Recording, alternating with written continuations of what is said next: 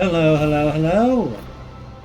And good evening, morning, day, or night, wherever it is you are, to all the wonderful people of the internets. My name is J-Man. This is Miners Love Games. And let me be the first to say welcome back to Warhammer 40k Rogue Trader. That's right, I'm back and I'm doing it again today, because I really wanted to play this game again. So strap in, we're going to be going for quite a bit tonight. I don't know how long, but as hopefully long enough. But I hope you're all doing well. Happy Sunday to you all, and I hope that the next week is looking to be a good one. Where we last left off, we were introduced and designed our character, Emmerich Calicus, a Imperial naval officer from a noble family who found themselves to be in the blood-related line of the von Valentius Rogue Trader dynasty. Being accepted aboard the great ship His Might and Majesty by the Lady Theodora, we were rapidly introduced to the many other characters aboard, which is Voigtveer. But as it would turn out, Voigtveer would not have our best interests at heart, or that of any of the other heirs for that matter. And through a grueling fight through the bowels of the ship, we are the only ones left standing. The other heirs perish, Voigtveer betraying all in the name of the ruinous powers, and Lady Theodora herself murdered. With nowhere left to stand, no one left to turn to, and with only one heir left in sight, it is up to Emmerich Calicus himself to continue the dynasty and take up the helmship of it all. A man who grew fat on the decadence of nobility and success that his position offered him, a run-in with rogue pirates, vicious animals of reavers, has made him realize that his duty affords him a service to preside over that of the people of the Imperium. But, even though he may be an iconoclast at heart, his heart is still for the Imperium, and he knows that when the chips are down, when things are necessary,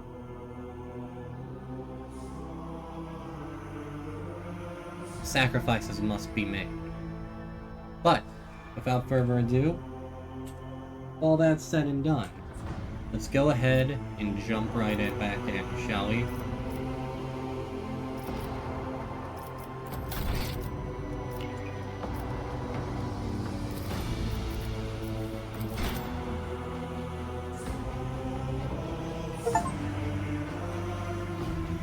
You completed the prologue. That was just the prologue. In addition, we've been introduced to some of the other party members, such as Idira and Sister Argenta. But our party is sure to grow even more as time goes on.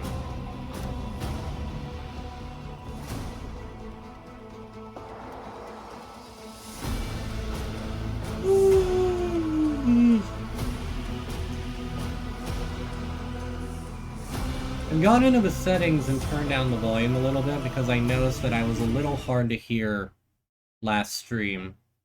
And I feel like that was because I was a bit further back from my microphone than I usually am.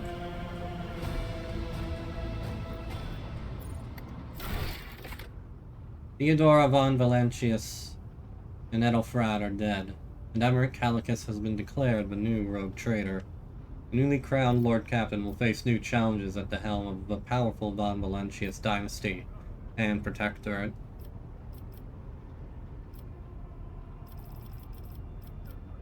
Chapter 1. A matter of the utmost importance led to the interrogator of the Inquisition, Heinrich van Kallax, to the Rykad system. Rogue Trader's duties as the loyal servant of the Imperium is to find the interrogator and aid him in his mission. Since his whereabouts are currently unknown, it may be easier said than done.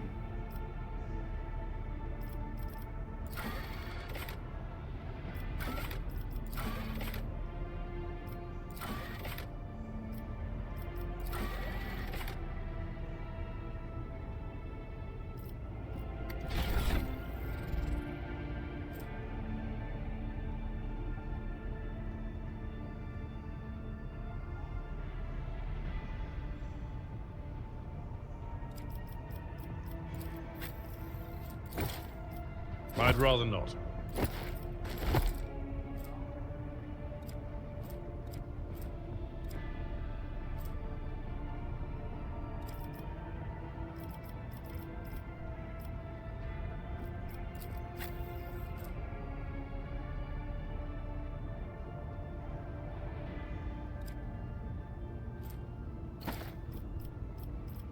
I don't have time for this.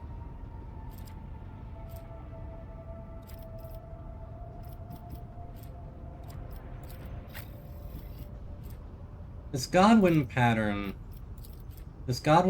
bolter was given to Sister Argenta on the day she took her vows to join the Order of the Martyred Lady.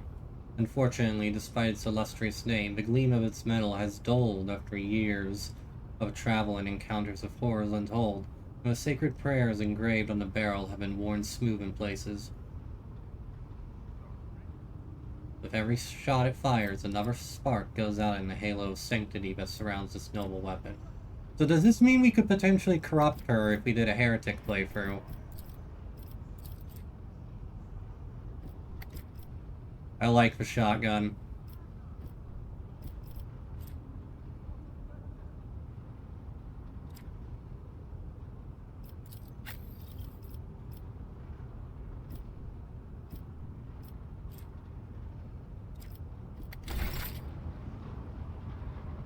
Voidmaster Vigdis.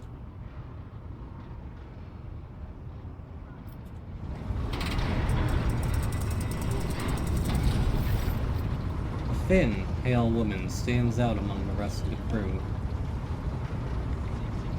There is a thick bundle of scales coming out of the back of her skull and disappearing under her ceremonial garment, and you see the grate of a quietly humming box where her mouth should be. The woman sees you and bows her head in a respectful greeting. How may I serve you, Lord Captain? I wish to know a bit more about you, Voxmaster. What other Voxmasters do this?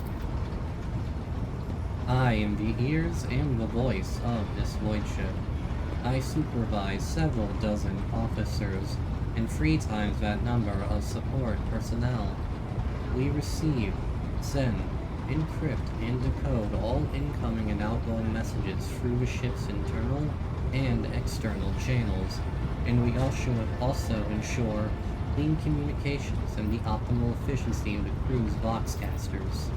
If you ever want to know what worries and concerns your crew are harboring, what your subjects are whispering about in local networks after their watches, or what their leaders are clamoring about over shortwave vox transmissions, just come and see me. I will satisfy your curiosity. Have the Vox spirits brought you anything interesting lately?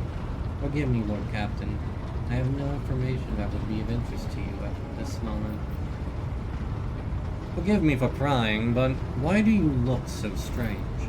My appearance comes from my heritage, generation after generation of people who spent their entire lives in the depths of this void ship. Neither we nor our ancestors have ever left our home, but the same can be said about many denizens of the Imperium's million worlds. We are used to the silence of the cosmos and the voices of this ship. There are thousands of us, but we dwell far from the Lord Captain's upper decks and remain unseen. We are the Voidborn. I myself am the Voidborn. Like, think about... Tell me about the lives of the Voidborn and my crew. To us, the groans, creaks, and murmurs of the ship sound the way babbling brooks and singing birds do to world dwellers. We hear the ship breathe, know what it is feeling and thinking. We are a part of the ship, just like it is a part of us. We perform numerous functions, and there are many officers among our number. Some maintain order and prevent mutiny, others serve as shepherds and support the crew, and some devote themselves to mending the body and spirit of the vessel. Most of the Voidborn are members of a large void ship dynasties that bear responsibility for a certain aspect of the ship's life. For 300 years, the main branch of the Ptoleman dynasty has produced for ships Vox Masters, and most of our subordinates come from the cadet houses of the dynasty.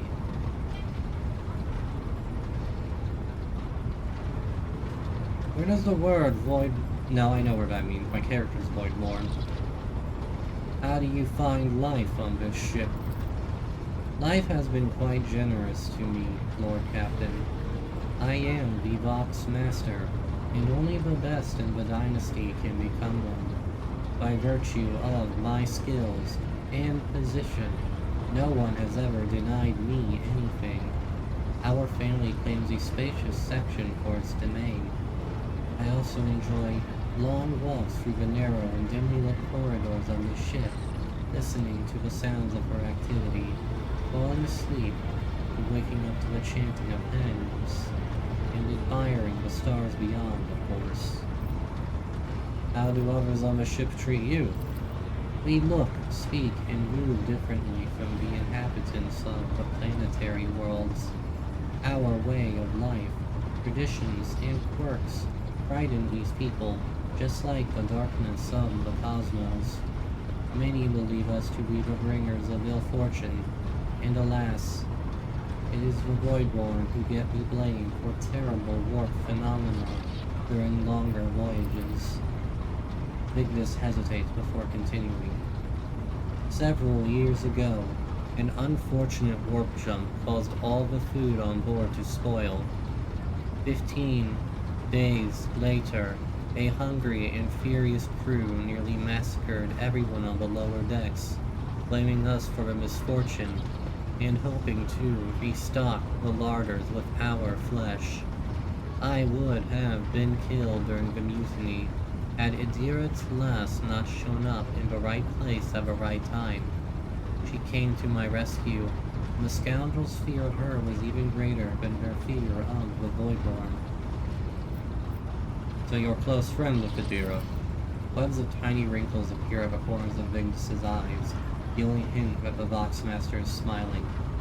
The Voidborn seldom make friends, especially among the captain's entourage. But you see, many consider Idira to be different. I am different too. We have spent plenty of time in each other's company, discussing regicide over a glass of Amasec. A human tabletop game played across the Imperium of Man, similar to the ancient Turan game of chess. Potent alcoholic drink of varying quality, widely available across the Imperium. And they were roommates. Oh my god, they were roommates. Except, Idira changed after one incident, and we started to drift apart. The death of Lord Captain Theodora made her withdraw even more. I do not know if Idira considers me her friend now, but we used to be very, very close. It is good I can still look after her in my own way. Perception test succeeded. Interpreting the Vox Master's emotions based on half a face and the Vox modulated voice is no easy task, but you managed to catch the undercurrent in Vigdis' words. The Vox Master is not really saddened by her rift with Idira. She is devastated by it. Perhaps you can patch things up for one day.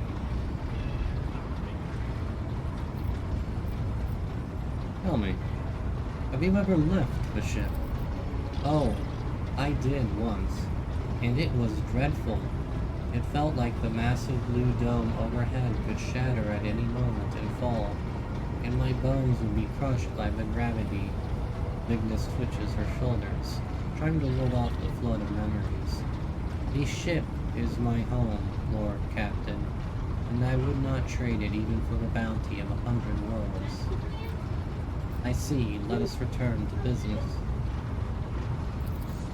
As you wish, Lord Captain. Connect me to the vessel's main channel, if you would, Victus. I wish to bolster the morale of my crew. The Voxmaster nods obediently and presses several switches on the device she is holding. It is done, Lord Captain. You address the crew with a rousing speech and hear your voice roll from the ship, reaching even the normally quiet crews of the vessel. As the broadcast ends, you hear distant shouts of approval. Dang, I was kind of hoping it would let us make our own speech. That will be all for now. Thank you, Vignis. I live to serve, Lord Captain. Greetings, Lord Captain.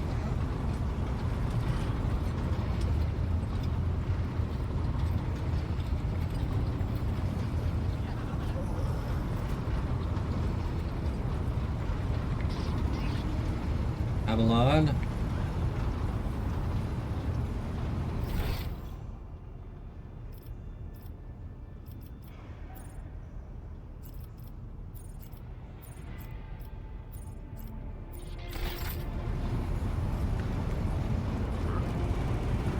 Lord Captain.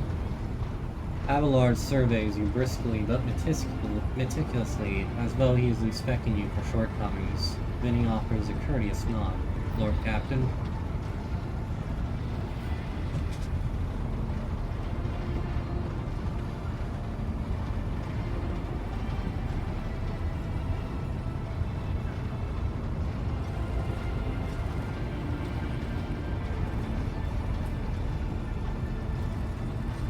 Right to business. Let us discuss matters of what may be useful to me as a rogue trader. A noble aspiration, Lord Captain. I am ready to acquaint you with all the particulars that interest you.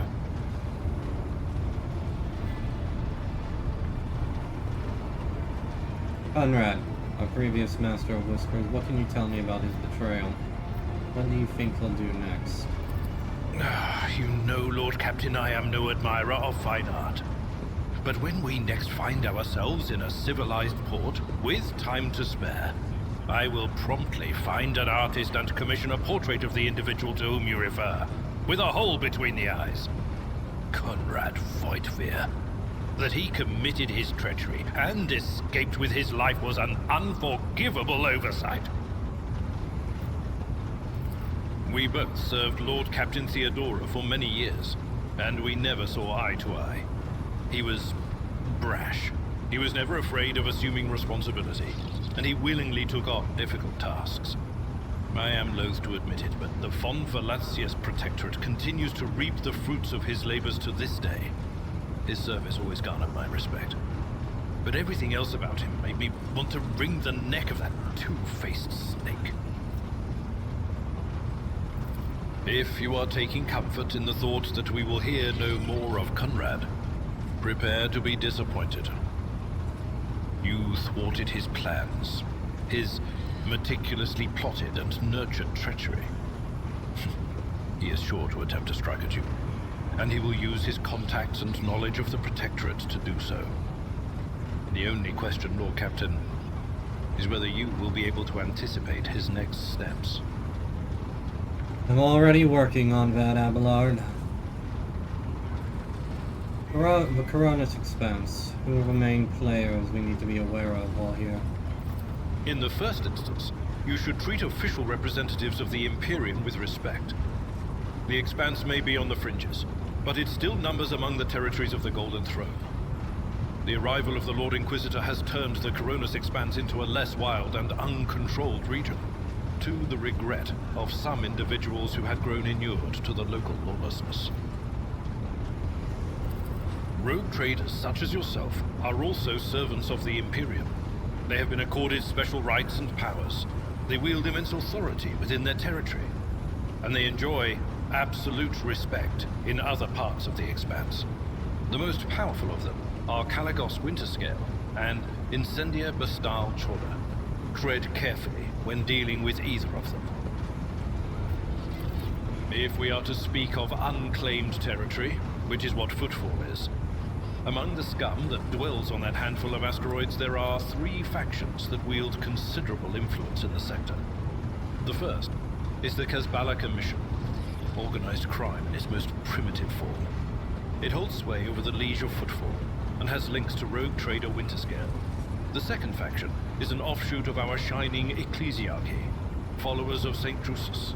They are actively building their forces, and hold influence over rogue trader Chorda. And finally, the third faction, the Explorators, a wing of the Adeptus Mechanicus. They are willing to die and kill for the secrets of the ancient technological heresies that are hidden among the stars of the Coronis Expanse.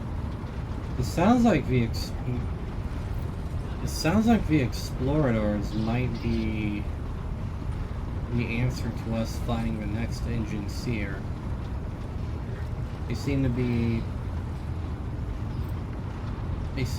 either an offshoot branch or a renegade branch of the Adeptus Mechanicus. An offshoot of the followers of St. Drusians. Followers of the cult of St. Drusus, a legendary hero of the Angevin Crusade, who founded the Calixus sector for the Imperium of Man.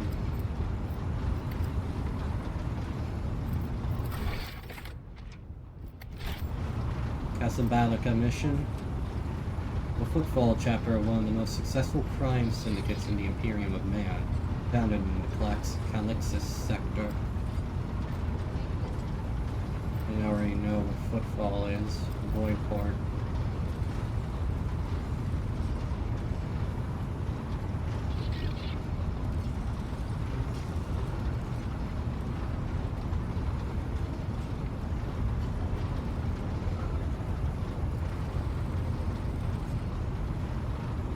What else can you tell me about this place? What should I know? What should I keep in mind? This is a topic for an official briefing, not a casual conversation. But I will try to answer succinctly. And if you permit, in my own words. The Coronis Expanse is considerably removed from the heart of the Imperium. This means that local warp routes become useless within months. Established pathways are regularly subject to attacks from all kinds of rabble. And in the only major port, the Imperium's frigates find themselves moored alongside pirate vessels. Until recently, the Coronis Expanse could hardly have been called a region of the Imperium. The situation has changed with the arrival of the Lord Inquisitor, but not by much. This place operates under its own rules, you see. More radical, so to speak. But ones that allow for a non-standard approach where there is a promise of victory. The Coronis Expanse is considered rogue trader territory for a reason. Only rogue traders have sufficient military might, audacity, and the rights granted them by the warrant to survive the leap into the unexplored part of the Expanse. Hey, Instinct. And it's in the going event well. of a successful outcome, Game's to hold great on to so whatever far. I they just got manage out to of the capture on prologue. the frontier.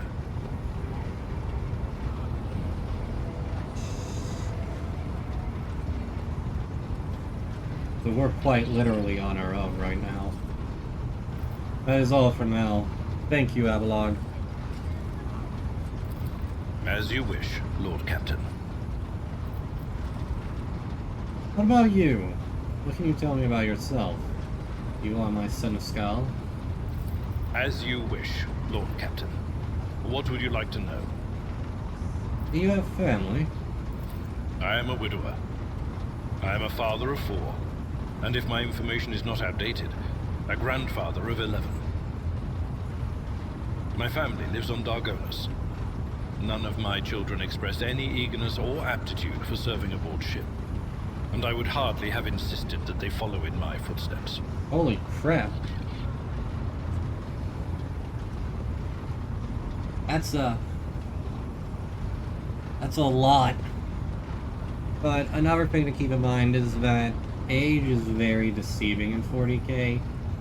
Like, he may only look to be in his 50s, but like, through tonics and like special programs. You can live for hundreds of years if you know the right people. You were a family man before you became Theodorus Simskull? What else were you? I used to be an officer in the Navis Imperialis. No, I used to be is not quite right. It was not simply a job. It was my calling, the essence of my life. I was proud to serve Lord Captain Theodora, but in my heart and mind, I am still an officer of the Imperium. And we are kindred spirits, you and I. Very kindred spirits. I met Lord Captain Theodora on a mission where the Imperial Navy was providing reinforcement to the rogue traders' army on one of the frontier worlds. Our acquaintance was not easy. Working with people outside the Navy hierarchy has never been my strong suit. It was to my great surprise then, that after the mission's completion, I received a referral to leave my service in the Navy and join the rogue traders' personal council. It was a difficult choice for me, but I saw in the offer a chance to serve the interests of humanity even more effectively than in the Navis Imperialis. You do not need me to tell you just how remarkable a person Lord Captain Theodora was. I recognized her at once as a true leader and formidable creative force. One who had built a protectorate amidst the dangers and wildness of the expanse. I am not going for that third option. But we know why he was permitted. It's from the orders of a rogue trader. Leading the Imperial Navy is far from easy. Why were you permitted to quit your post? You could say there was no one among the naval command who was willing to impede the wishes of the rogue trader. To do so would be to risk their own position and their relationship with Theodora. Well, the Lord Captain possessed certain contacts in the Imperial Navy. Contacts which she used to request help during the conflict on the border world. And which enabled her to make me an offer that resulted in my joining her retinue. The Navis Imperialis is an ancient institution with its own mandates and muster lists. On occasion, in the heat of an official briefing, or an informal discussion, I violated those rules, determined to press my point. It is challenging to choose the words to accurately express my opinion on a situation or the actions of others that do not sound overly scathing or confrontational. Many in command were inclined to view my manner of speaking as unbefitting a person of my rank. Honestly, that sounds like he sounds like the exact kind of person one would want in their party. One who's not afraid to say what needs to be said. Who isn't just a yes man. I can see why Theodora picked him. Thank you. I have no more questions. Of course. Oh, you may call me by my first name if you wish. I thank you for the honor, but I must decline. As a former military officer, I believe in the importance of order in all things, including the chain of command. You are the Lord Exactly, Captain, my Timeless. direct superior. I am not prepared to address you in any way other than as regulation dictates. Exactly.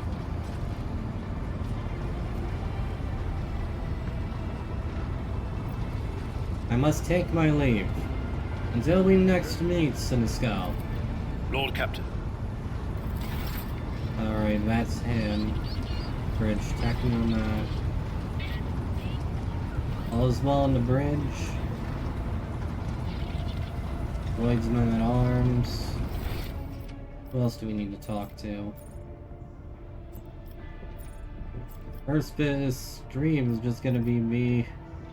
It's just gonna be me talking to all the people here.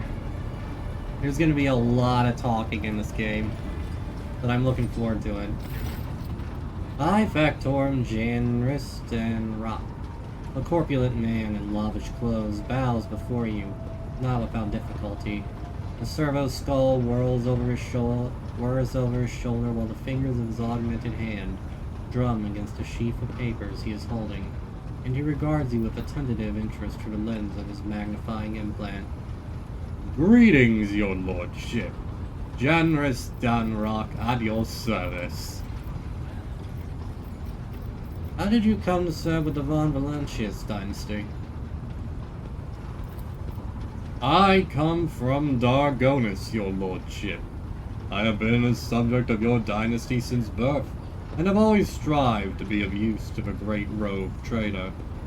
Alas, it was not my fate to be the primary heir of my own family, due to me being 15th in line for the title, so I decided not to stand in the way of those behind me in case they attempted to shorten the waiting list at my expense.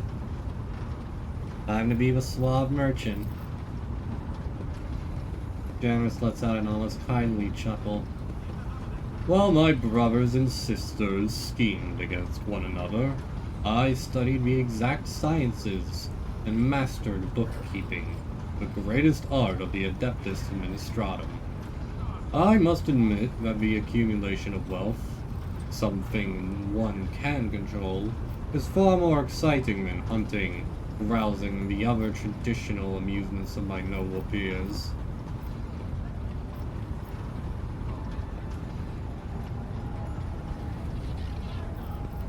What was it like working with Theodora? Oh, now that is a tricky question, your lordship. You ask it of everyone, knowing they risk losing their heads should they let slip a careless remark about your predecessor. I shall put it thus. Working with Lady Theodora was never boring, and always profitable. The Imperium has billions of subjects, but very few do what they love and what they are best suited to. I would say Lady Theodora was one of the fortunate ones. She was a model rogue trader, and she surrounded herself with those who excelled at and loved their work. Hers was a rare talent indeed. I wish to know what you think of your fellow crew members. Keeping tabs on your subordinates. A wise move. Tell me who interests you, and I'll endeavor to be as honest as possible. Janris's eyes light up. He is obviously eager to speak his mind. What do you think of Abelard? Lady Theodora managed to do what even the Imperial Navy could not. Each master Rossarian to carry out orders that he fundamentally disagrees with. I do not know what method she used, but the result is impressive. Having said that, there is something else you need to know, Lord Captain. Your Seneschal is capable of being something far greater than a mere conduit for your will. He possessed the cunning and experience to run the Protectorate passively whenever Lady Theodora was away, and that really is saying something. Keep an eye on that old officer, I say, or alternatively turn him into a faithful ally. But he's not already my yeah, fair enough. I literally just got this job yesterday. The Master of Whispers. The former Master of Whispers. What can you tell me of him? I hope I never see him set foot aboard this vessel again. Not even as a servitor. Although, he would be able to do at least some good work that way. Someone has to clean the latrines after all. The factotum's bloated face grows stern. He gave us all quite a fright on that ill-fated day, Lord Captain. And still, to speak candidly, I never enjoyed Master Voigtvir's company, but I believed him to be a man who knew how to do his job. Regretfully, I was mistaken. It turned out Conrad lacked the most important quality for a Master of Whispers: unwavering loyalty to a rogue trader. And his failing came to light in the most deplorable manner. What do you have to say about Voxmaster Vigdis Toloman? Ah, yes, the Voidborn. You know, in my family we used such creatures as quarry whenever we went hunting. Mutants are the bane of humanity, An unseen tumor threatens to end us all. But I digress. In the brief time Tolman has spent in post as Boxmaster, I have not noticed any significant flaws in her character, or anything that would make me question her professional qualities. Needless to say, she is very diligent, as is any Voidborn seeking to earn their master's affection. I believe you can trust in her skills and loyalty. Man, this guy is a yes man. This cargo we can't hold on to it forever. Eventually we'll sell it off to the highest bidder. What can you tell me of the people who buy these sort of things? Are they merchants, mercenaries, Imperial Guard, other houses? Of course, Lord Captain. Who interests you exactly? We most often deal with the followers of St. Drusus, the Explorators, the Caspalica Mission, or, Emperor forgive us, the Fellowship of the Void. What is this Fellowship of the Void? Danvers emits a laugh-like gurgle. A pompous name, is it not? In truth, they are a gang of pirates who are forever squabbling over loot and territory. However, some of their little flotillas need supplies, or can take awkward cargo off our hands without asking questions. Of course, there is always a risk that these scoundrels will change their mind and attempt to board us instead. But so far our macro cannons have managed to keep them in line. They say Ryza Calvaria speaks on the Fellowship's behalf. The Adeptus Damascus on Footfall is rumored to be her favorite haunt. Why are we giving these spoils away to these people in the first place? To profit from them, of course. Most of the things you will find during expeditions are complete junk to one such as yourself. The less fortunate and affluent servants of the Emperor think them treasures, especially when they are bestowed by the great rogue trader himself. Drusian fanatics and pirate cutthroats, Caspalica dealers and exploiters. None will refuse our help in these dark and trying times, and there may come a time when we shall be the ones requiring aid, and it would be beneficial to have allies willing to provide it. The Caspalica mission. Abelard mentioned them. Do you have any more, bro? Masters of the cold trade, immoral criminals, and notorious crooks to the last man. The mission is but one branch of this mafia gang that has taken root in the Calixis sector. You can do business with them as long as you take the necessary precautions. They are led by Vladame Tokara, who recently appointed himself Liege of Footfall. Of course, he is a trusted ally of a rogue trader Winterscale, but he will not refuse you, another of the Emperor's anointed. If you wish to talk to Vladame, look for him in the Liege's palace on Footfall. One of the things, just like Baldur's Gate 3, one of the things I was really looking forward to with this game is all the reading I'm going to be able to do. On one hand, rip my throat and voice. On the other hand, it's always great to stretch out my voice acting. So strap in, folks. There's going to be a lot of narration. Tell me more about the Explorators. They're from the Admech, are they not? Members of the Explorator Cognizance Fleet, which has been roaming the Coronis Expanse for a good while now. Omnissiah knows what they are hoping to find. Their acolytes regularly show up on inhabited worlds, seeking bits of sacred knowledge, tracking down mechanical relics, and sniffing out Xeno artifacts if truth be told. Supposedly, they want to save the ignorant rabble from corruption. A tech priest named Upticon22 does business with us on the fleet's behalf. He can be found at the docks on Footfall. Seems like Footfall is our next destination. Hold on.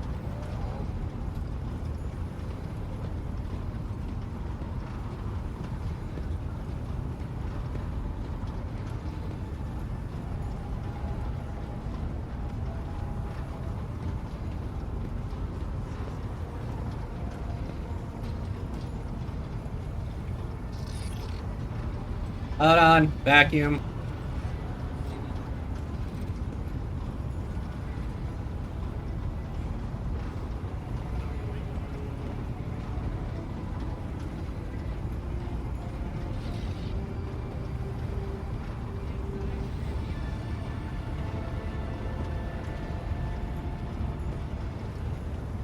Hold on.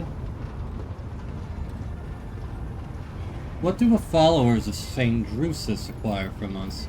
The Drusians still hope to bring the Coronis Expanse into the warm embrace of the faith, just as their flock hopes to receive the aid of the Drusian missionaries. Each crate of food, a shipment of clothes, or box of medicine marked with your seal is a sign the rogue trader himself believes in the sect's future success. Reverend Hieronymus is the first among the Drusians, and is often seen in Footfall's grand atrium. A gloomy fellow, some almost believe him to be a saint. Whew!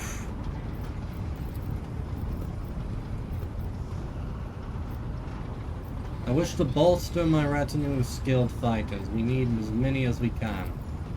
Rest assured, there are people of the most outstanding talents among the thousands of your crew. I will contact the overseers at once.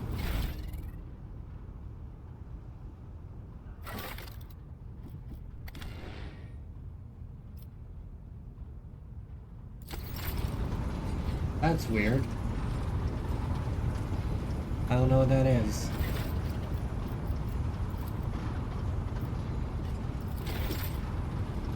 Oh, this is how you reset the progress. And I guess creating the retinue is skilled.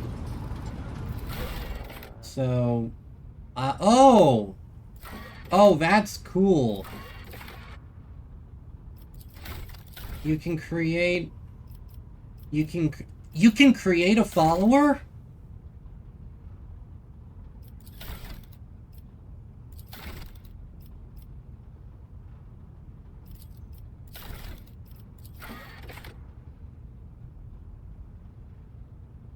That's awesome.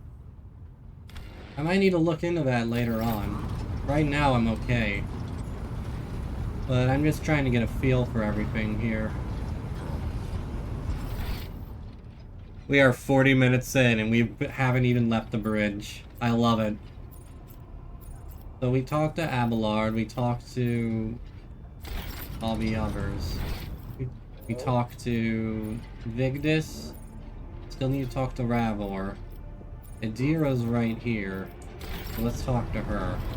Please be voiced, please be voiced, please be voiced, please be voiced, please be voiced, please be voiced. A tall, middle-aged woman.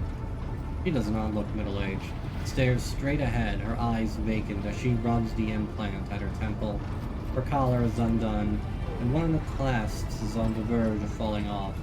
Sensing your presence, Adira turns her head towards you and offers you a crooked smile, even as her eyes look right through you. I love how the game has really nailed that uncanny eeriness that a lot of psychers tend to have in 40k. Darktide, you're able to see a little bit of it with some of the things they say, but since you're playing as one, you don't really see the more eerie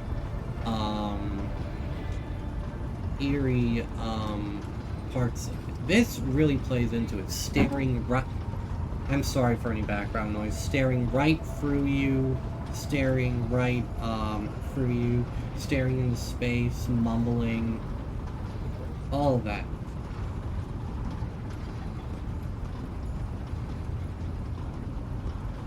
So, Adira, What is it like being a psycho? Lord Captain, forgive me. But it would be like talking to a person born blind about colors. I could spend hours explaining, but it wouldn't make any sense to you. Adira tilts her head to one side, as though listening closely to something. Every psyker feels their connection with the warp in their own way. One person might see spots and shadows out of the corner of their eye. Another feels fingers running down their spine. As for me, I've got a door in my head. One that's open just a crack. There's no way to close it, no matter how hard I try. I've just had to get used to the whispers from the other side. When I need to use it for work, I listen in more closely. But I usually just try not to notice it. Yeah, that's a real good point, Instinct. Will make anyone a bit off. And I also imagine that having the real knowing for a fact that if you aren't careful with your powers at any moment, a literal rift into hell can be opened in your head and demons will pull themselves out of your skull, killing you instantly and damning everyone around you. I imagine that also doesn't weigh very well in the psyche. So what would happen if your door burst open?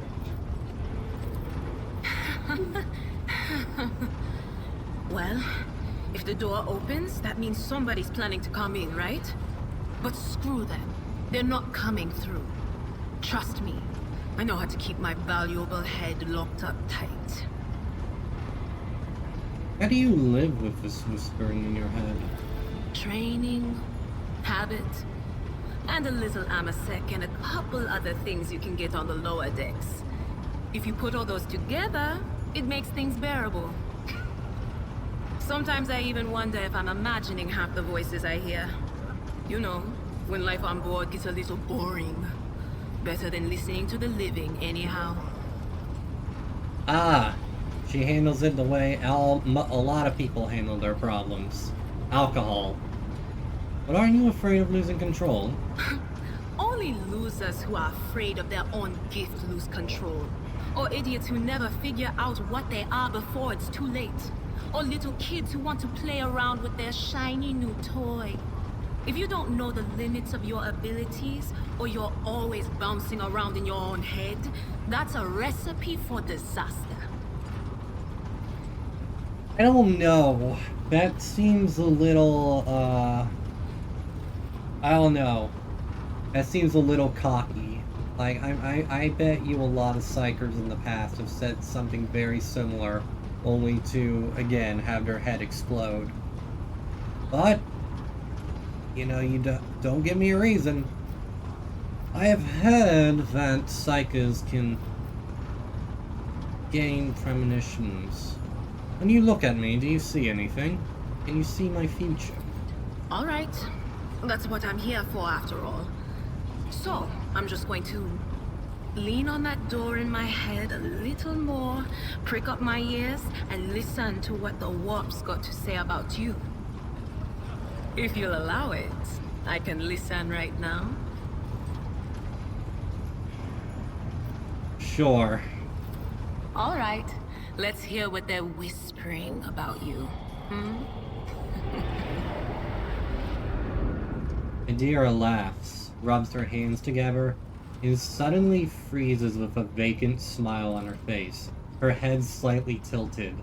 You feel goosebumps appear on your skin, and your collar begins to waver ever so slightly, as if moved by a breeze from a half-open door. Oh, that's a horrifying mental image.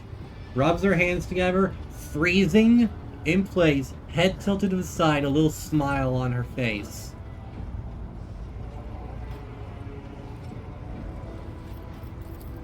Seek not on firm ground, but in a golden hall suspended in the void.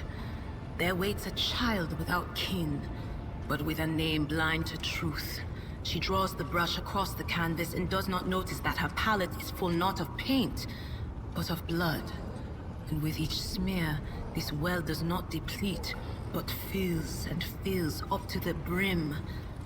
One thing is clear. When this vessel overflows, none will remain unstained. Ah, that is pure Psycho Stalker energy. Very.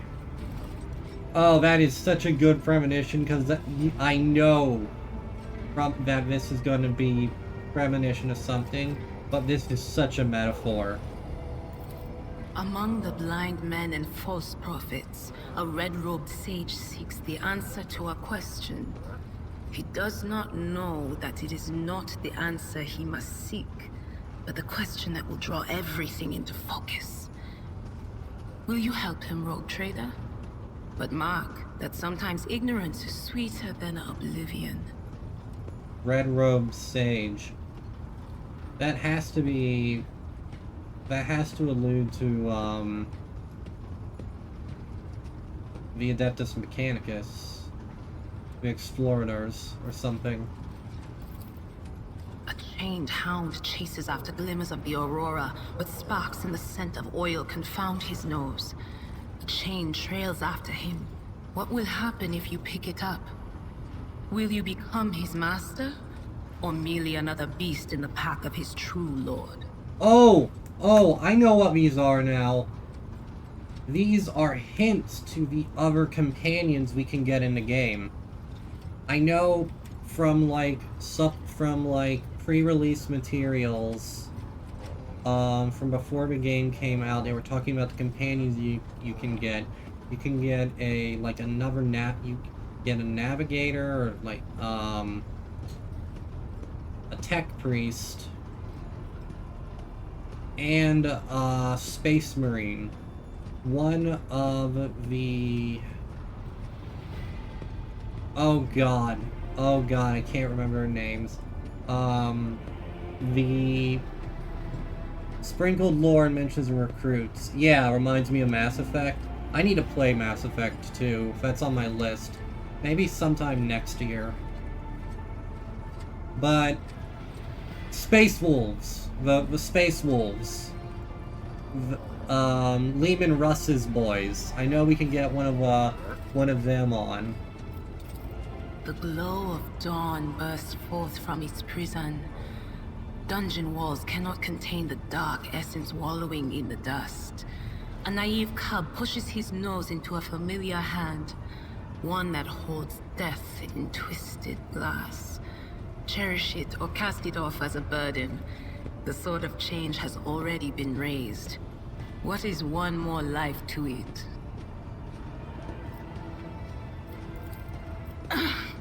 I'm sorry, Lord Captain. The voices are going wild. I can't make out a thing. I'll try to rein them in, somehow. But for now...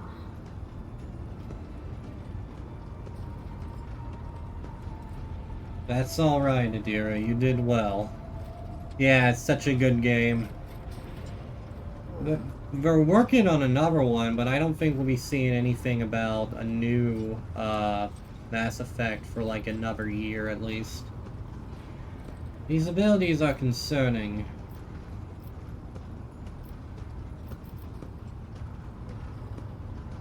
But I believe that'll do for now.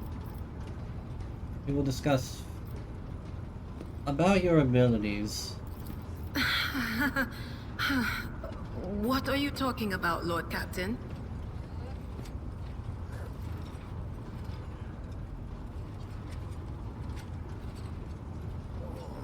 Never mind. Right you are, Lord Captain. And enough worrying about me, all right? Where do you come from? Lyra, an outlying world in the Heathen Stars region. In the Coronis Expanse, the deeper you go, the less visible the Astronomicon gets, and the less people know about the Imperium. The arrival of a rogue trader is the best thing that can happen to a world like that. The very best. The psychic beacon that helps navigators to triangulate a course for their void ships through the warp. Adira hasn't really given me a reason to truly doubt her powers just yet. So we'll save that for another time. Tell me about Lyra. It's an out-of-the-way planetoid between two faint stars. On Lyra, a dozen local tyrants fight over 5 measly continents. But they use everything they can to win, from poison to psychers. I haven't been there in many years, but there's nothing for me to miss. Trust me. But here on the ship is a different story altogether. I saw more wonders in my first year serving Lady von Valancius than I'd seen in my whole life on Lyra. Like my first journey through the warp, I was in bed for 3 days. I felt like supernovas were exploding in my head. I only found out later that I'd gotten off easy.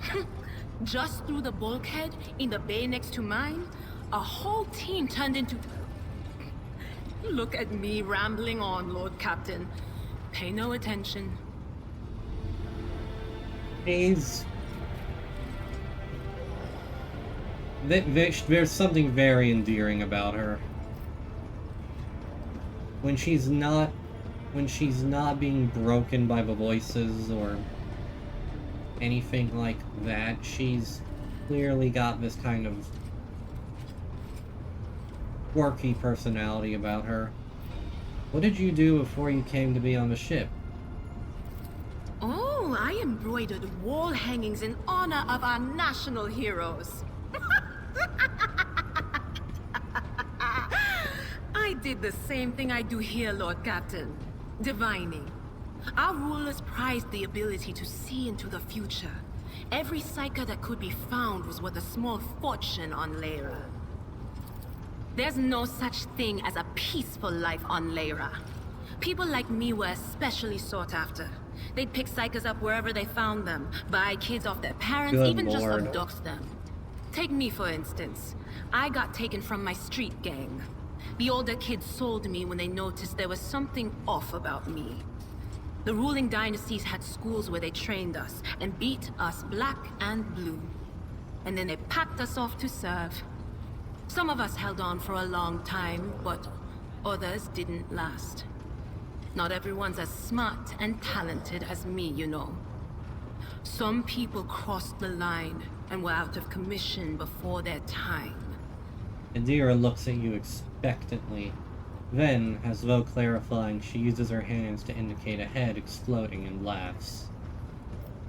I see. How did you end up in the Rogue Trader's service? Theodora von Valancius paid a visit to the ruler I was serving at the time. I don't know what the visit was for, and it's no business of mine anyway. I can still remember the way the voices in my head changed when I looked at her. They were practically screaming. She had so much behind her, and plenty ahead of her too. As I gawped at her, all of a sudden I heard a whisper. A hint, a suggestion, nothing more. But I know the difference between idle chatter and a real threat. I seized my chance and approached Theodora. I managed to whisper a couple of words in her ear before the wardens dragged me away. They beat me and locked me up. No wonder. It wasn't my place to converse with outsiders. And then Theodora's people came for me. They broke down the wall, butchered the guards. Also, I could tell them my warning in full. So I said the rest, but I didn't want to go back to my old life. And so I entered the service of the von Valancius dynasty. Oh, wow.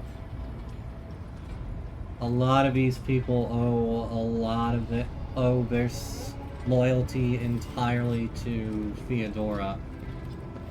I'm gonna have to work to earn theirs. Have you ever been off the ship? A few times. Not many. And if I think about it, why would I want to? I've got everything I need here. All the whispers I hear are familiar ones. They almost feel like family. And if I want to hear about the nightmares off the ship, I can. After some Amisec. But don't go getting the wrong idea. If I have to, I'll follow you to the edge of the galaxy. Well, that's good to know. These conversations, especially with the Voxcaster, are just so fascinating and just give a sheer sense of scale and universe building for this world especially. Like, the entire prologue is you fighting on the ship. Just the ship. This thing has 27,000 people living on it, and from the way people have talked about it, people have been born, lived, and died on this ship without seeing anything else outside of it. It's utterly insane to wrap your mind around. It's so 40K. Oh, you never finished your story about your first time crossing the warp. It wasn't like it was a very fun trip, Lord Captain. But look, if you want to be entertained, I'm the woman for the job. I'll entertain you with one of the stories from my collection, no problem. But if you want to hear about the time I melted everyone in the bay next door, well, I just don't really want to go into the details on that one, alright? Ah, yeah, that's fair. Reminds me of the aircraft carriers when you have hundreds of people crammed together for months, but times 1,000. Exactly. Or a submarine. Aircraft carriers or submarines are good comparison points, but they're just stretched out to an utterly insane degree. Of course, Lord Captain.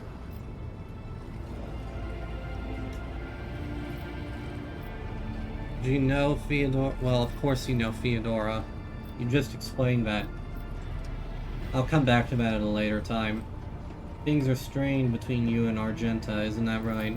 The little sister is afflicted with her own set of voices. Ones that whisper to her about corruption and heresy. The silly girl doesn't realize that if she wants to find the source, she needs to start by looking in her own head. I know you worked for the Lady Theodora, but did you know her very well? None of the officers knew the Lord Captain well. Not even Abelard, and she was always closer to him than anyone else.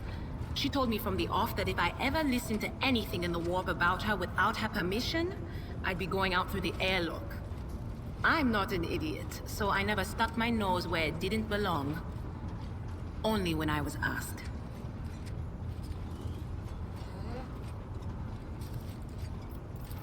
It's hard to wrap my head around the fact that she's gone. Lady von Valancius gave me everything I have. She opened the stars to me and the paths between them. I still think I can hear her voice. Try not to dwell on it too much, Adira. I must take my leave. I must speak to Argenta, and then we must get moving. Of course. Always at your service. Whenever you need me.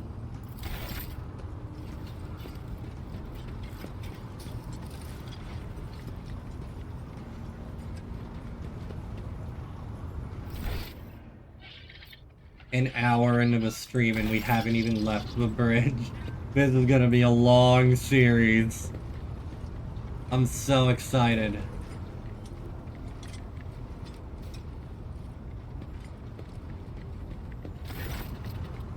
The tall man before you appears to be woven from tendons and muscle.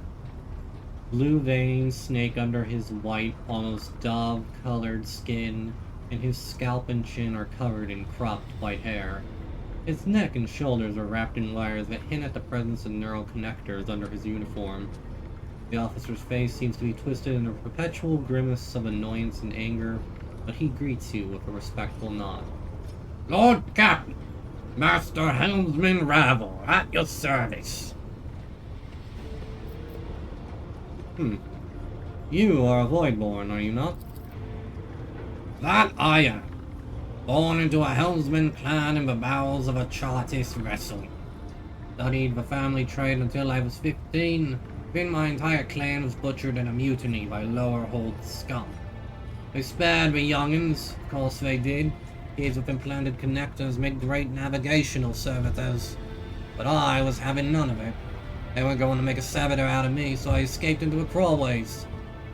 Then I spent months picking them off, one after the other. Ravor stops abruptly. You got me talking up a storm. Anyway, yes, I'm a Voidborn. No, please, finish your story, Ravor. Ravor stays silent for a few seconds. Not much to tell.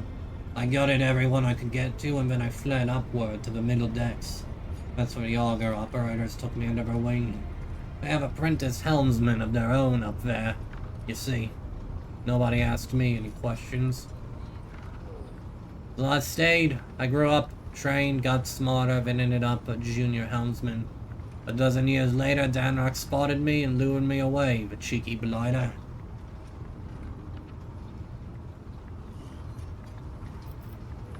I used to be an officer in the Imperial Navy, and I can say this with certainty, Raor. The best helmsmen come from the Voidborn. I'm glad to have you on my ship. Raor freezes, tensely, staring you in the eye and clearly trying to discern if your words are meant as mockery. After a moment's pause, a muscle in his face twitches. Then another. His cheeks spasm, his mouth twists. And you realize Ravor is unsuccessfully trying to remember how to smile. But thank you, Lord Captain. I won't let you down. What can you tell me about the other officers? Good for nothing wasters, that's what they are. Each and every one. Take Generous Danrock, that highborn weasel. He fawns over the officers, but some of the deals he makes would get him burned alive. He drags other people into his schemes so they can take the fall for him, too. One of my junior helmsmen was faring goods from footfall for him, got caught by the Siniskull, and ended up in the Void Hatch. Danrock couldn't care less. The Voxmaster, another Tolman like the last one, Void rest him, is no better. She cut off half the Vox channels the day she took up her post. Said the Vox systems were damaged and the engineer had no contact with other modules. But how am I supposed to steer the ship? Collect the COGS reports with the power of my mind? First Officer Orsarian, I can't stand him. Like every Navy officer I ever met, he doesn't know a thing about controlling a vessel in the void, but he puts himself up all the same and throws his weight around. Me and him had have a few words a few times before he left me alone. Like the Emperor, Lady Theodora trusted me more than the Siniskull when it came to helming a void ship. This is old man. This is Boomer yelling about kids these days. Then there's that woman. What's her name? Last, Lady Theodora brought her along whenever she went. And look what happened to her. I wouldn't be surprised if it turns out it was that witch that delivered her to an early grave. Just like countless souls before. I don't see why anyone would want that walking calamity on their ship. But some would disagree. They say she's friends with young Ptolemy, you know. Or, at least, she used to be. You know what this is? This is that Simpsons joke with Willie, the school janitor. Brothers and sisters hating each other are the most natural of rivalries, like Englishmen or Scots, or I can't remember what it is, or Irishmen and Scots, or Japanese and Scots, or Scots and other Scots. Damn Scots! They ruined Scotland! Tell me, do you like anyone at all? Ravor looks perplexed.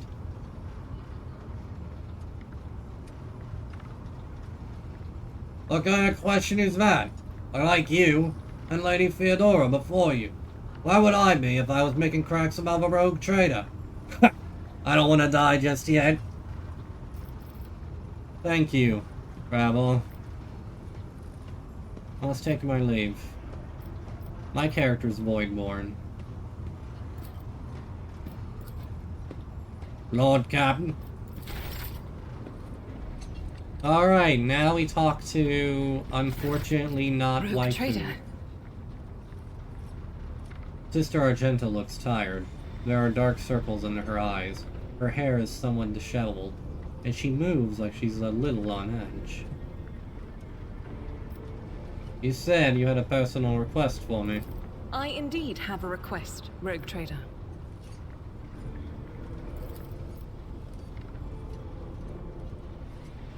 The accursed servants of chaos who assaulted this ship took the lives of your loyal crew members, and they orphaned many children, including the progeny of the brave officers who defended their post until the bitter end.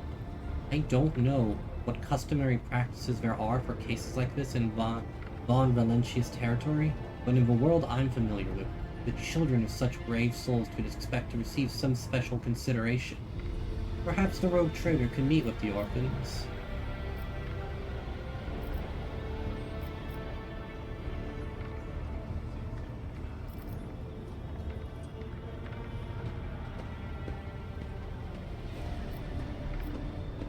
Gotta maintain appearances.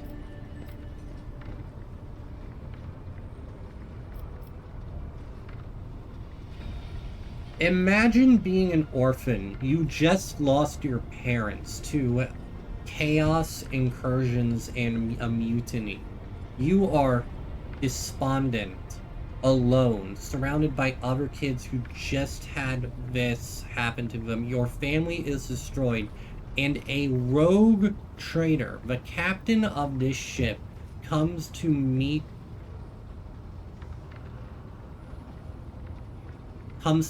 you. I will meet with them. No formalities needed. These are the children of people who gave their lives for the Von Valentius dynasty. My consideration is the least they deserve.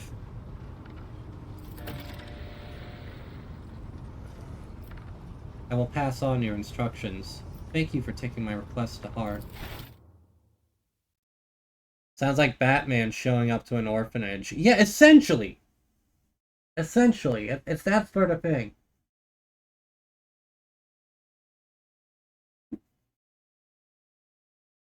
In Warhammer 40k, like, it's like the equivalent of talking to a dying kid and you're, like, showing up as a, it's like the equivalent of seeing a Space Marine show up. It's like, oh my god, I am going to remember this for the rest of my life. Plus, these kids are going to grow up and eventually serve my dynasty, so I also need them to kind of like me.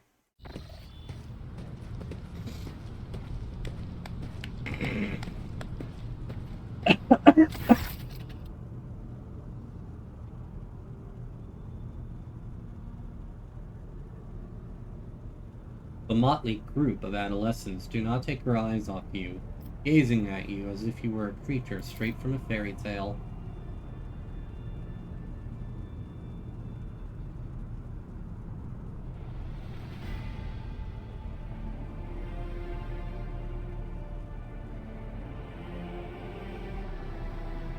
Our indefatigable sister has been keeping an eye on these pup.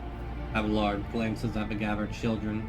It is hardly the Scala progenium in here, but we have provided the orphans on our ship with the adequate care and instruction.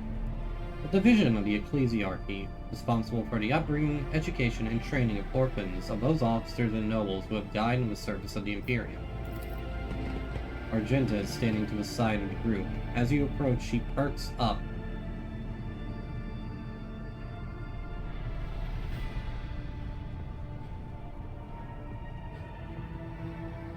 She perks up and announces, her voice ringing. Brave ones, the master of this ship has appeared before you, the one who guides it through the darkness of the universe by the Emperor's will. Greet your Lord Captain, the rogue trader of House Von Valentius.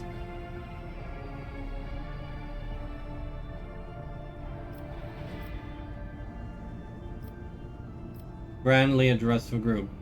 I, the rogue trader, and Lord Captain of this ship, speak to you now.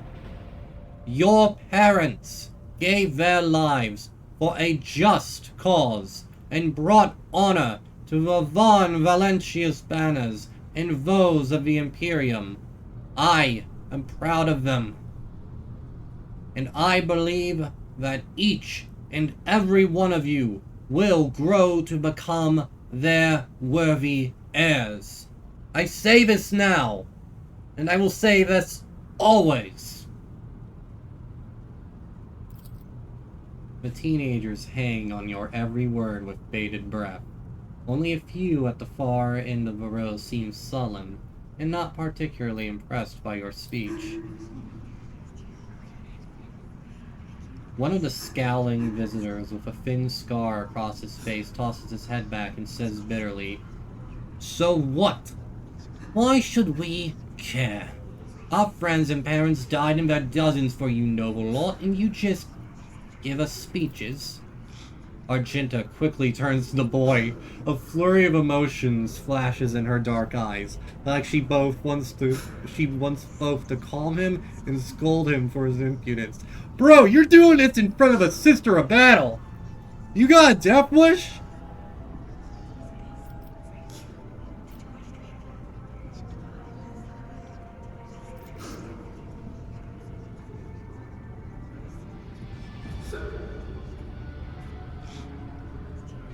Oh, I know how I'll put this kid in his place.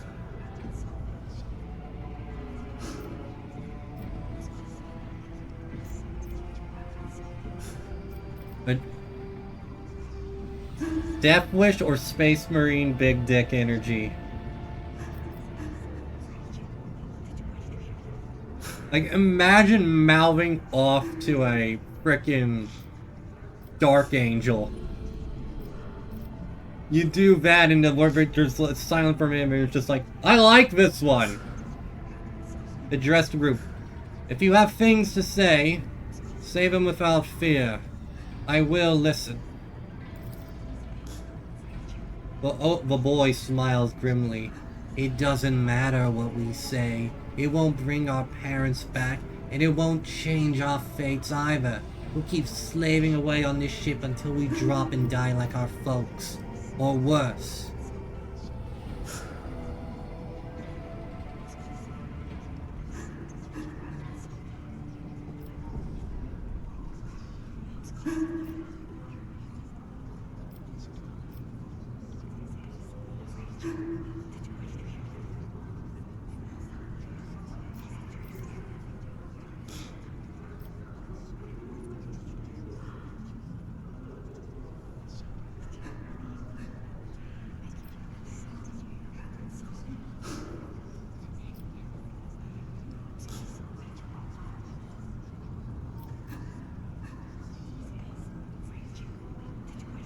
When the heretics who killed your parents attacked the ship, I was there.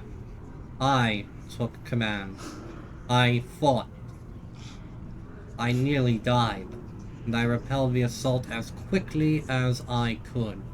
But no war can be won without losses. You can only strive to do what is within your power. You heard the rogue trader. His words carry the wisdom of the Imperium. It's hard to say whether or not your words have left an impression on the boy, but he nods slowly. Then he catches himself and gives you an awkward bow. Abelard gives a sign. The servants immediately emerge carrying packaged treats, with Von Valentius emblazoned on the wrapper. It appears that the Senescal came prepared for any contingency. What qualifies as a treat in the Imperium? Does chocolate even exist in the 41st millennium? Argenta rubs her temple pensively.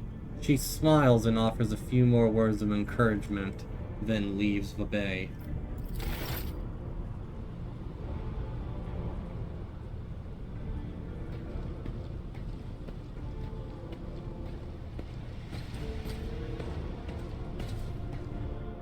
That kid is getting his ass beat later.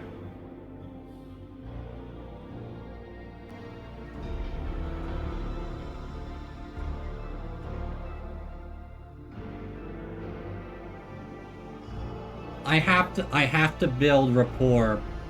Actual food? That's a good point. Maybe it's not made of corpse starch. I have to build a rapport with the civilian cast as well on this to make them see that I am just as good of a ruler as Theodora was. I probably should have had that kid disciplined, though.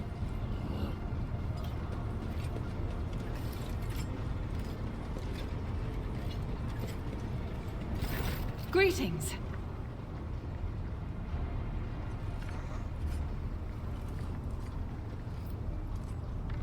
Well, with that little arrangement taken care of, I have one question. I was wondering about this as I made my way back here.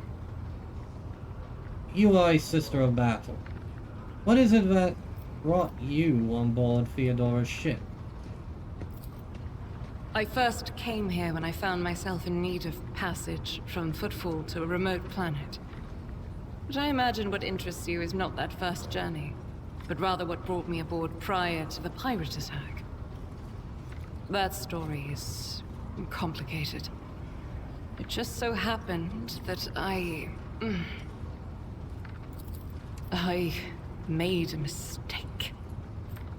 In a moment of laxity, I was ambushed by the accursed followers of the archenemy. I was badly wounded. Lady Theodora came to my aid and brought me aboard her ship, while her crew attended to me in my weakened state. It all happened not too long ago. I had barely recovered from my wounds when the pirates struck. Truly, the servants of evil know no rest. There is no place where we can be safe from their machinations. That's interesting. You were wounded. Where did this happen? On one of the recently discovered planets in the Expanse. No one suspected that it had already been tainted by the filth of heresy. Had I known it beforehand, of course I would have been on my guard. A scattered, poorly explored region on the frontier of the Imperium, full of fearsome Xenos, treasure, heathen world, and the echoes of ancient doom. What happened to the people who wounded you? Did Theodora's men eliminate them? Sadly, they did not. Lady Theodora was in a hurry and chose not to stay on the planet. Her people took me to a ship while I was unconscious, and when I came to my senses, we were already flying away. How I pray to come face to face with those heretics once more, and it's bound to happen someday. This is not going to be as cut and dry as I think it is. You mentioned making an error, a mistake. What was it? It happens even to the best of us. My mistakes are my burden to bear. I'll find a way to atone for them. So you say, sister. Where is this planet that this occurred at? It is nearby here. Once we get matters underway, we could potentially deal with that problem. The path to that planet was lost. All the knowledge is gone, along with the previous navigator. It would take immense effort and resources to rediscover the route. The heir to the von Valanci's protectorate must have plenty of other issues to deal with right now. Perhaps later, when the skies above our heads have cleared. Agreed. We have many more matters to deal with as it is right now. But tell me, this ship, what has it been like traveling on it? I hadn't been here that long. Just one journey from Footfall, and the other journey, the majority of which I spent in the confines of the Medbay. I can't tell you much about the first voyage. I was more focused on prayers and ruminations than on the people around me, or the journey itself. During the last journey, Seneschal Viserion stood out for me. He came by several times to ask about my health. He's an honorable man and a loyal servant of the Imperium. I think he is as meticulous in his inspections of the logistic systems as he is in his inquiries about the health of the occasional sister of battle aboard the ship. But not all of Theodora's people have earned my trust. You know who I'm talking about. There is no place for Adira Tlas among the God Emperor's faithful. I'm surprised she wasn't in league with the pirates. And I'm equally surprised by how deep heresy and treason run in this place. I'm glad we all made it through that dark hour. May the day that follows be bright. No more questions. Thank you, sister. As you wish. What is it that... But you mentioned that this is what is keeping... That is what kept you in Theodora's retinue. What is keeping you now? This ship was targeted by heretical pirates, which means that my presence here and the assistance I provide to you are my sacred duty. Sooner or later, I will likely have to return to Footfall to protect its reliquary. But for now, I wish to remain a part of the Rogue Trader's crew.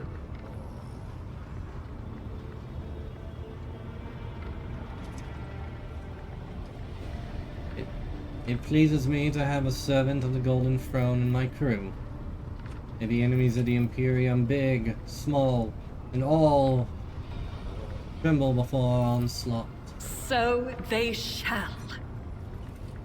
I have seldom met a sister of battle, however. I have heard much of them, but I have never met one in person. What can you tell me about the Adeptus Sororitas? Gladly. There are none more faithful to the God Emperor than my sisters. We fight against his enemies by the will of the Holy Ecclesiarchy. I beg your pardon, Rogue Trader. Here I am talking about what every lesser noble in the Imperium knows. So what exactly are you interested in hearing about?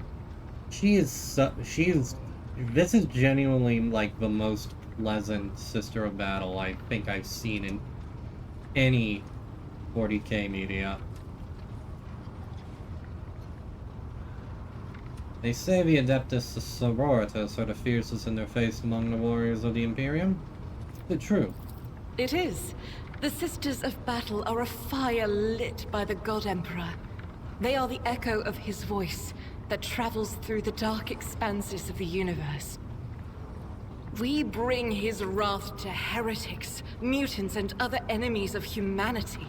We protect the faithful from the unholy and unhallowed. Sometimes with words, more often than not with a bolter. I'm not asking that question. That's a great way to piss a sister off. What order do you hail from? Once I had completed my novitiate, I was sent to the Calixian branch of the Order of Our Martyred Lady, assigned to the Order's Pronatus. The Order's mission is vital and noble. The Sisters Pronatus protect great relics of the Imperium. We guard them, preserve them, escort them when they are brought onto the battlefield or presented for pilgrims to venerate. And we seek out the relics that have been lost. Neither a coven of heretics nor the most wicked death world can deter Sisters Pronatus when their goal is to return a piece of the great legacy of the Imperium into the hands of the faithful. Interesting. You're seeking out relics. That's probably going to bring in conflict with the exploradors from the AdMech. I'm not asking this question, I know the answer already. Like, most sisters, like, most of the Imperium would tell you that, yes, a sister has never faulted or gone to chaos. That's not true. There's at least one Sister of Battle that canonically recorded as having gone absolutely fucking berserk, than they usually are, and just slaughtered so many of her other sisters and became like a worshipper of corn. I can't remember her name, but I know it's canon. And of course, if you spend any amount of time on the internet, a lot of people would also suggest Slanesh, but we're not going to touch on that topic. You said you belong to the Calixian branch of the Order. What brought you to the Coronis Expanse? The Order sent me to Footfall. My undertaking was to assist the local priesthood of Drusians in caring for a sacred reliquary that had been there since the time of Pastor Mr. Wayne, the station's founder. All roads are leading to Footfall from the looks of it. They surely could not have sent just one. Are there any other members of the Adeptus Sororitas here in the Coronis Expanse? None that I'm aware of, but the Sisterhood's orders are many, and can operate independently of one another, sending their sisters wherever their presence is needed as deemed by the Ecclesiarchy. Perhaps somewhere in the Lord Inquisitor's retinue, may his path be blessed, my sisters perform their duty as we speak. I wish it were so. Even a single evening spent in joint prayer and training would bring me joy. And no more Should any more arise, keeping them to yourself would be imprudent. It is a virtue to take an interest in holiness. Assuredly. She seems the most well-adjusted out of them. You can hold a conversation with her. Yeah. But what of you, Sister Argenta? What can you tell me about yourself? About me? I am the Emperor's daughter and his servant. What else is there to tell about me? Oh, maybe I spoke too soon.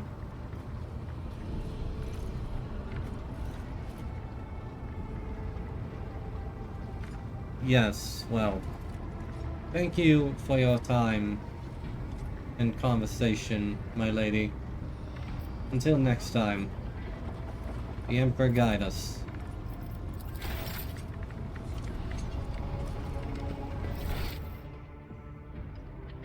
Reading the description on her weapon, though, it seems like there are hints of maybe her growing doubt in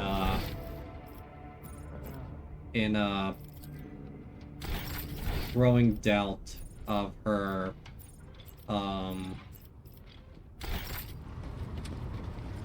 her place, potentially.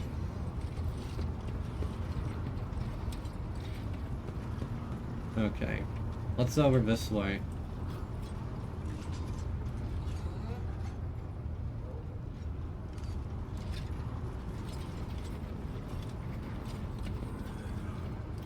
Let's over this way. Fucking nothing! Hell yeah! Alright, let's go to the Lord Captain's quarters real quick and just have a look at that, and then we'll actually start playing the game. Because we are 1 hour and 36 minutes into the stream, and I have not left the ship yet.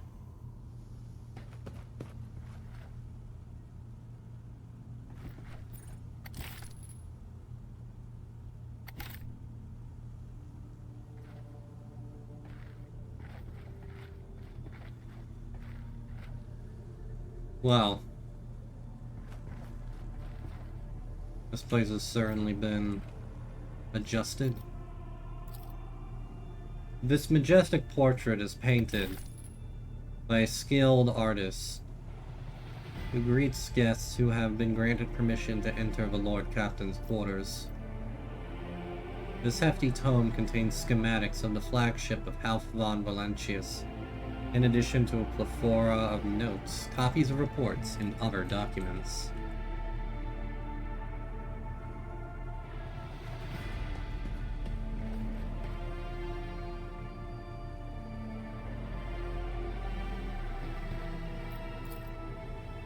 The position of the pieces on the board suggests that this game of regicide was interrupted. The winner was never determined. The glinting of the displayed weapons is mesmerizing. You have never seen many of these articles before. This fine sculpture made from a strange metal seems to absorb any rays of light that fall upon it. Liturgies of the Faithful to His Word and Name. The text below this solemn heading looks noticeably faded. It appears that the prayer book has been kept open on this page for a very long time. And we solve a weird dildo. I saw that before. Bizarre fragment hung on a trophy board. The light, smooth surface of the object is dotted with dark spots and crumbling holes. The forbidden dildo. I'm just gonna call it that from now on.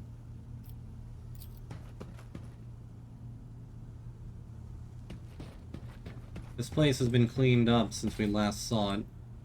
Lord and Theodora, Emperor guide their hands. May they rest in peace. Negotiator pistol. Ah! These are the things I got from the thing. These are the things I got from the thing. These are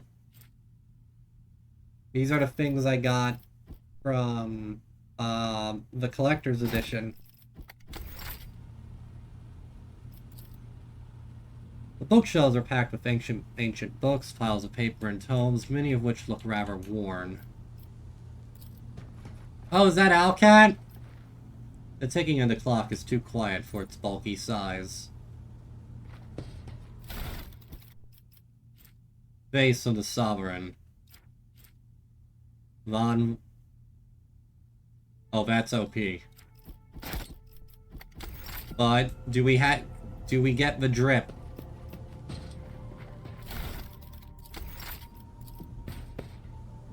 The light glinting of the polished skull of some unknown Xenos makes it seem like the bony face is mocking you.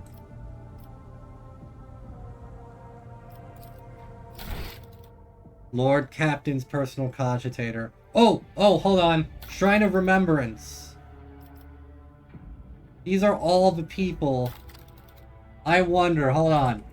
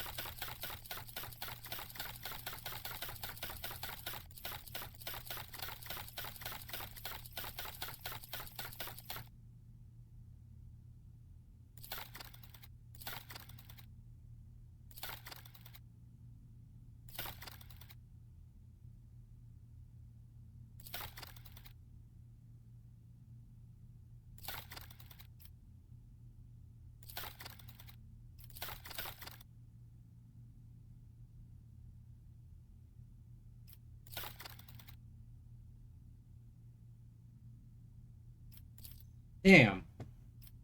It's not here. Well, that sucks. Maybe they just need to update it a bit.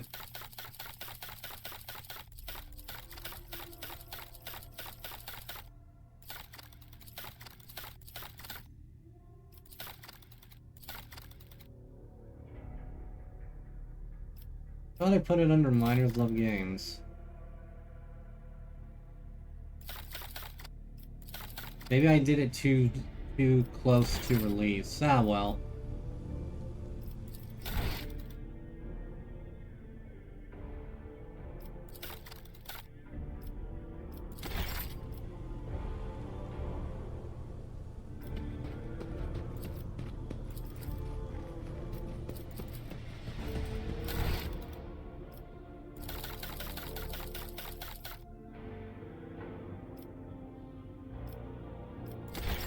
That's awesome, though.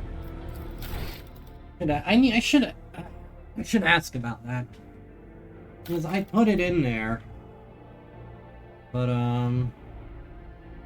I did buy this, like, 2 or 3 days before the game released, so maybe I missed out on, like, the window to be included.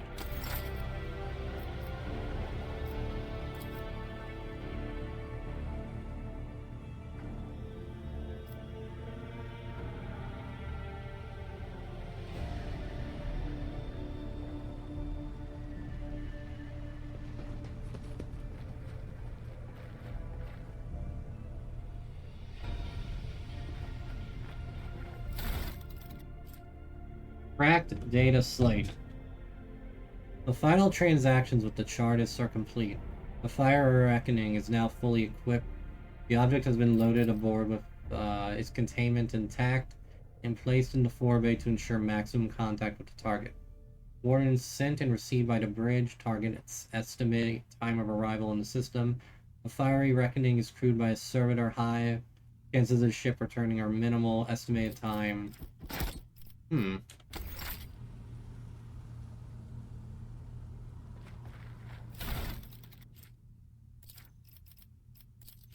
His chagrin is irrelevant. Voigtvir's mistake cost me too much. Years of work, tremendous resources, all wasted. He has failed at what he was supposed to be reproachable at, uncovering spies, and this one was a senior officer. I am not about to discard him. Unrag, or Umrag, has served me for too long for his removal to go painlessly for the Protectorate. Besides, he is no fool. Could not have seriously expected to become the next in the Von Valentius line when his skills and talents as Master of Whispers are so valuable. Let his disinheritance serve as a humiliating but instructive lesson from which he may yet learn.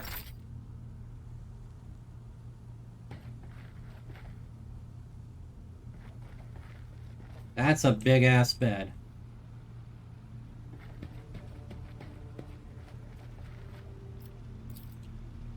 The long dead eyes of this fierce monster forever capture the fear and pain of its final moments. That's a... oh my god, I would spend hours in here. The water's calming murmurs and the warm steam feel inexplicably deceptive. A moment of weakness and rest promises nothing but danger. Yeah, but this is awesome, though. Like, I don't know anyone who wouldn't just... oh, this would be an awesome... great way to relax at the end of the day. Like this, or in one of those really big showers. When I was staying up in Maine, someone had one. One of the rooms had, like, the big shower like that. It could fit, like, 5 people in. And people grossly refer to it as the porno shower. It's the kind of one that, you know, never mind.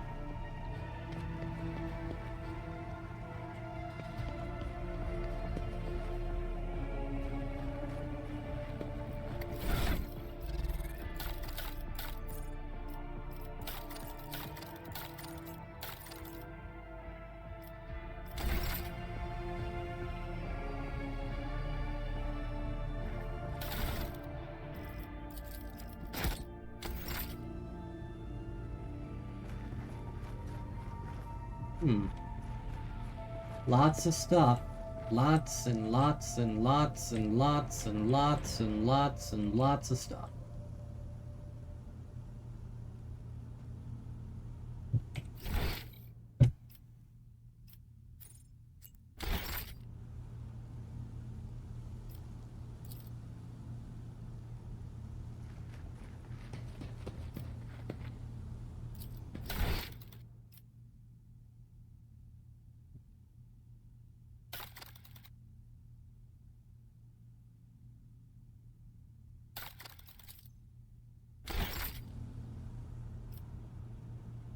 That is awesome that they've got that in there for everyone to see. Let's have a look here.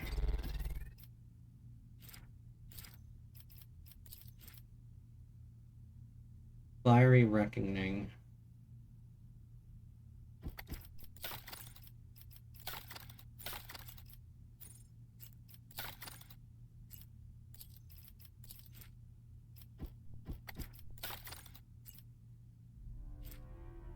Wrath of Saint Drusus.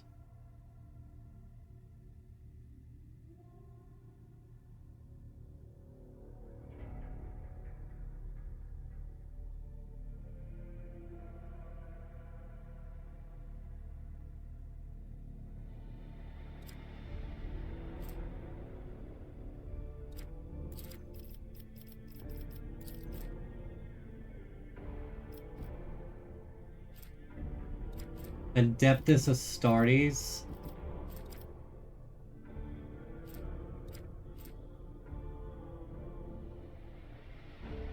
This looks really fun.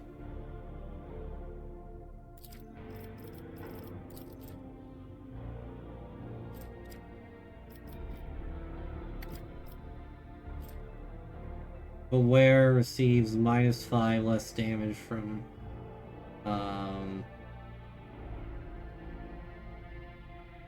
Wear gains +10 coercion. Compact weapon in the form of a ring, but allows the wearer to fire a single laser shot once per combat. That's not my specialty. That seems pretty cool. Where can I? I'll pass. Oh, there.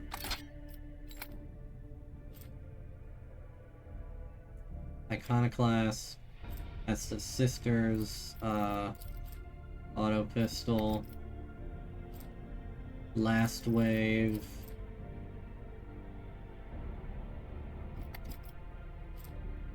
(8-11, 9-12).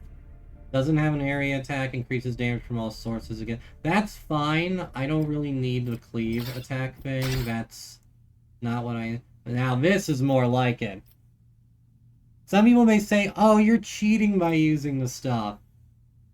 But, I don't care. I can't hear you over the sound of the drip. This might be more fitting for where it gains an additional whenever they kill an enemy.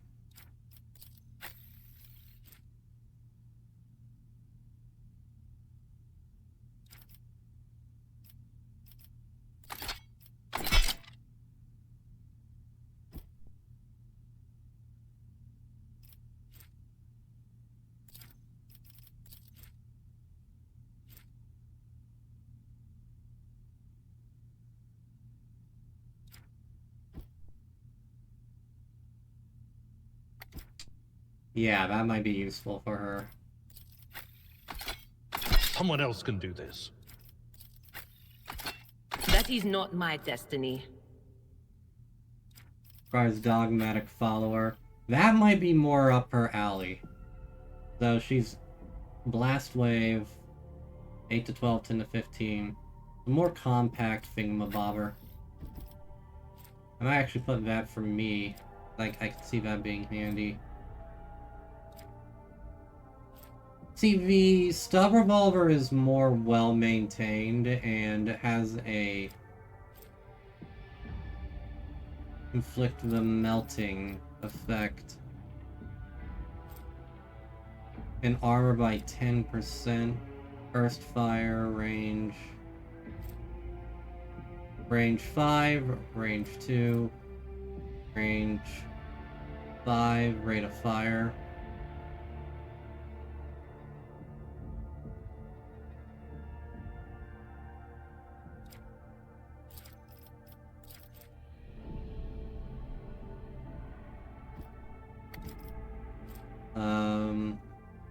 Dodge reduction, range 5, max ammo 30, 6-9.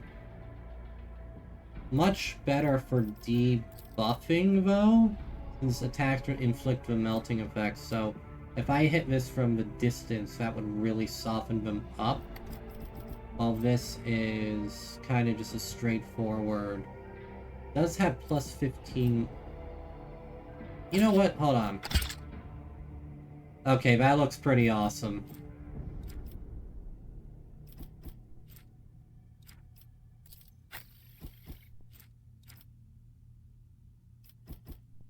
And giving him that. And at full wounds, they gain +5 to all characteristics. Is at full wounds. So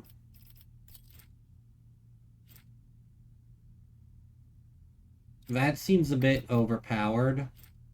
What do you guys think? You think this is a little overpowered? Rogue Trader's Cloak. This one. Where receives -5 less damage. First of all, we should see what the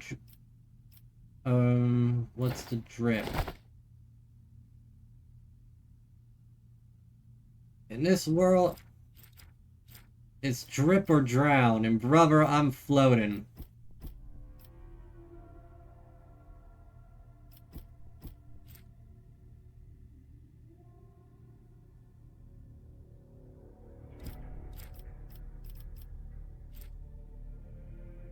For each enemy in a 2-cell radius. Where receives -5 left damage. It's only if they're at full wounds, though, so when I'm outside of combat, I'll probably be okay. Inside of combat, this is gonna go away the moment I take hits, so it's not actually that overpowered. Where receives -5 less damage from critical hits. Gains +10 coercion.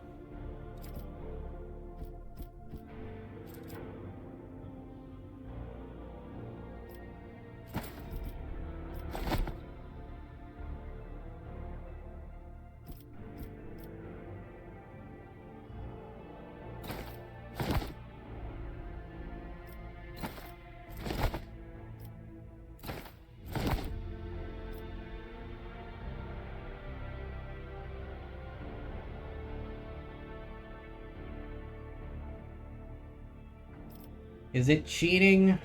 Part of me feels like it might be cheating.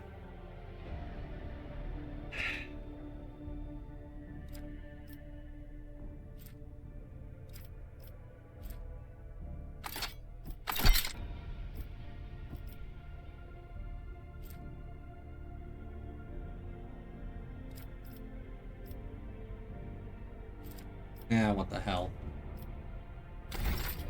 The drip is immaculate.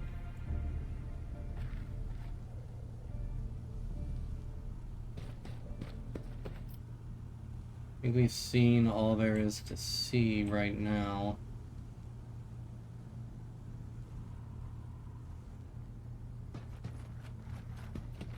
Alright. Nearly 2 hours into the stream.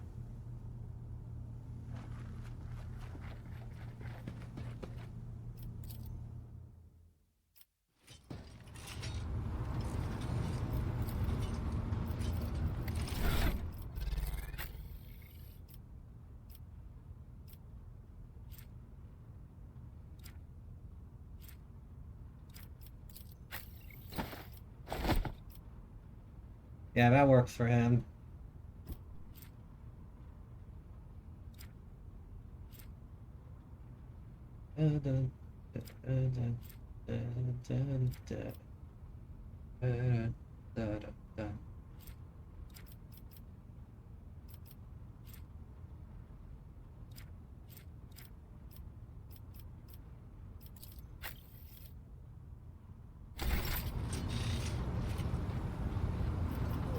All right.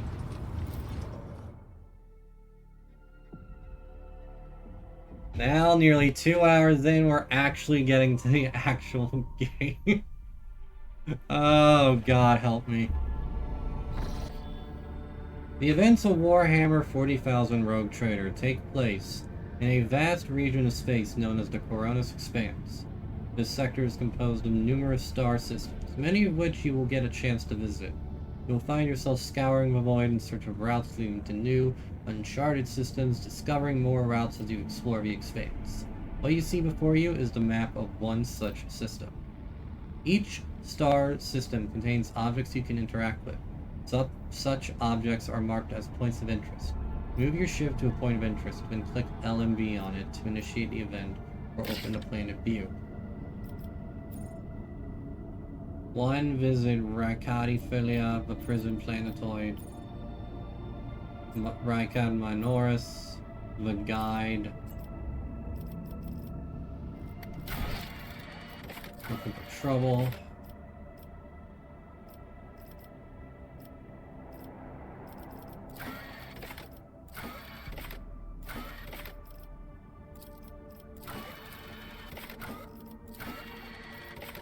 Navis Nobilite, New Blood.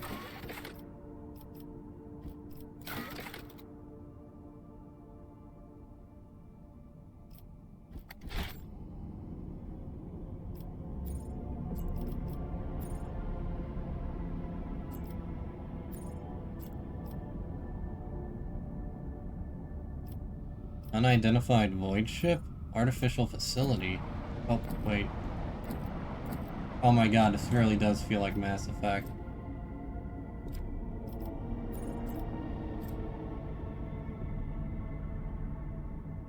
I definitely think getting a navigator is of the utmost urgency at this very point in time.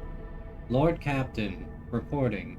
The heralds of the Navis Nobilite continue to maintain Vox silence, perhaps due to Urak 5 being off-limits to visitors. We intercepted signals from the beacons drifting in the station's orbit. The demands are clear. We are told to turn the ship around immediately.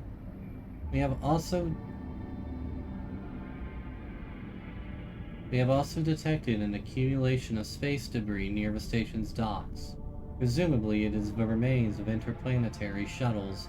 Perhaps the esteemed Navis Nobilite House requires aid, and therefore cannot respond to our Vox transmission.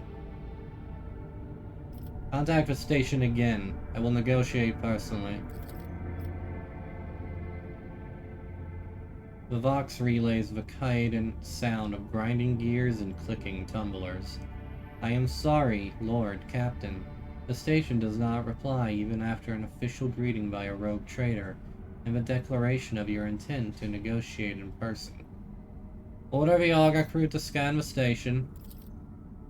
Yes, Lord Captain. The Vox remains silent for a while, but then you hear static in Vigdis's measured voice. The officers from the Augur crew have performed a full scan of the station, but the information is imprecise. They note wave distortions of unclear genesis that are throwing off most of the readings.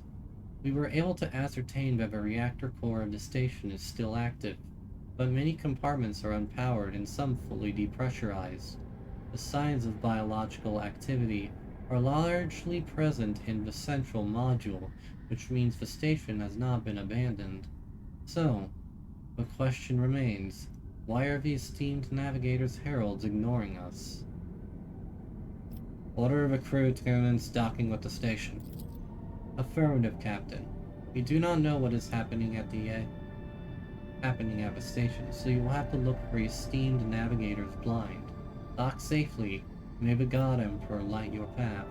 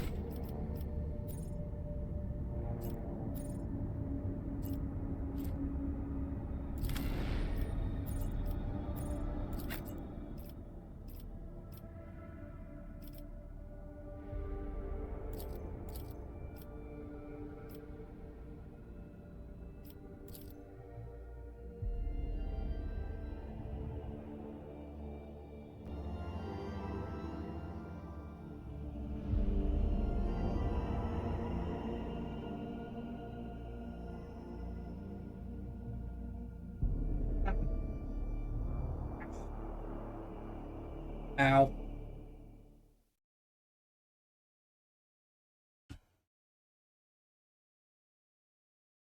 We need that navigator. Oh.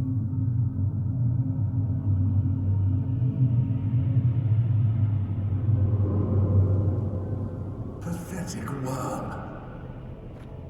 You dare to argue with your master?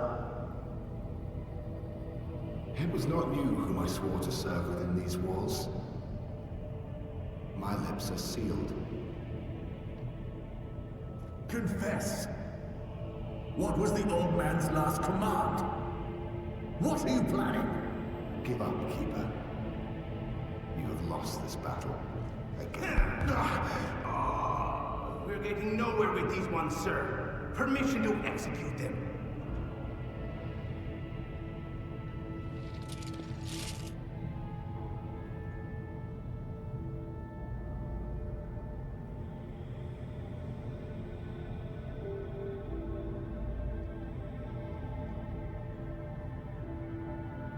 Hello?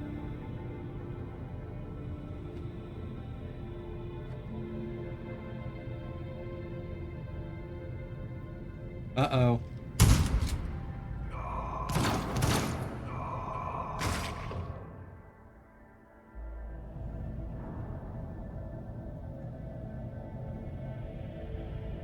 Well, this doesn't look good. A tall man stops you with a gesture when you approach. Blood is trickling down the pearly scales of his wary face. And not just his own blood. Two jet black, unblinking eyes are watching your every move, and the third one, the mark of a navigator's fate, is menacingly pulsing behind the lowered lid in the middle of his forehead. Step back, or I will unleash all the horrors of the Sea of Souls upon you. Emperor, be my witness. Abelard, if you would be so kind. The Seneschal takes a deep breath.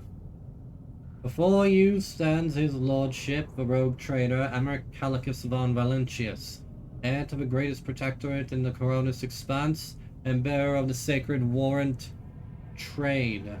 Allow me to point out that Nobilite custom requires the Lord Navigator to introduce himself first, but given the unusual circumstances on the station, his lordship, the rogue trader, is willing to turn a blind eye to your hostility, but just this once.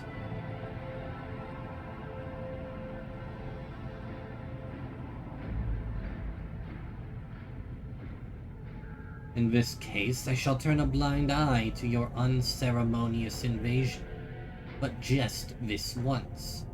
There is a dangerous glint in the man's dark, shrouded eyes. Very well. Allow me to introduce myself. Before you stands Felic Christoph August, keeper of this place. So, you did not arrive to offer support to the traders? This is great news. Having said that, you must understand that Uric 5 is a holy sanctum for House Orcelio, and the path to it is only revealed to a select few. It pains me to say you are not on the guest list. I mean no intrusion, sir. Provide me with a navigator and I will immediately depart the station. I do not think that is possible. Iraq 5 is an observation station. We do not sign contracts and do not provide navigators. We delve into the depths of infinity and chart the movements of the warp storm.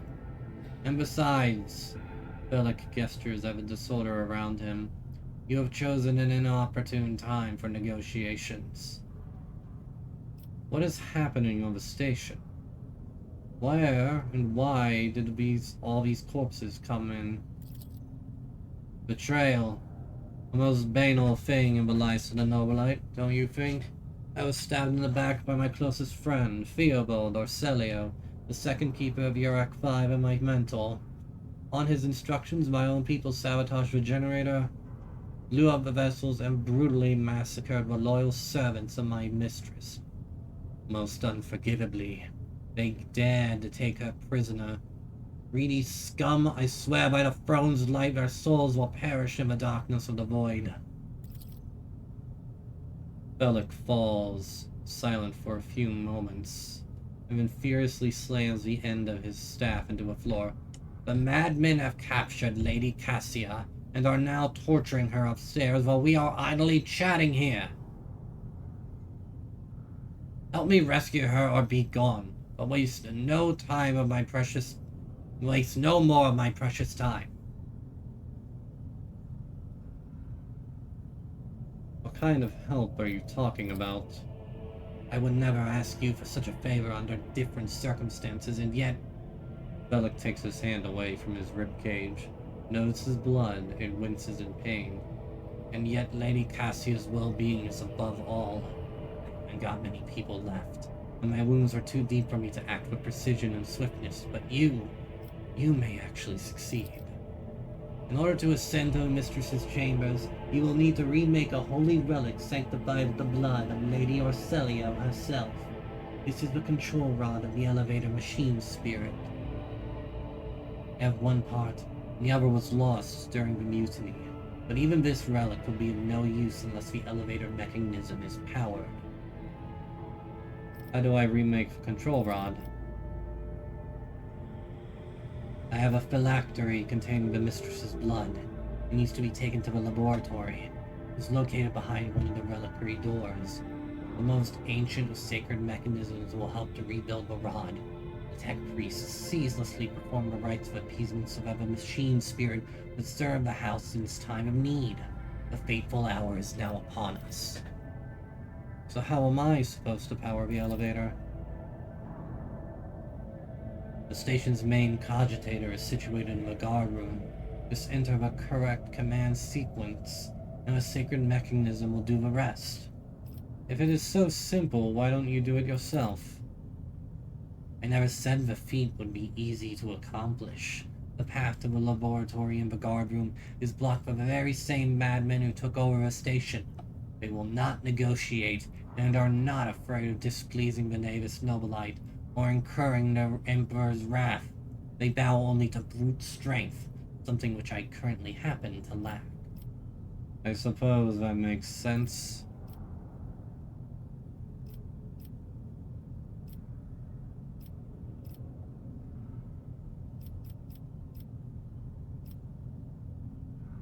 So what have you decided, descendant of the Von Valentius line?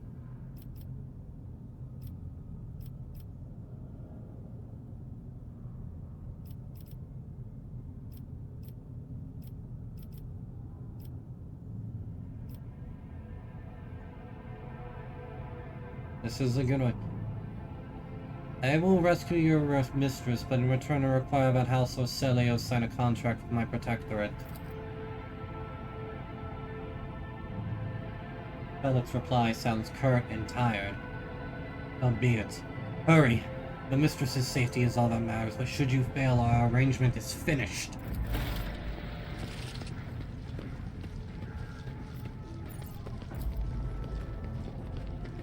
The whispers told me how. The corpses were mauled by a force far beyond any mortal capacity. The faces are twisted in pain and the hands are fused with improvised weapons. Tools, scissors, and cutlery.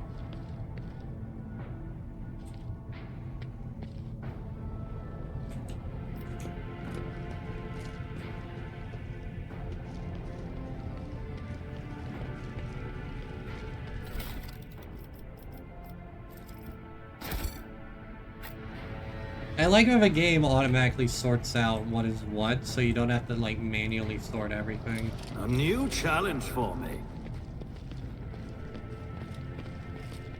Hurry! Each minute may cost the mistress her life. Alright, and on that note, I will be right back, chat. I gotta grab something. I will give you a 1-minute ad break. I am sorry. I will be right back.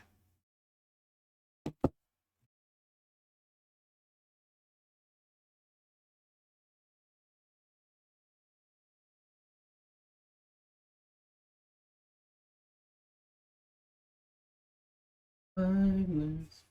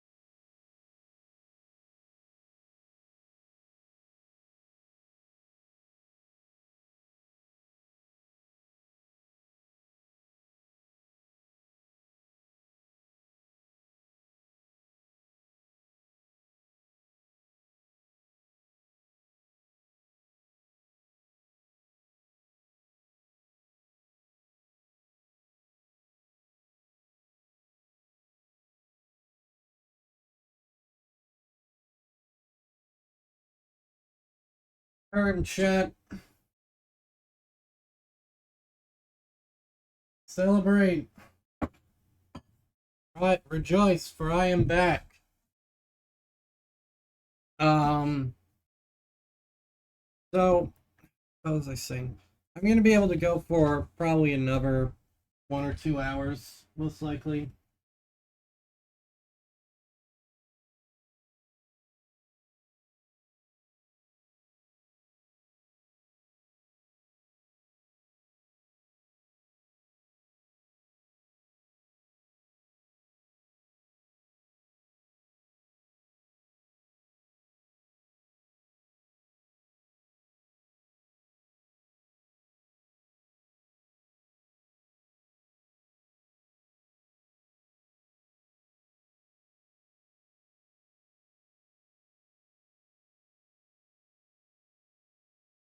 Alright, I'm back.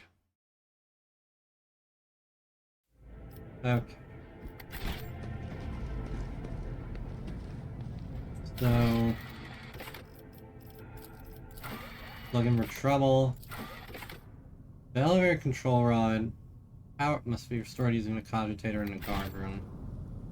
I'll lay claim to the stars. The elevator's power is out. Okay, looks like we gotta jump over this thingamabobber. Compared to naval service, that was barely a challenge. White, bright, pure color, and it's all riddled with horrible veins that carry the poison of fear and pain throughout its body. Who are you? Why are you crying? I'm always crying. This ocular implant was a worthwhile investment. Ah, shit.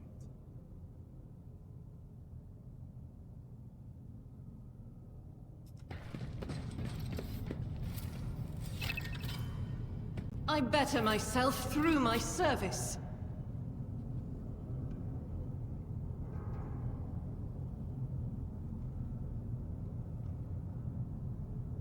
Connecting dotted line.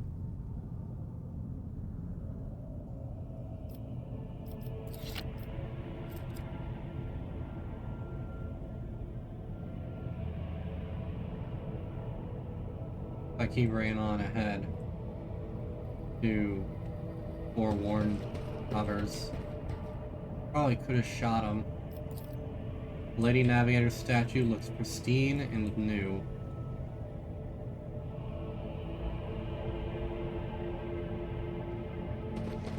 Over there.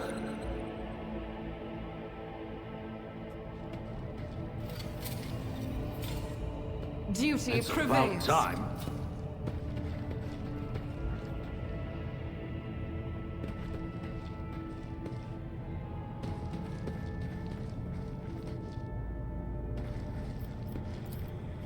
Done. Most of these unfortunate souls took their own lives by slicing their guts wide open. Chaos, corruption is a hell of a thing.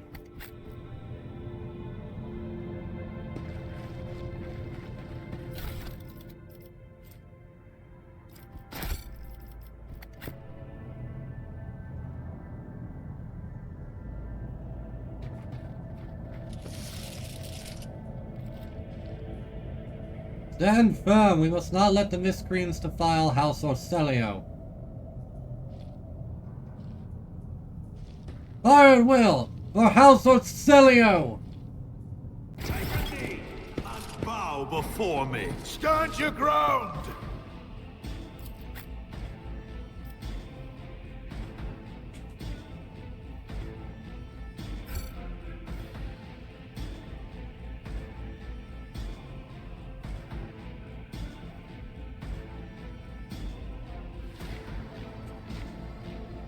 This music's bopping.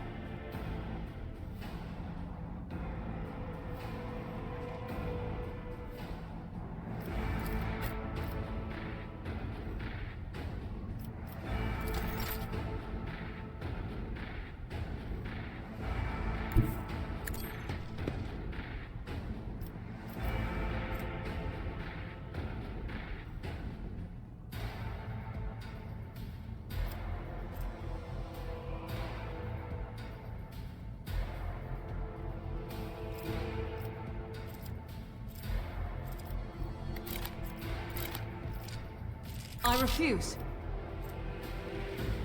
Oh, you have to reload in between missions?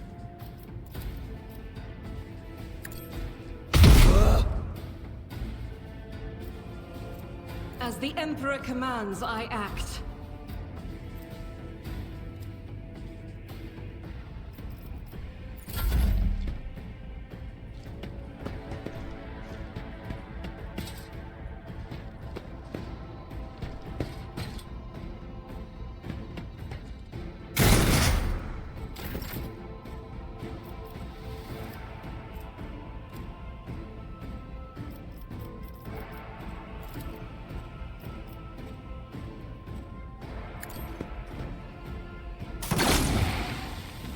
Zap. Suits my purposes.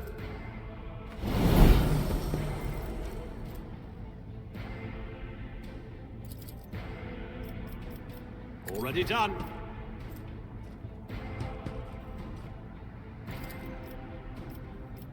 Suits my purposes.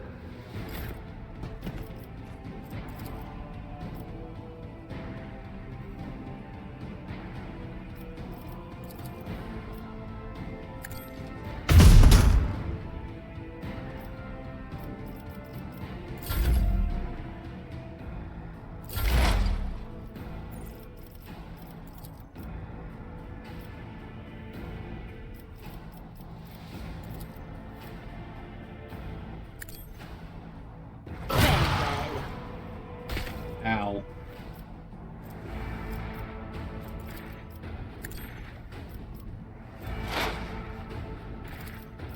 Will do.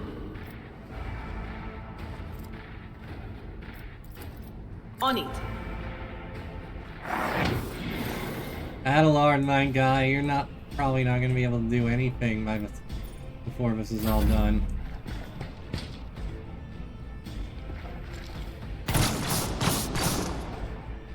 Hey, watch where you're shooting.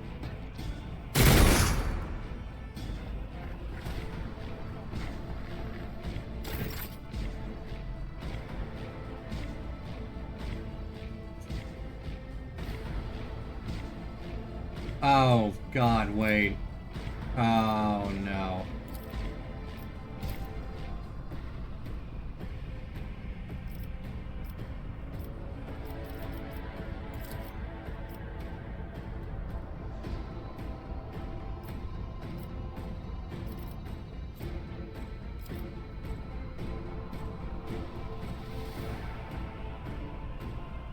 A tactically sound approach.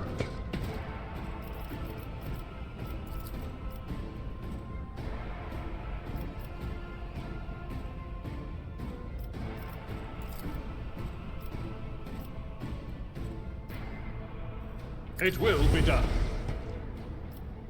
At your beck and call.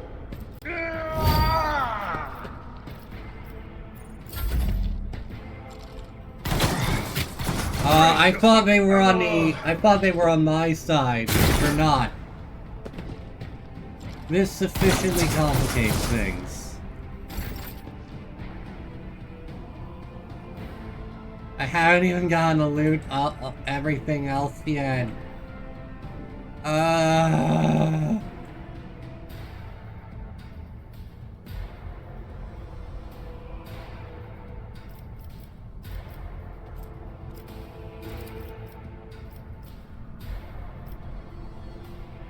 Doubt is for the weak. None can escape the Emperor's judgment.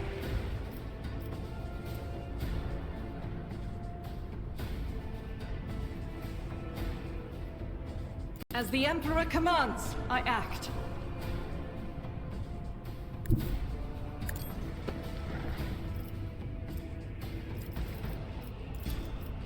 Faith without deeds is worthless.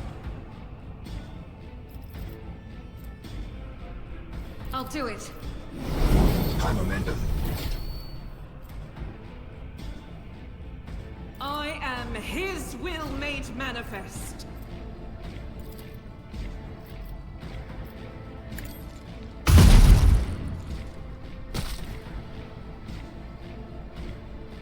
Having a sister of battle On my side. Oh, look at that! There's a frost effect on the cover because of Azira's attack. That's so cool.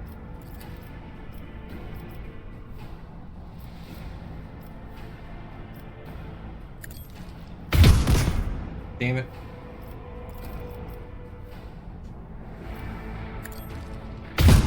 Damn it.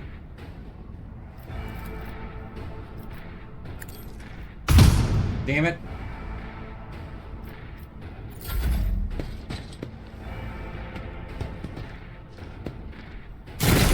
Missed. Like a loser. Hey, idiot, you hit your own guy.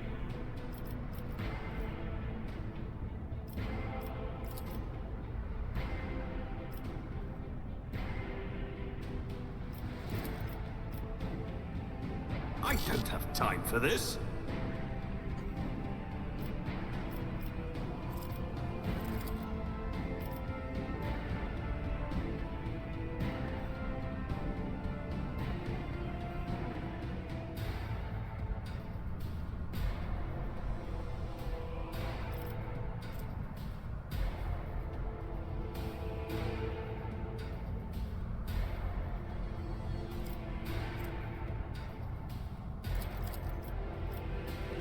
Absolutely not.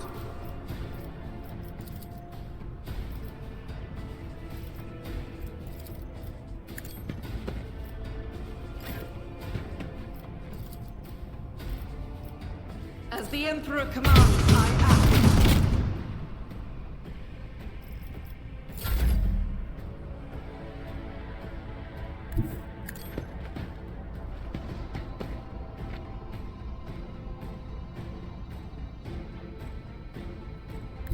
I shall not fear.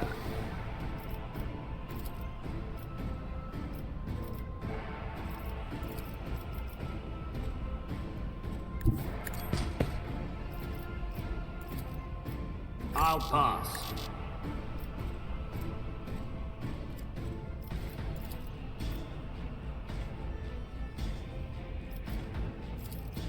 I don't have time for this.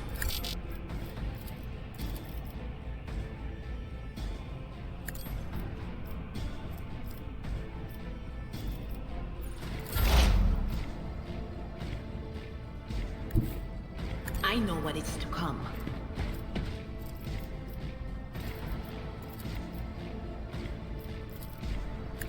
What an unfortunate turn of fate.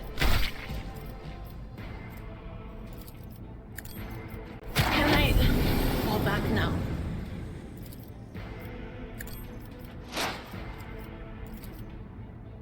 Anything You got else? some warp feedback.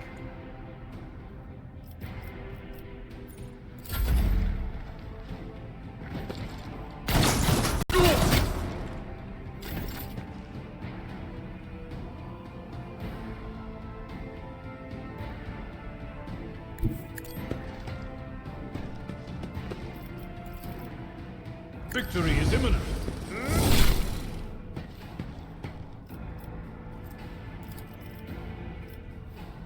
At your beck and call.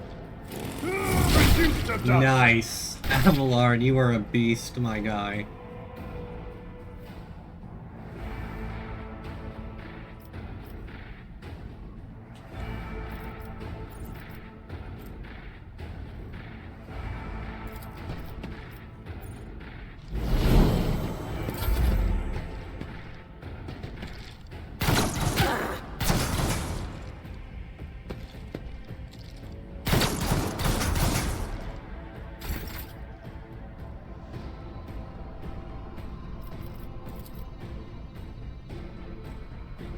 Doubt is for the weak.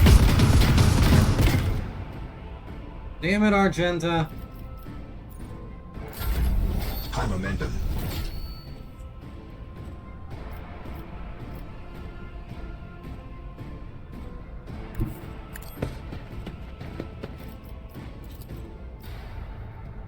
Not a problem for me.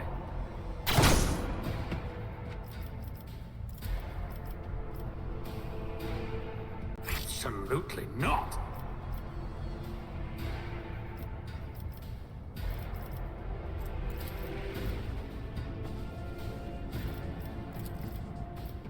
Suits my purposes.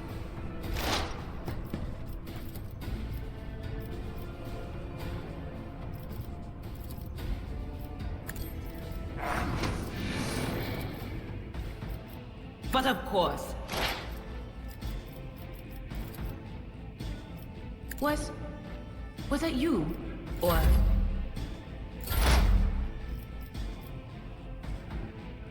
They who discern the future own the battlefield. Anything else? No can do. On it.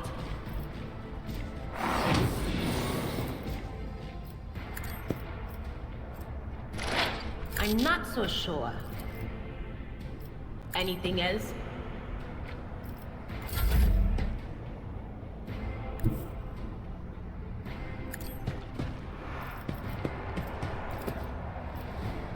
It will be done. One, you attack!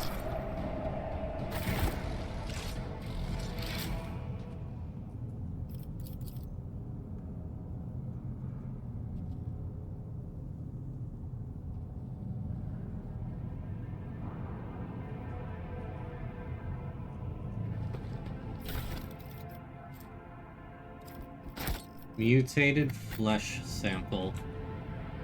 Lovely. Meteorite chunk. Cool.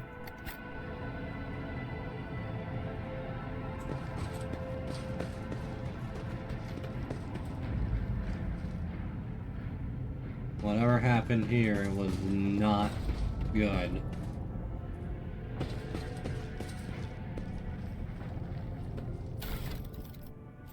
Intercepted conversation between security officers. Tremendous honor! Yes, but his promotion will transfer the entire squad to a child's personal guard. By the God, Emperor.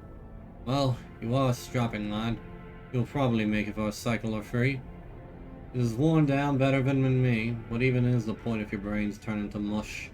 I may rip out my eyes like Amos did. At best, I'll just go bonkers like our little shit stain that kept stealing our IO. Oh!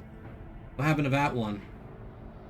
Threw himself out of a depressurized chamber because some voices told him to. Calm down. Keeper Felix and the squad will not have to serve the child for long. He even gave us a little leeway. Unlike that fish-eyed. Be quiet! He might hear you! Trouble. Trouble between the guards, maybe? Was that an Event Horizon reference?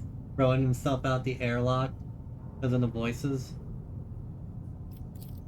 The library is full of treatises by the most distinguished scholars of the Imperium, from Astra Militarum tacticians to Adeptus Mechanicus genitors.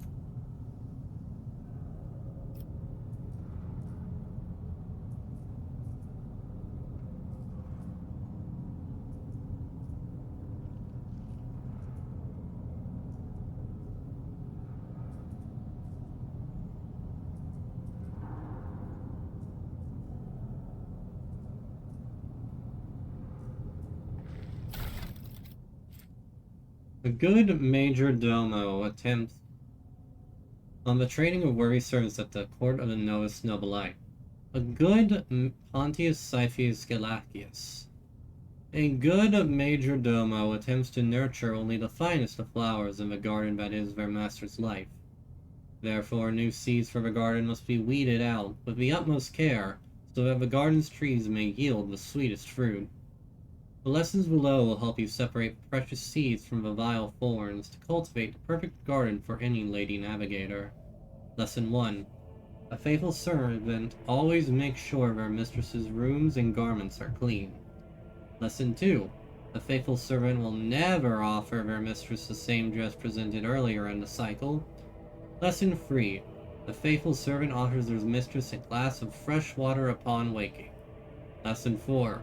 The faithful servant tastes each dish and every drink before serving it to their mistress.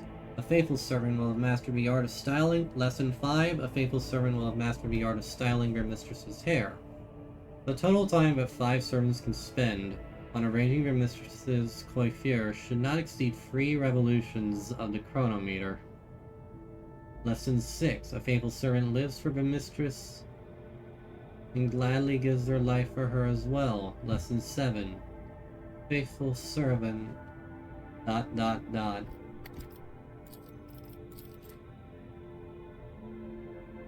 Be quiet, he might hear you. Oh, you know what I mean. He almost busted our heads because someone forgot to check the catering unit. We haven't let in a single outsider in over 10 years, but Keeper Theobald keeps finding things to fret over. Imagine if he finds out Keeper Felix didn't make us inspect the hangar after Lord Winterscale's most recent visit.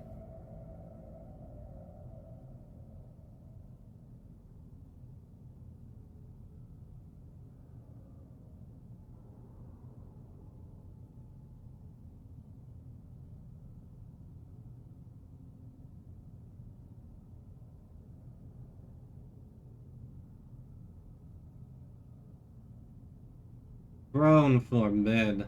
I try to steer clear of the squabbles among the highborn. Some of Keeper Felix's orders make little sense, like the last time he commanded that we cut off communications with Rykard Minors for a while. How could he do that? It looks like he grew tired of the Winterscale Scion's visits. Well, it's always a pleasure to aid Keeper Felix. That's right. If the highborn have grown tired of each other, let them deal with it.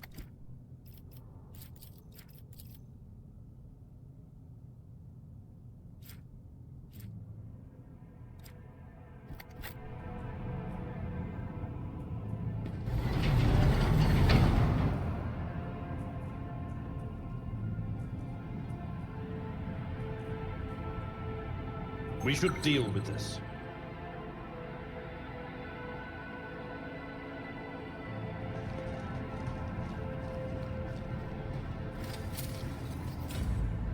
The Emperor favors me today.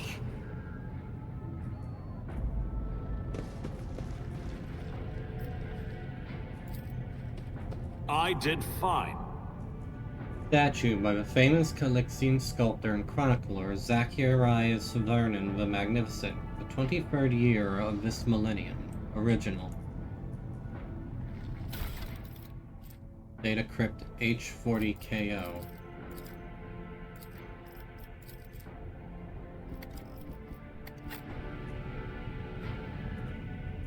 What any of this stuff means is anyone's guess.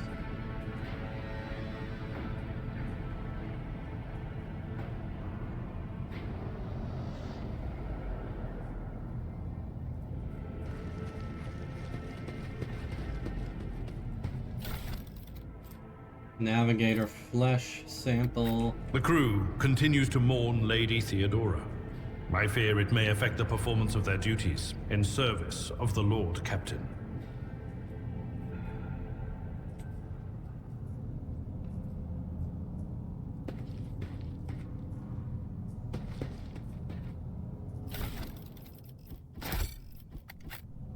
None shall stand in my way.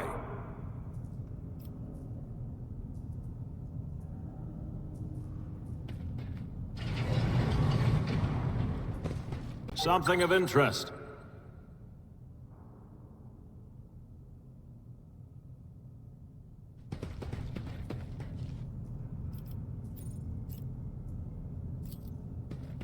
I rise to the occasion. Follow my lead. Never doubt me.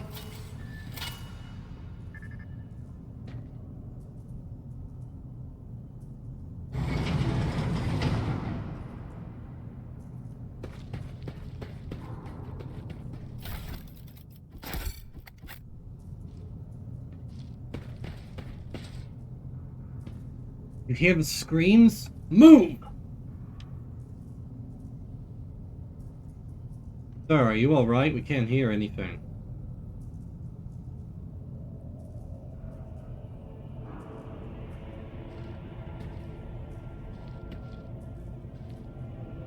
Now I see. You're in league with them. Is this an insurrection?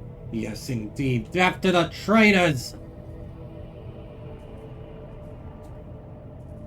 Sir, what are you doing? Get a hold of yourself!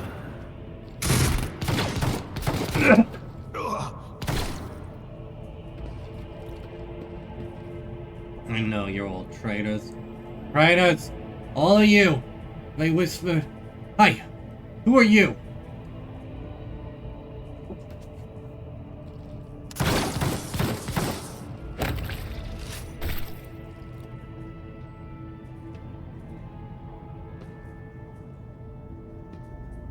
What the heck was all that about?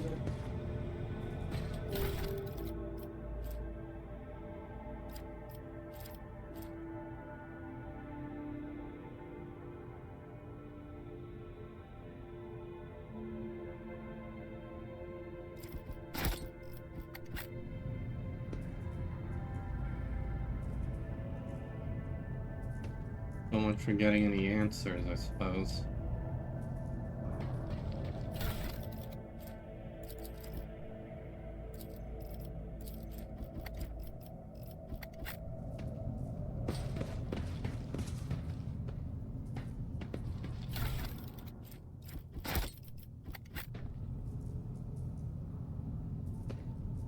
I won't tolerate weakness.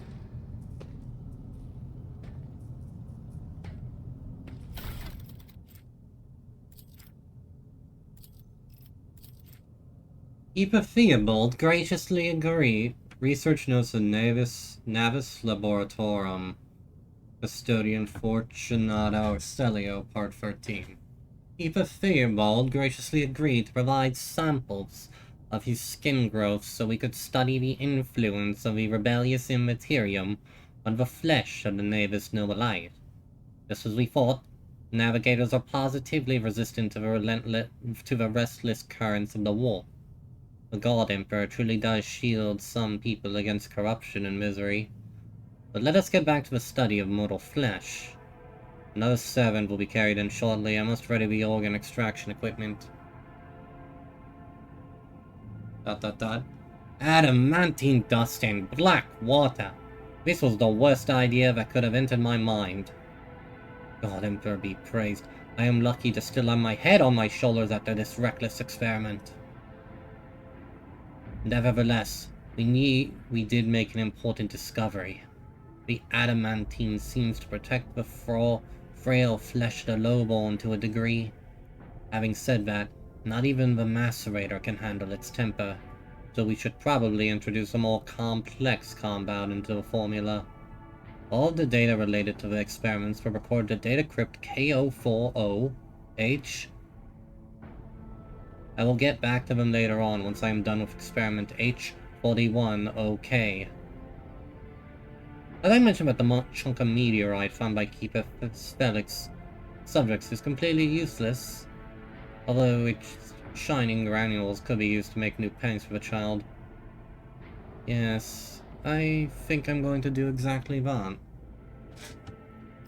The navigators are just like inbred to an insane degree.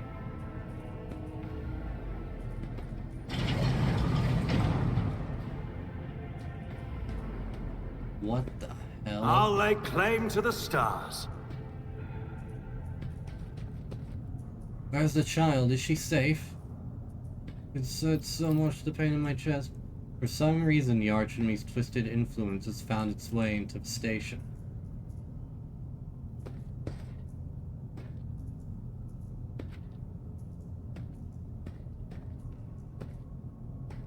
Rouge has had his tongue cut out, just like the rest of the lesser servants of House Orcelio.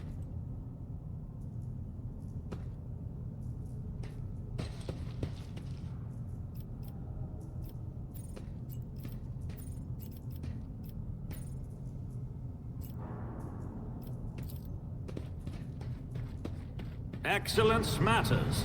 Victory awaits.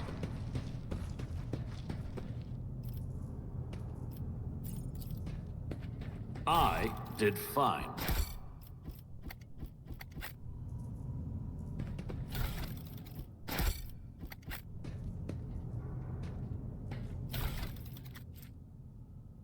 Ooh, long las.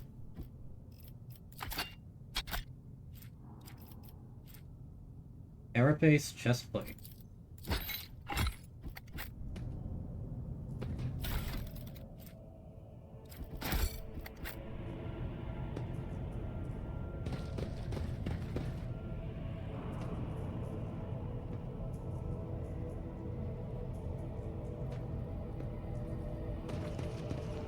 A new challenge for me?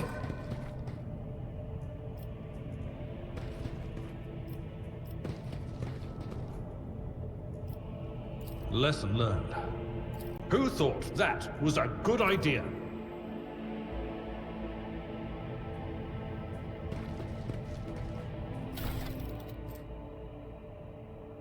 Beware gains a +5 bonus to persuasion. Noble silk gloves. Right, because navigators It's are about like time. noble families with dynasties that go back centuries. They're also inbred as hell. I'm gonna check over here. I'm gonna guess that this is not unlockable. Oh, Mother of God.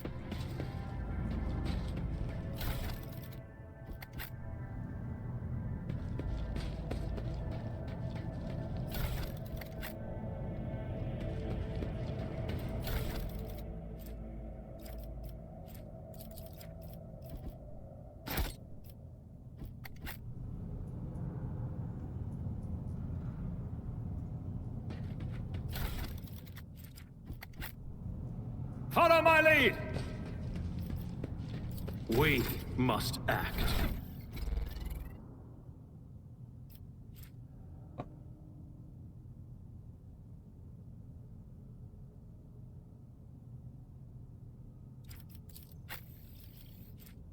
Mesh chestplate. Armor.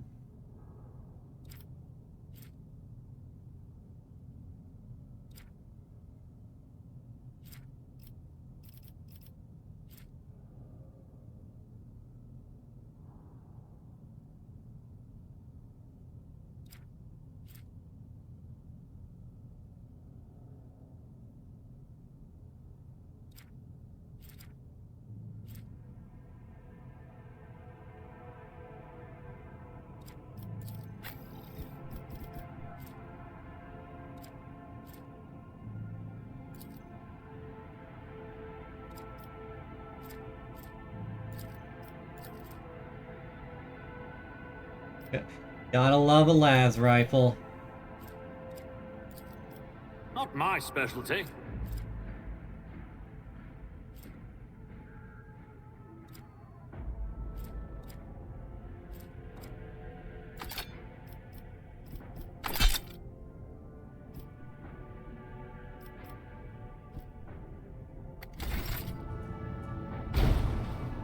Doors. Yeah, there must be a way to unlock it. Okay.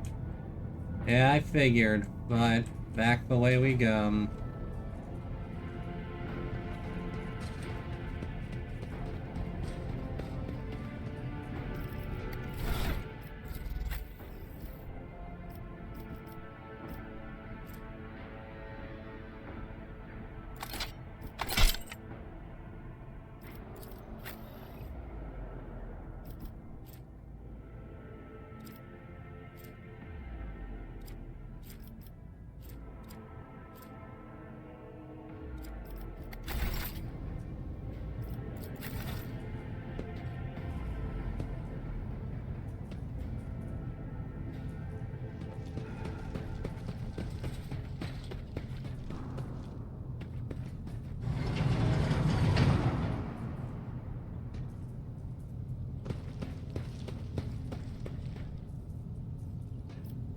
Awaken the Cogitator Spirit. The Cogitator's vid screen is covered in cracks and stained with dried blood. The buttons, switches, and levers were ripped out of the control panel with exceptional cruelty and scattered around the sacred mechanism that now sparks and hisses in agony, still refusing to perish. You turn a few of the remaining dials and pull the activation lever. A cracked vid screen of the sacred engine flickers. Cogitators inside emit creaks and groans, and the lumens oscillate at random. A general term for a light source, presumably an electric one. It takes a while, but eventually the machine spirits do grant you access to the cogitator systems. Examine the log. It's partially corrupted. The Vox recording hisses for some time before you hear a voice. This is Officer A282. Do you copy? Several generators overheated on the lower levels. Chambers A to D are unpowered. The Tech Priest crew sent to investigate the problem is not responding. Questing back, the officer's speech is interrupted by shouting and the recording abruptly ends. Officer H-123 speaking. 200 servants have perished due to explosive decompression of the living quarters. We've located traces of mechanical interference. The preliminary cause is officer sabotage. Crews 5, 6, and 9 are cut off from the main compartment. We have enough oxygen for 20 minutes. May the Emperor save our souls. Senior station officers, this is the captain speaking. We attempted to contact the Winterscale Scion for help, as something is jamming the signal. We never received a reply and cannot be sure it was even sent in the first place. The rescue team is not coming. We are on our own, so remain vigilant. Anyone could be a traitor. You hear me? Anyone. If you are in doubt, shoot to kill. Report X880. Originator classified. Date classified. The servants close to the child have started butchering one another again. An order came from above to have the remains reprocessed. Oh my god. X886 originator classified. Date classified. The negotiations with the Winterscales were a success. A new batch of servants will arrive in 10 moons. Escort them to the laboratory at once. It is imperative that we increase the new retainer's resistance to the child's powers. Data expunged. Examine the station's docking log. Identity confirmed. Regent Aranto or Celia. Date of visit. Classified. Reason for visit. Classified. Date of departure. Classified. Security and life support logs. The yellow lights above the control panel flicker to life, and a singular repeating message streams down the vid screen. Warning! Damage in technical compartments A12, B3, D8, and H24 detected. Warning! Living quarters L10, L16, L28 depressurized. Warning! Unable to access the station's docking system. Warning! Energy regulation system. Unknown error. The station will transfer over to emergency power. Immediate evacuation of the facility is advised. Warning!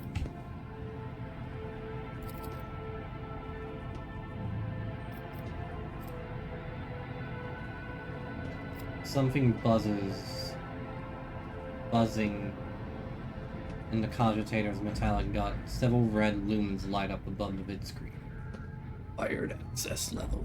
Security captain or above. Required access level. Security captain or above. Current access level. Senior security officer. Break through the machine guardian's defensives. You easily bypass the restrictions imposed on the sacred machine. The cogitator's overloaded processors were, unhappily. Most of the encrypted data has been wiped. You find traces of the Purge protocol. Recovery is impossible, but a list of the most recent commands, having been embedded in the machine sphere's consciousness, now flits across the screen in a single creeping line. Child, delete, picked, flow, disable, access, code, panel, station, controls, delete, activate, shuttle, self, destruct, purge, command, log.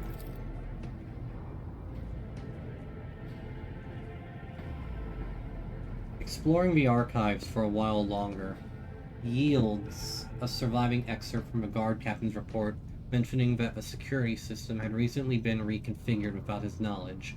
His comment reads, "Only the keepers of the station have access to the life support systems.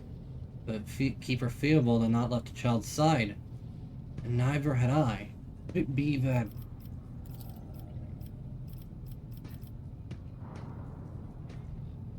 Plus data on the station's navigators.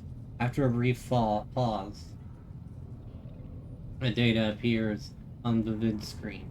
Bellic or Celio, location, main hall, status, alive. Theobald or Celio, location, upper chambers, status, alive. Calomira or Celio, location, upper chambers, status, deceased. Alexius Orselio. Location, lower levels. Status, deceased. Erasmus Esteban Orselio. Location, unknown. Status, deceased. The child. Location, upper chambers. Biometric parameters. Rapid heartbeat. Elevated body temperature. Stress level exceeds the permissible limit. Status, unknown, error. Attention, calming procedures advised. Attention, upper chambers inaccessible. Error, the control rod is not present. If the rod has been misplaced, immediately contact a station keeper or the Navis Laboratorum custodian. You're not going to be able to do anything for us up here. The cogs within the sacred machine mechanism slowly start turning with heavy grinding and clacking. The tired machine spheres grant you access to the station control, or at least its parts that still obey the cogitator. Open all the doors on the level.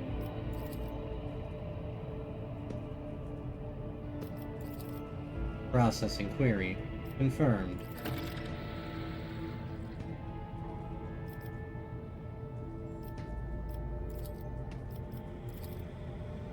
The cogitator's vid screen goes dark as if the machine spirits had fled their mechanical casket.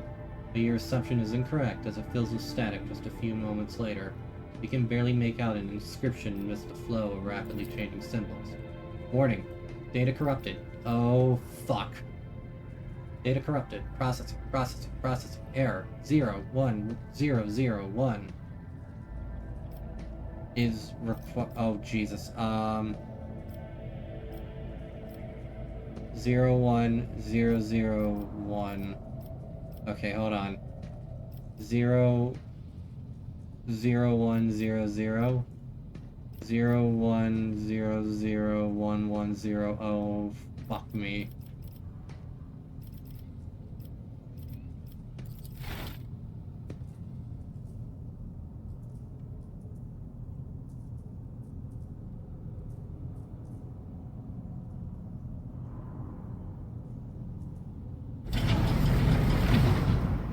Oh hey, it worked.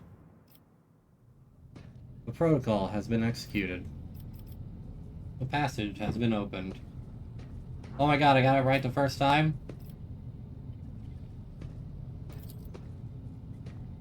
I'm not messing with that anymore. Call Rykad Minoris for help. The system cannot carry out your command despite the eager compliance of the machine spirits. One thing is certain, the problem does not lie in the cogitator's mechanisms.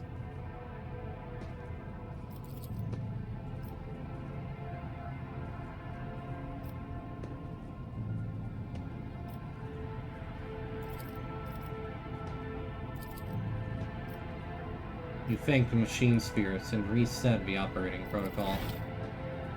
Yeah, I don't know. I don't want to know what those other ones do. This place is barely hanging on as it is. I can always come back and mess around more if I want to, but I doubt I will. I won't tolerate weakness.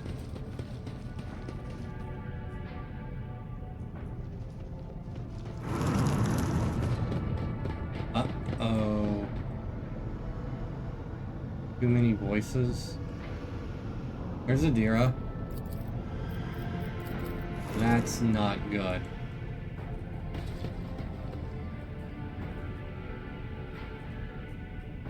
The door is open. Come and avenge us, they say.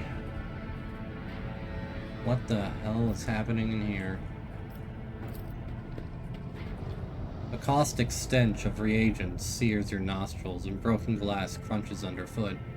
Somebody wanted to destroy the laboratory. Or find something.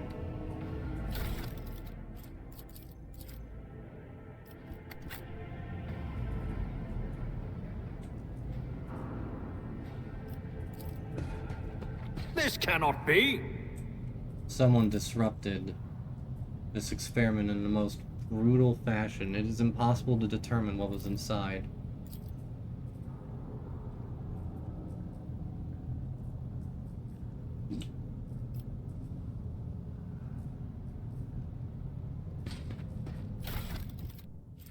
Flesh sample. Psi crystal.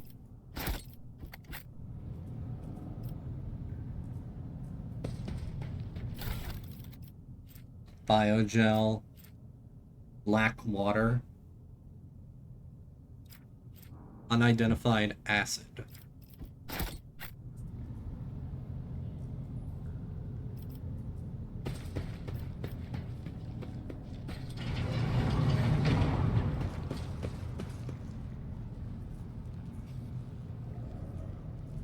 I'll lay claim to the stars. They all just lost their minds. Please don't kill me.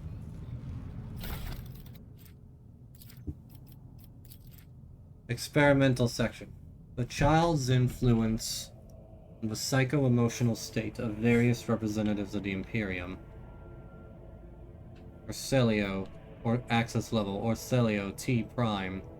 Experiment H4545-1. Subgroup. Lowborn male. Test subjects exhibit signs of acute stress.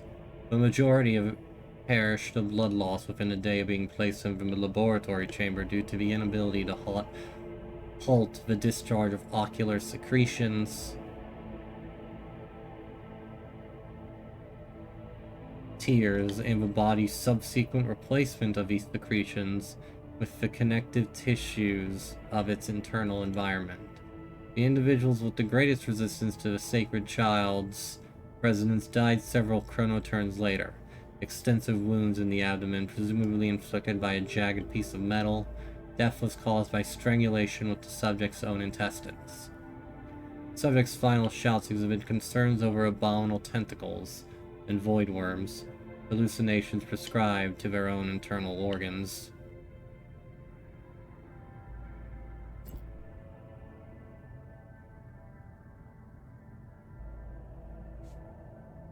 (45-45-2). Lowborn, female.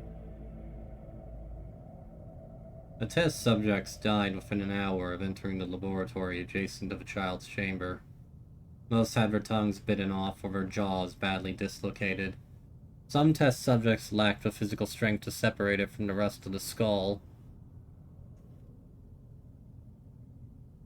Cause of death: severe head injuries caused by impacting the walls or the floor.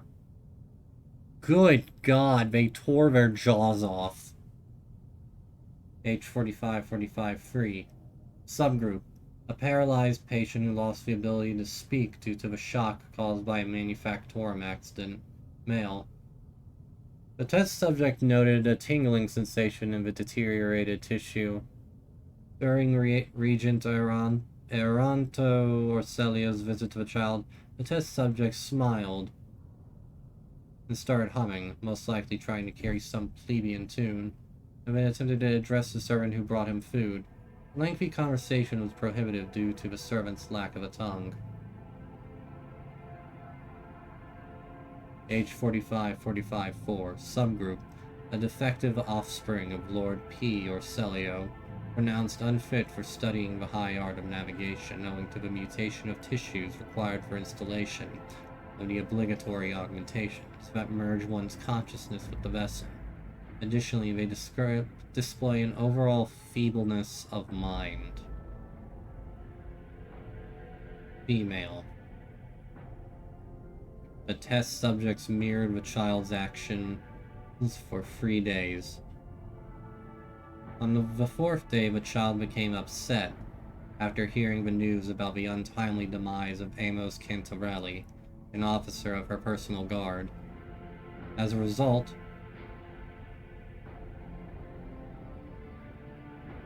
one of the test subjects peeled away several layers of tissue from her face and died from the resulting massive heart attack. The last surviving test subject was executed for attempting to contact the child.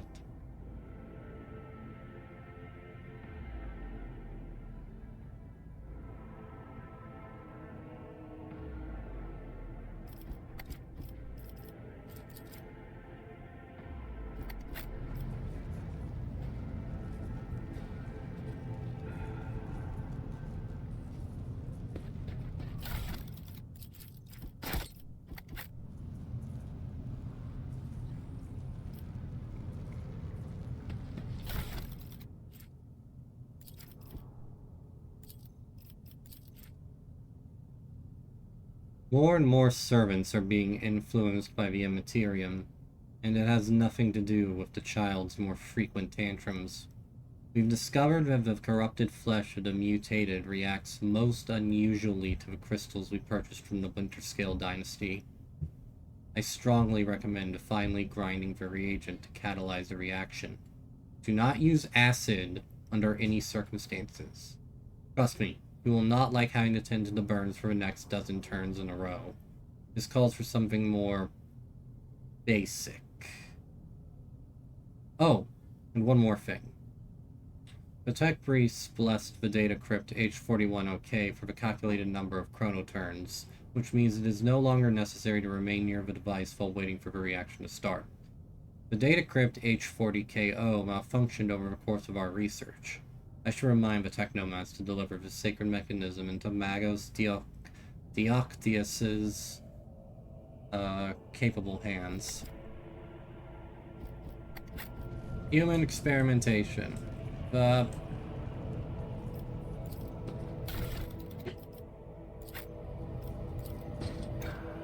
The Imperium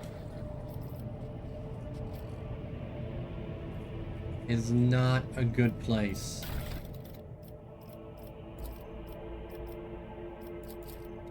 We need to investigate.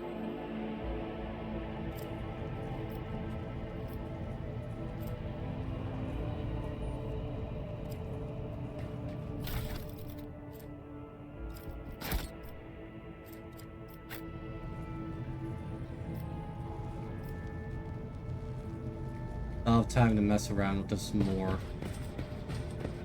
Right now, we gotta get back to the...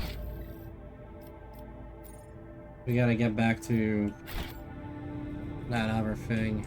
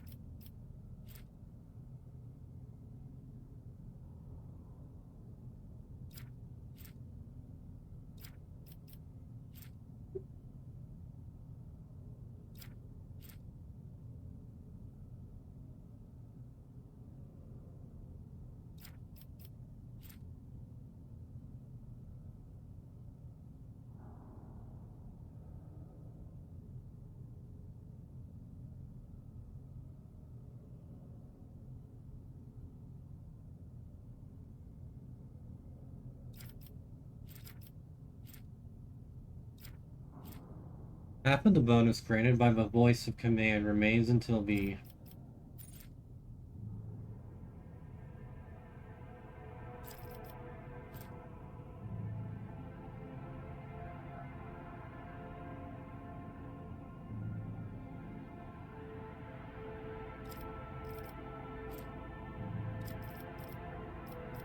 Like, I like that one. It just gives this, half of the bonus just remains. I like that. And then... Fellowship, yeah.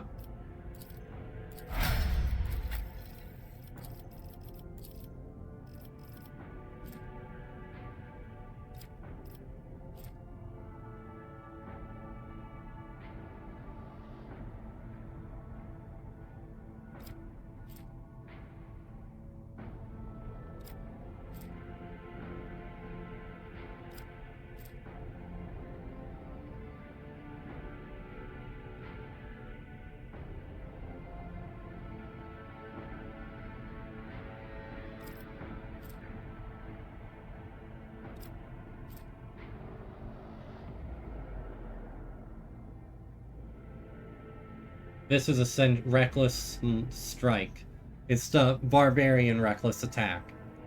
I see you.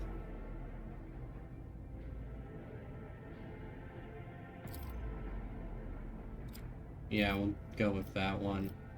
Then athletics.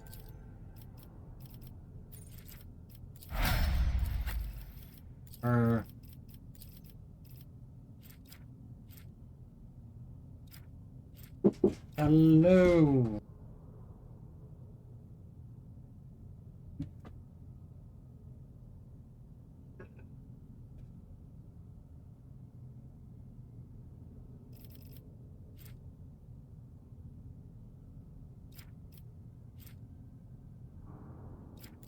Now that's good. Perception. We'll boost perception this time. And then finally, Sister Argenta. Agility? Yeah. Dash. Roll shot.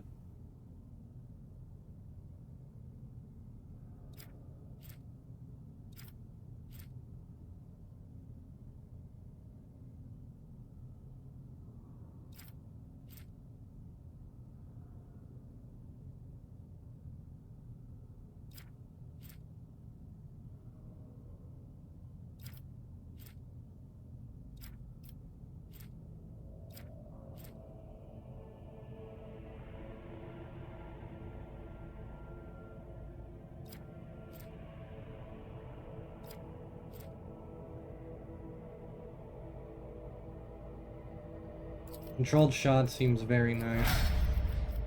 Okay.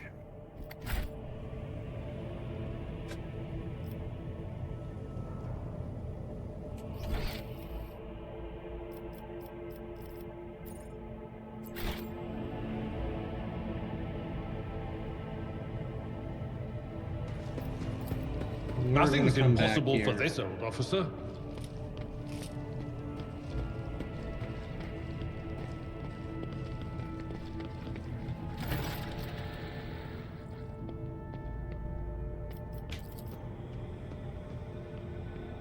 You brought it. The crossroads. There are two paths, both stained with blood, both leading to the accursed eye. They all wear masks, so poor and flimsy they fall at the slightest touch. One hiding a blind man, another a traitor. Who is who? Who do you see behind the masks? My whisperers are giggling nastily. They will not speak, the naughty little things. They say that tearing off the masks is your concern. Tell me more, what paths? I cannot say. One is paved with blind faith, the other with hatred and treachery. Both lead to tragedy. You simply have to decide what kind of tragedy you like the most. I did not understand a single word. And glances at Felix.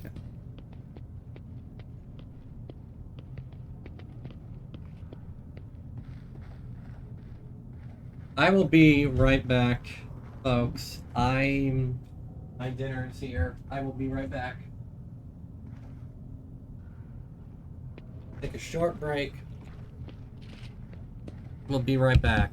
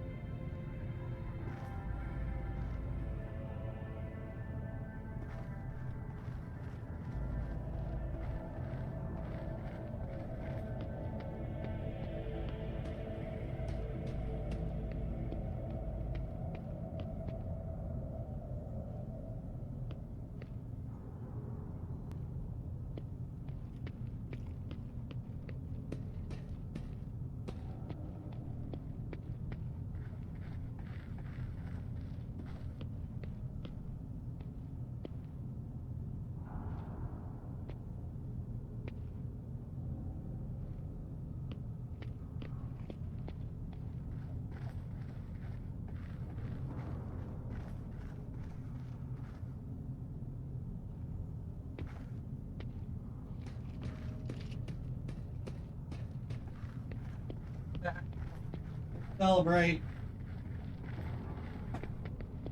I'm back. Told you I wouldn't keep y'all that long. But yeah, what a predicament there, and Zira puts it best. Two paths here.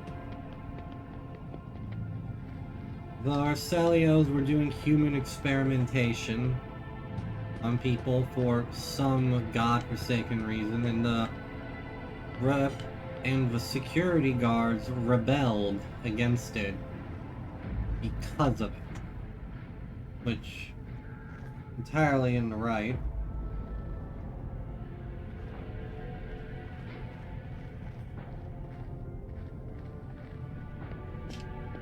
And I have a feeling I know exactly where this is going to go, but after reading those papers, seeing all that carnage, my character is going to simply ask, I have many questions regarding what happened on the station. You think they are worth the life of my mistress?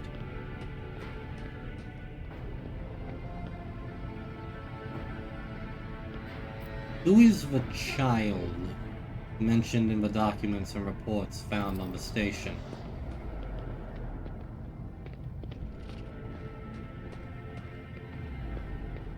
You meddled. You doing okay? You meddled with something that should have been left alone. The keeper folds his arms and shakes his head disapprovingly. The child is what the station servants called Lady Cassia.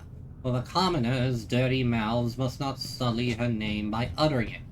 You see, it is not beneficial for all servants to have their vocal organs altered. Some prove to be more useful when they are still able to speak. The madmen I fought were convinced that we were the traitors. Bellick gives an indifferent shrug. That's why they are insane. Will you really hear the ramblings of retainers who dare to raise their hands against the scions of a noble bloodline? The servants alone cannot be blamed for what happened on the station. Most corpses I discovered were either unarmed or feeble. Did you really think mere servants? Think mere servants could plan a coup? The senior officers are just as guilty. Half of my guards butchered one another because they suspected treason. As for the real culprit, the coup was staged by those closest to the mistress. Destroying the shuttles, shutting off the power, and disabling the security systems? Too many things required special access. Access available only to the keeper of the station.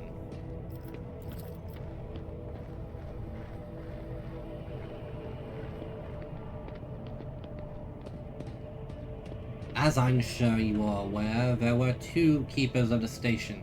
Your guess is absolutely correct. Theobald Orcelio, the demented old man obsessed with Lady Cassia and her power, and also the one to blame for the woes that have befallen the Act 5 and our noble line.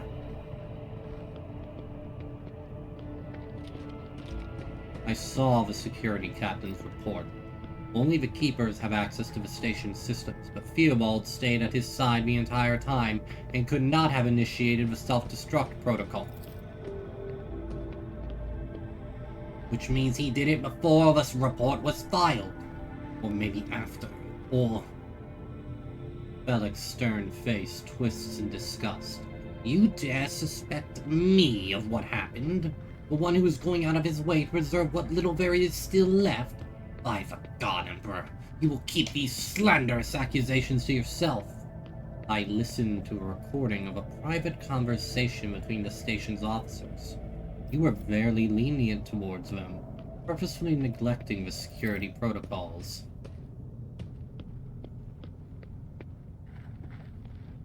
I was lenient, this is true.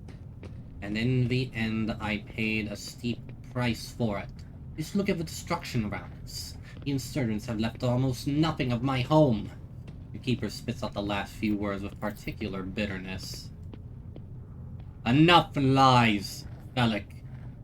I am certain you are the one behind this coup. Bellic nods wearily. I suppose...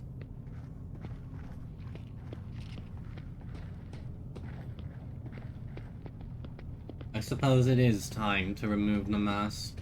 My mask. Congratulations. You've got me.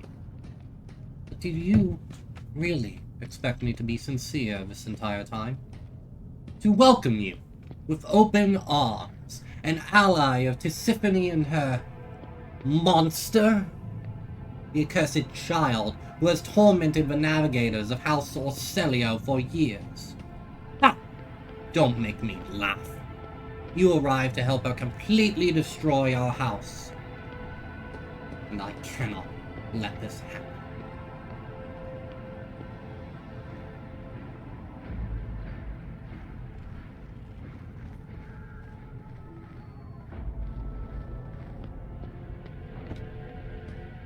What are you babbling about?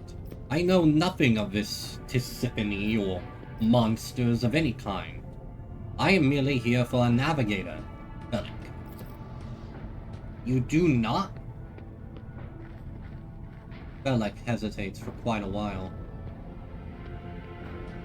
In that case, accept my sincere apology for the deception and my earlier behavior. I had no intention of making an enemy of Von Valancius here, nor of destroying the station that served as my home for many years. They left me no choice. You can't even imagine what monster lurks in the upper chambers. An evil, a plague, a pestilence on our bloodline that seeks to destroy House Orcelio from within.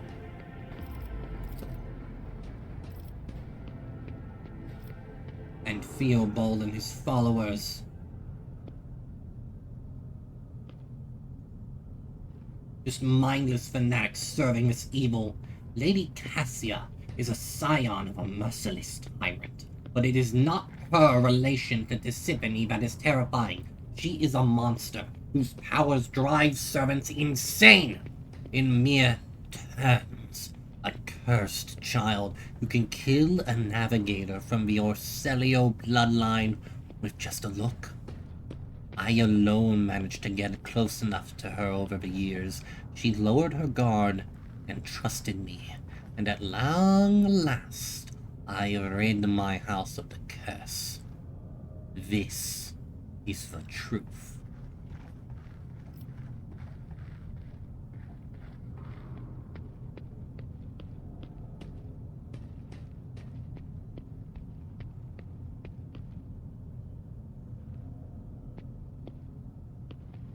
Perhaps you are ingratiating yourself to me, hoping I will let down my guard.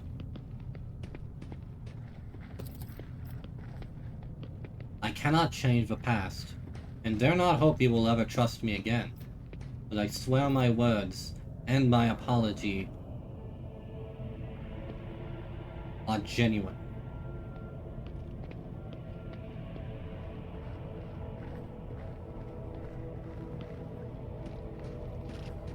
If your cursed child agrees to become my navigator, I will gladly rid you of this burden.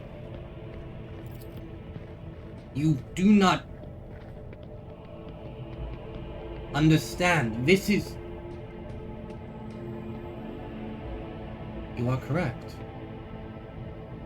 This may work. It certainly is possible. You are going to need this charm. Bellic hands you a precious stone without a setting. Its luminous surface remains cold to the touch no matter how long you hold it in your hand. You manage to press it against the monster's skin, whether by force or by guile. The base, baleful influence of her powers will recede. You will be able to take her and leave the station.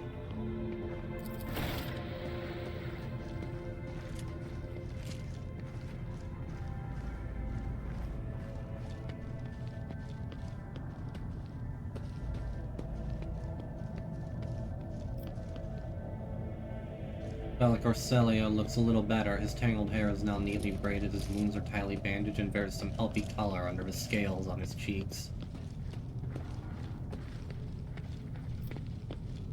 Victory awaits! Oh.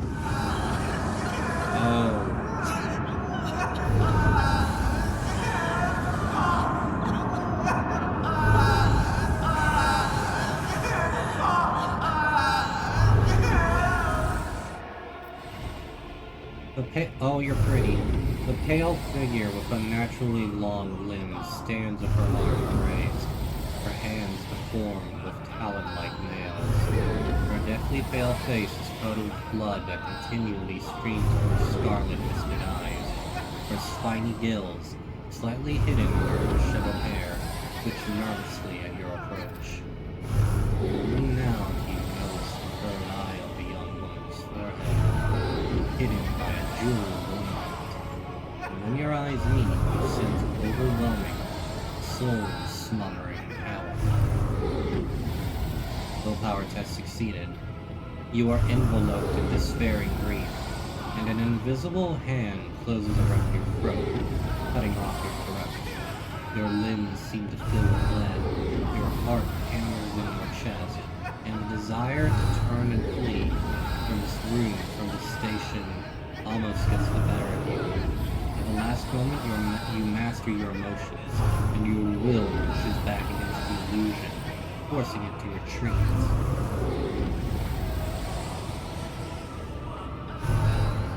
Adira emits something between a moan and a drawn-out whimper. Ow, ow! As if my own little pals weren't bad enough, now this one's barging into my head. Somebody stop her! Heresy.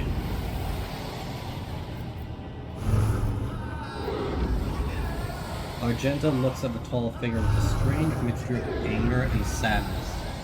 Then she lowers her head, and her white hair veils her face.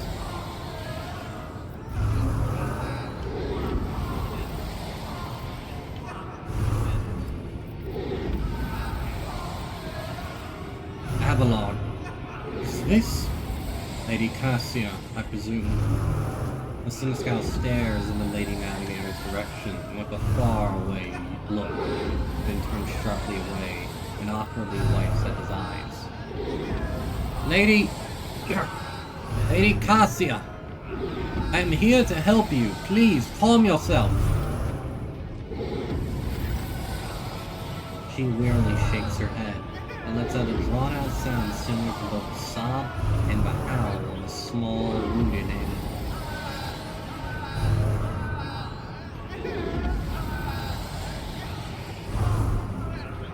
What is happening?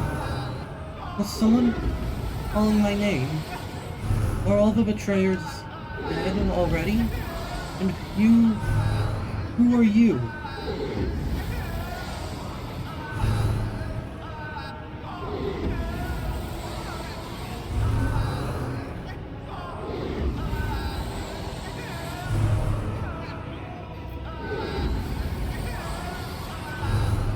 I am Emeric Calicus von Valentius. It is a pleasure to make your acquaintance, Cassio.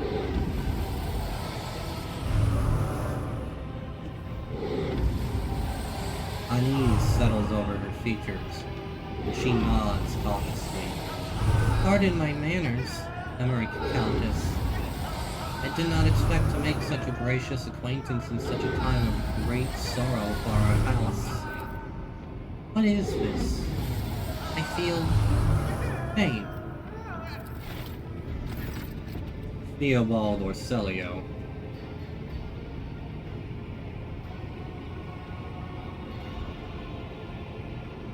The heavy-set old man, who has been kneeling nearby, erupts into low sobs, his eyes, swollen from crying, dart desperately around the room, as though the veil of ignorance has just been ripped away from them. The child. Lady Cassia, where are you? Sacred child? Throne preserve. Despite his venerable age, the navigator leaps up and rushes to the young woman's side. You... The old man shifts, revealing his face to you. It is fretted with jet black veins, and his bulging, milky eyes bear a striking resemblance to those of a dead fish. A sickly sweet scent assaults your nostrils, as if the old man's flesh is rotting inside his decaying husk. My eyes fail me. What was that? My eyes fail me, for they are unable to make you out as either enemy or ally. I'm warning you, one wrong move will bring the wrath of House Orcelio down upon your head. Watch out, Lord Captain. This one's so deranged it's making the whispers shriek like crazy. He might just open that eye of his. Threatening the head of the dynasty is a grave offense esteemed. Whoever you are.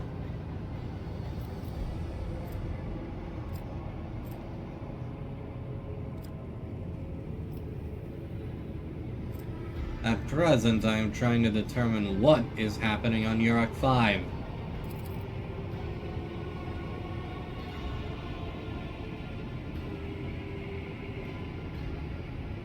I'll grant that you do not look like pirates who have become coveting the riches of a wrecked station, or like scoundrels in Felic's service. So who are you? Abelard, introduce us. His Lordship, Rogue Trader, Emmerich Calicus von Valancius, heir to the greatest protectorate in the Coronist Expanse, and bearer of the sacred warrant of trade, extends his greetings. Another rogue trader in our corner of the galaxy.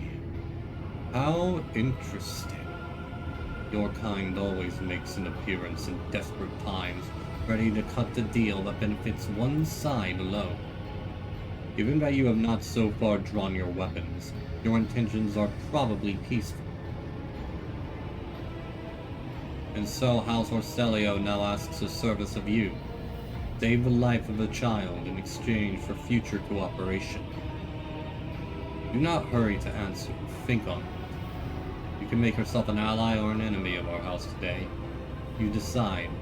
Having a navigator's house backing us would be a huge boon.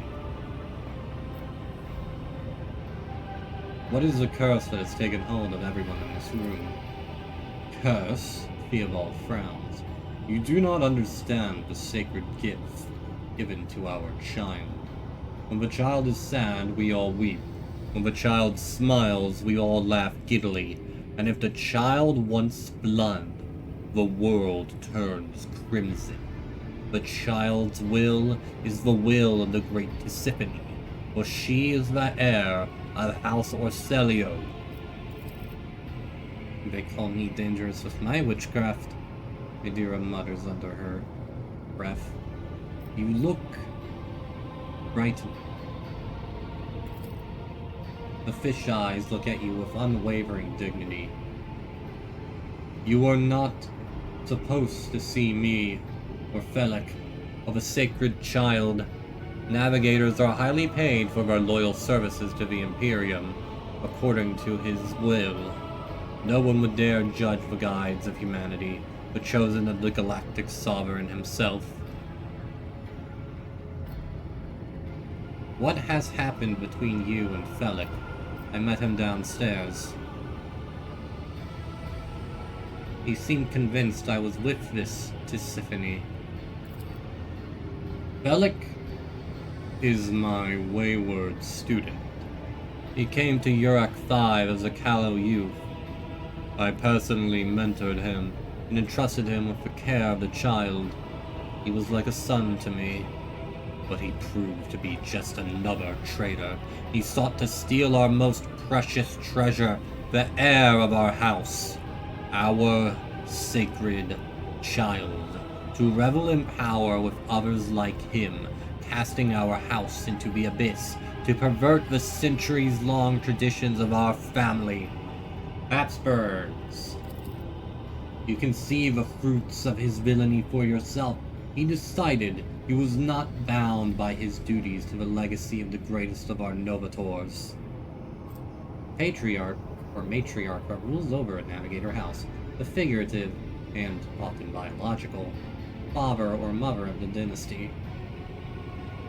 'Tis Tiffany or Celio, who led our house to prosperity for countless years. Foolish boy. The renegades clouded his mind. They sought to seize control of the dynasty before the sacred child had come of age and taken up the Novator's throne.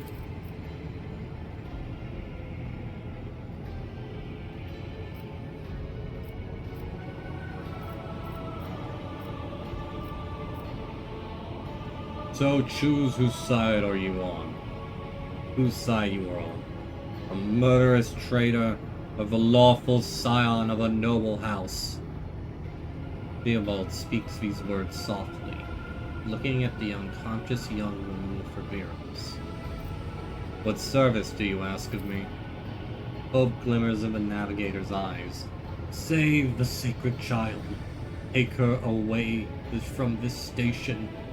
I fear I do not have long left.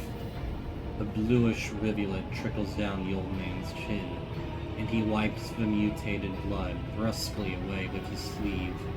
You glimpse strange burns covering his flesh under his clothing. The slightest movement must be causing him unbearable pain. Save the child, and deliver her safely to Region Aranto, Head, House Orsilio, and the Coronus Expanse. Rest assured that the reward will be worth your effort. I know we came here for a navigator, but after everything we've seen, I've got some reservations about this girl. Argenta looks at Cassia, and a painful furrow appears on her brow. Such a fragile thing. Such a heavy burden upon her shoulders. Felix said the child is a monster. A legacy of tyranny that must be wiped out. And you believe him? After everything he has done to the station, Bellic only wishes to dispose of the heir and take the reins in his blood-stained hands. Do not besmirch Lady Cassia's good name. The child is the holiest and most innocent creature on this entire station. Be that as it may, you talk. Why me? You are talking as though you expect to die here. How could you lose control of your own station? Do not trust my errors in my face. I am twice your age, and twice as wise. Take my advice. Trust no one but yourself and the Emperor. Even those closest to you will betray you for gold, power, or a far-fetched idea of a bright future. You are talking as though you expect to die here. Theobald shrugs indifferently. My service to the house is coming to an end. The wounds inflicted on my inflicted on my flesh will never heal. I am dying. Praise the throne slowly enough to see that the child is taken care of. You need help. There is a Medicaid deck on my ship. The Theobald only shakes his head. No. I am the keeper of Urak 5, and I will perish along with my station. On that note, I have other matters to attend to. I believe I have made my decision.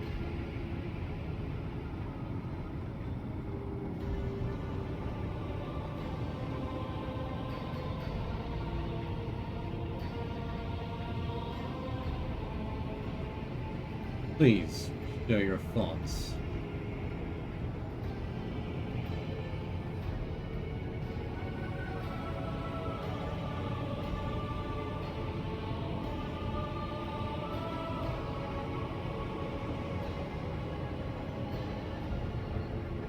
Stick with the old, stick with the new. Bellic seems to have caused the most trouble around here with his lust for power and switching things over to him is likely to shake up the entire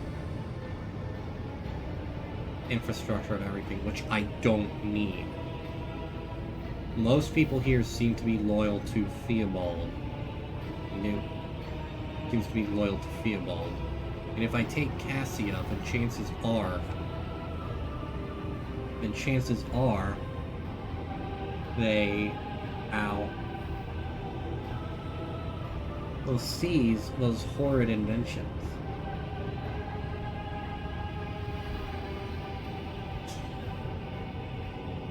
So, and I don't like Felix anyway. Felix is a true monster. Let's do away with him. Together. Theobald dips his head in favor of the proposition. Allies are always welcome. Even temporary ones. I will revive the child, do not be alarmed. Power of House Orcelio's heir will help us to destroy our enemies and shield us from Felix Navigator forces. But you, rest for a time before the battle.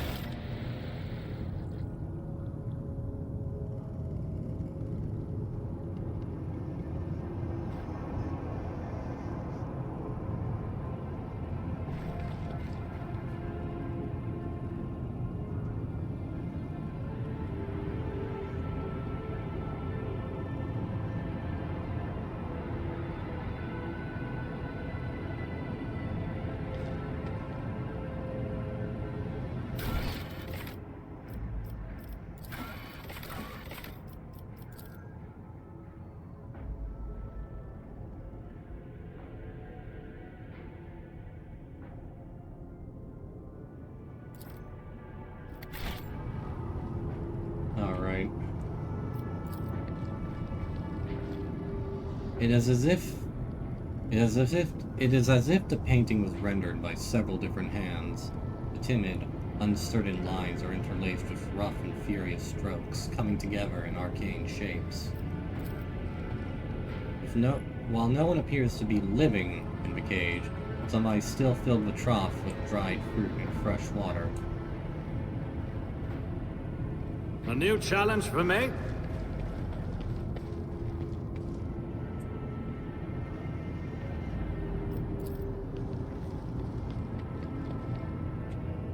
Lady Navigator's private library is brimming with essays, novels, and personal accounts from the trailblazers and explorers of the Imperium. You need a navigator. The luxurious feast was left untouched.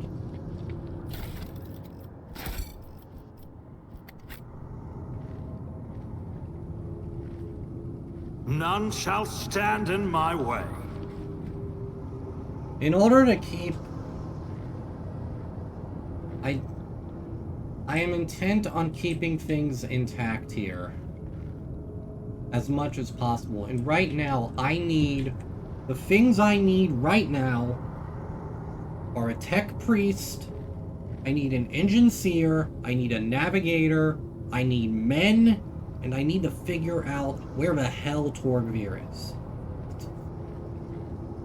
What? Unrag.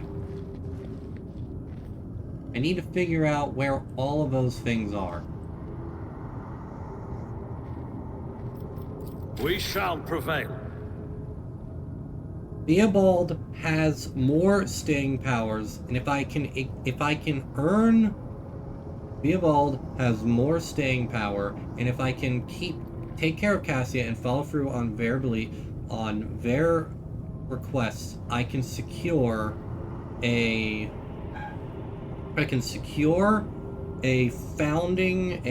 important relationship with a noble navigator house, which will earn me quite a few brownie points and help me get a foothold in the Coronis Expanse, which I am going to need if I am going to do anything about these other rogue trader dynasties.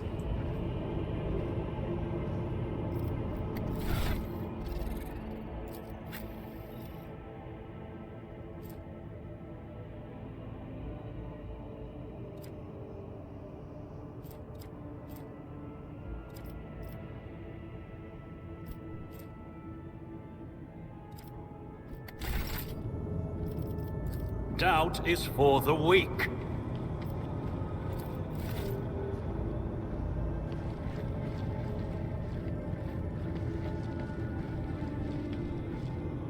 It is about time we repay those who betrayed our house. Come.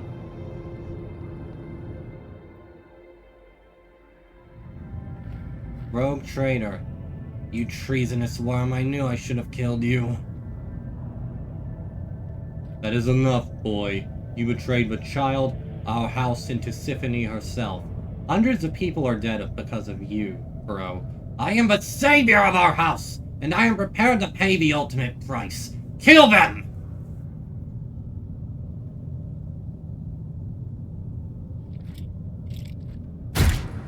I won't heed your cries of mercy! Death to his enemies!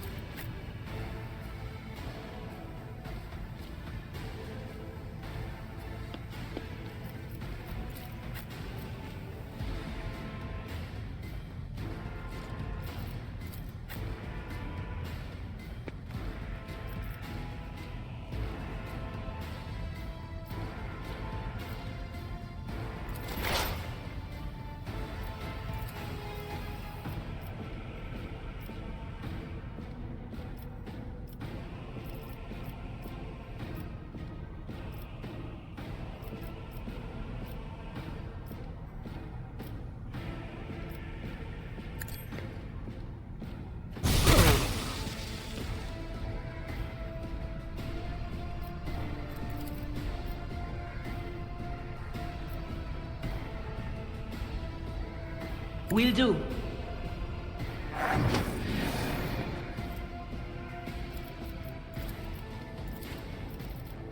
Anything is? Was that you? Or...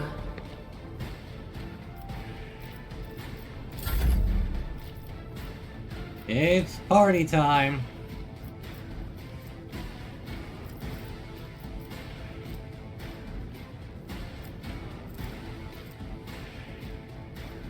As the Emperor commands, I act.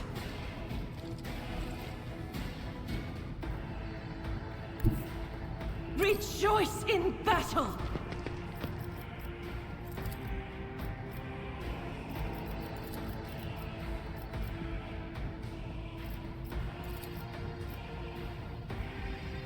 I'll do it.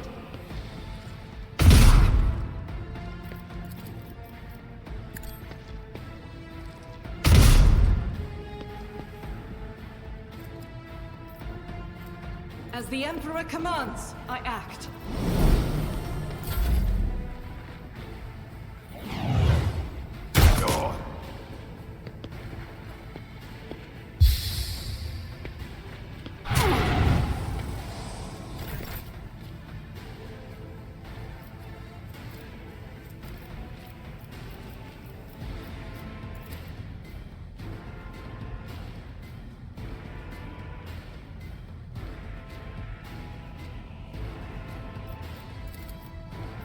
I will do my duty.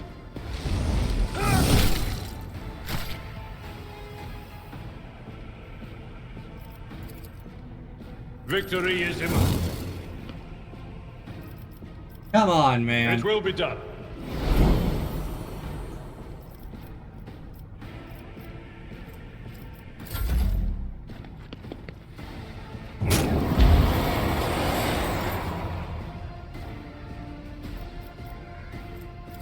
Well, I'd say they've got it handled. I don't have time for this.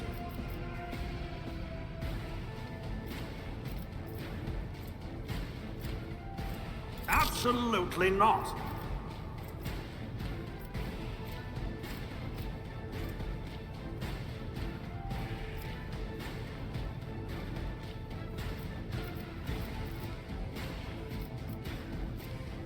Nothing I can't do.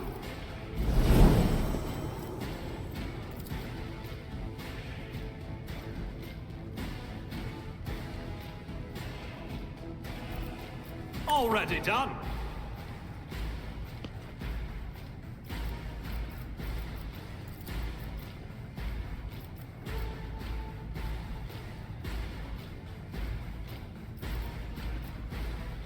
Not a problem for me. Nothing of value has been lost.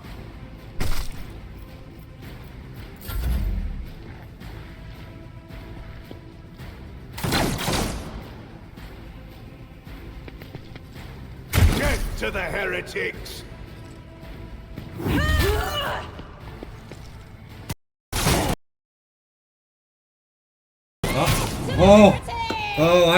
I fought. Oh!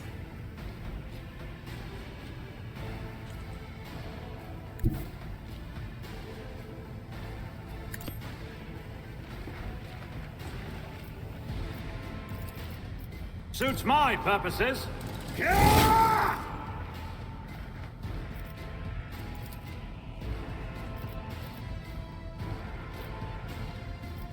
Nothing I can't do. Agenta, kill everything.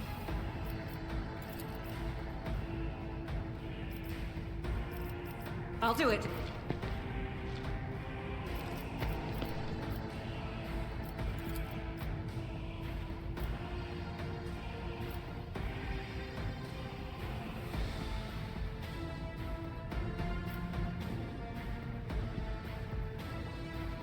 Doubt is for the weak.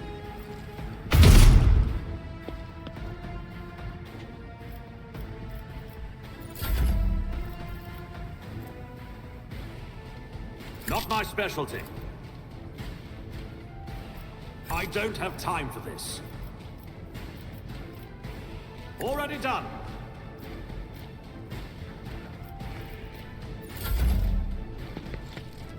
Die!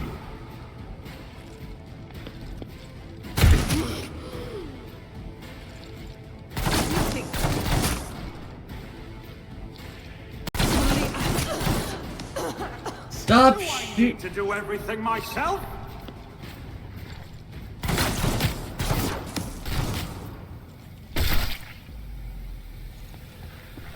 Stop shooting the Sister of Battle.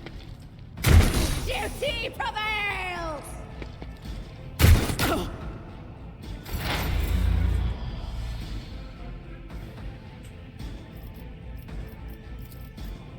But of course.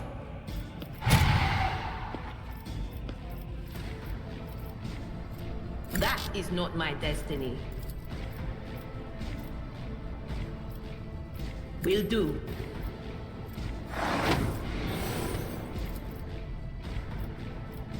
On it.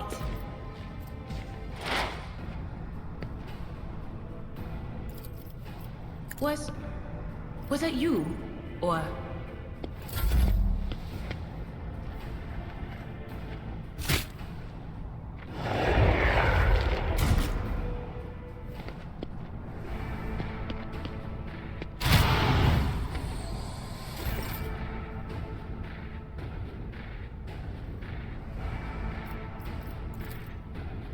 Indeed. It will be done. Ah, damn it all. Reduced to dust. I really gotta work on the movement tech in this game.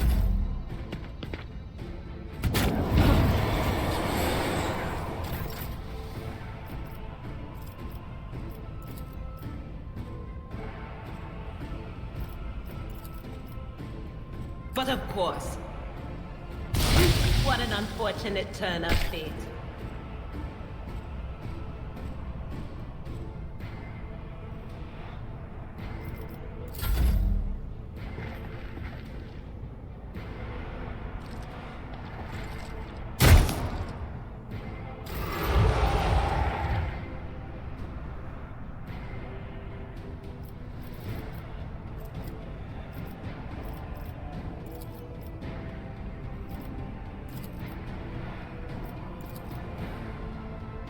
Nothing I can't do.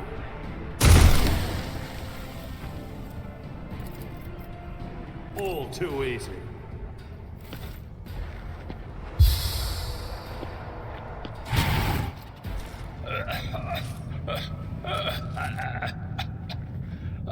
Now, this is your burden, child. Be able to call Survive. Return to the fold of your house as your destiny demands. Theobald coughs up bluish blood. The armor plate on his chest is perforated in a few places. There is a tangle of metal and viscera where his abdomen ought to be. When the navigator's pale eyes find Cassia, he quietly rasps. No! Don't leave me alone in this violet-brown haze! Wake up! Your mistress is giving you an order! Do you hear me? Cassia looks at the navigator's body in bewilderment, and you are overwhelmed with an inexplicable sense of loneliness and grief. He was a fine seer of the war. He fought for his mistress until the end.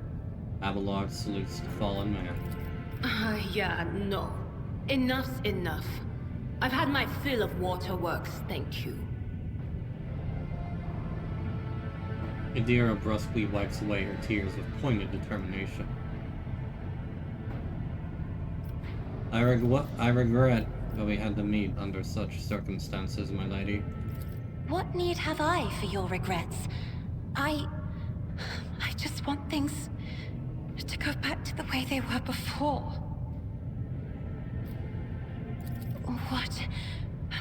What are you going to do to me?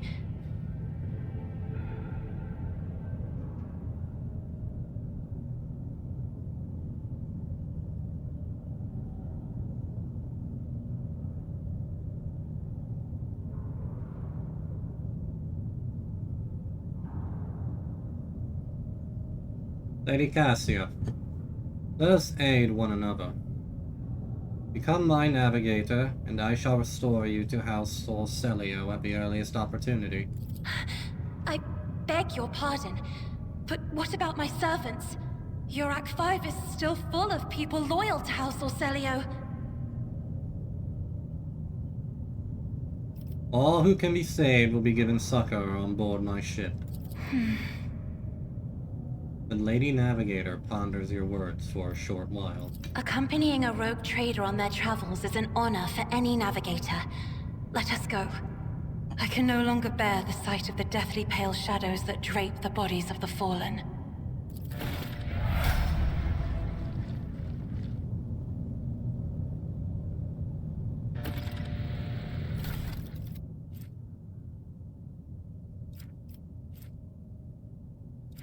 Just gonna steal all of his shit.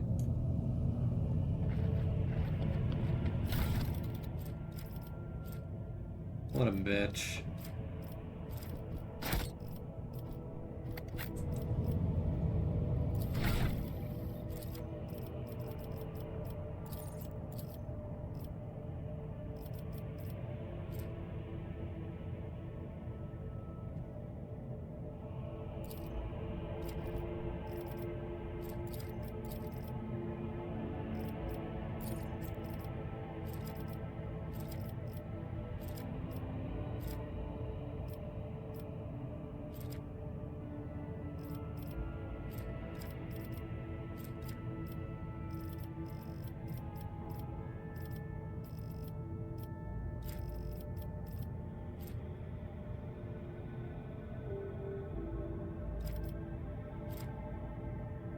Alright, let's see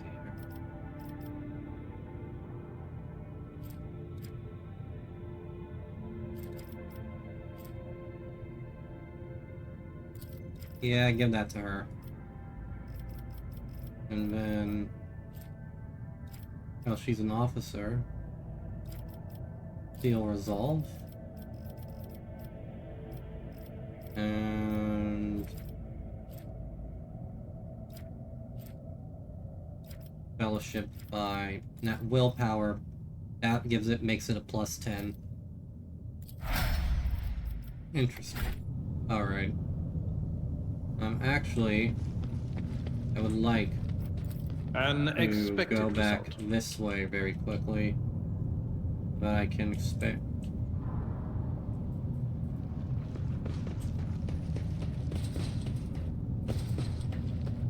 Cassia can stay there.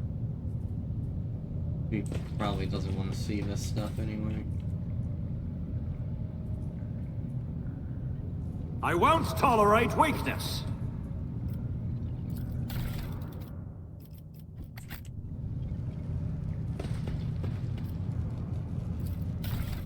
Data crypt connector.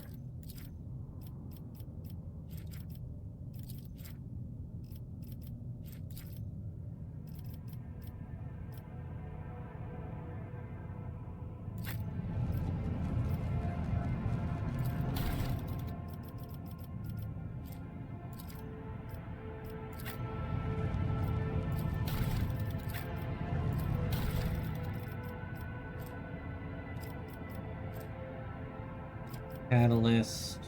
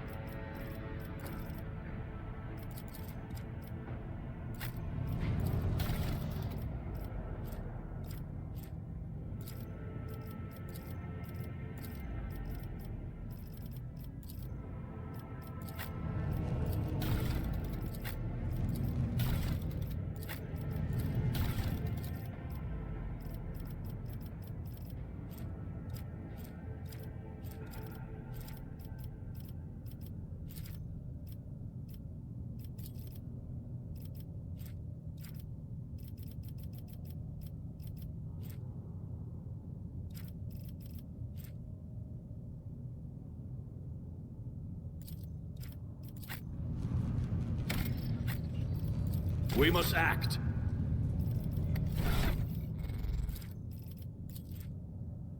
A tall woman and a dark-eyed monster.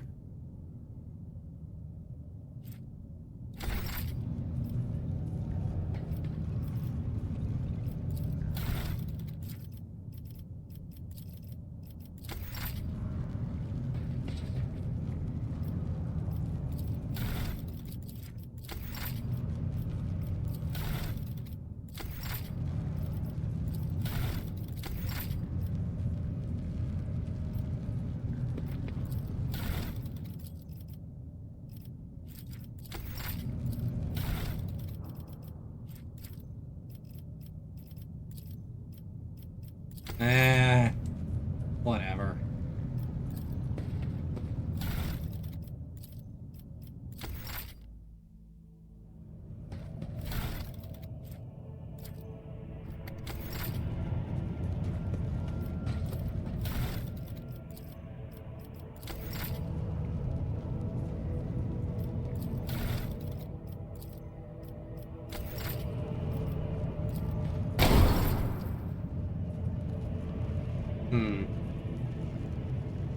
I suspect I might have gotten that wrong.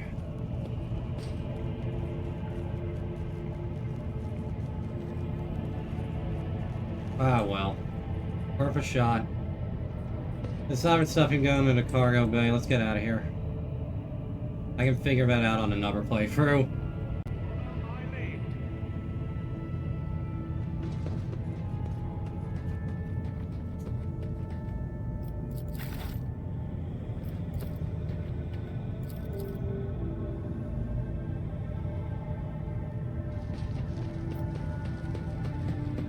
Experience? Nothing matters more. I'll lay claim to the stars.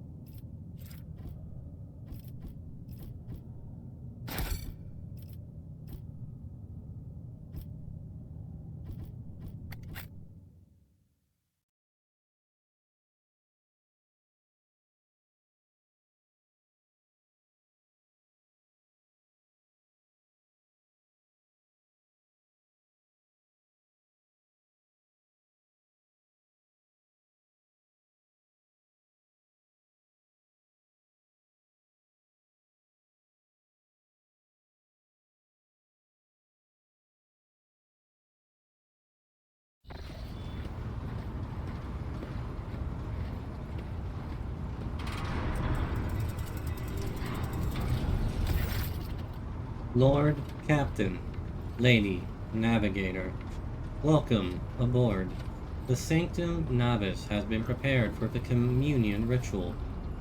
But if the Lady Navigator wishes to rest in her quarters first, your heart starts beating furiously, your breaths come short and choppy, and your fingertips tingle unpleasantly. You notice that Vigdis is shivering slightly, and the crew are glancing around in puzzlement, searching for the source of this sudden wave of unease.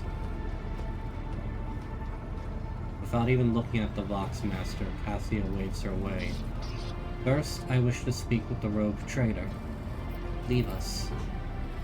Of course. When you are ready for the ritual, please let me know.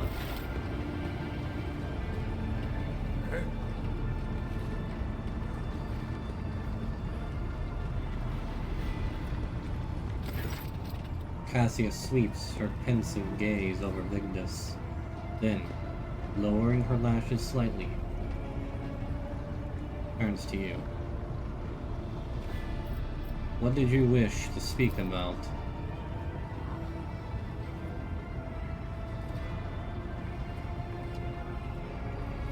Before I begin the ritual, I wish to look once again into the eyes of the man whose fame is so great it managed to penetrate the impregnable walls of Urak 5 long before we ever met.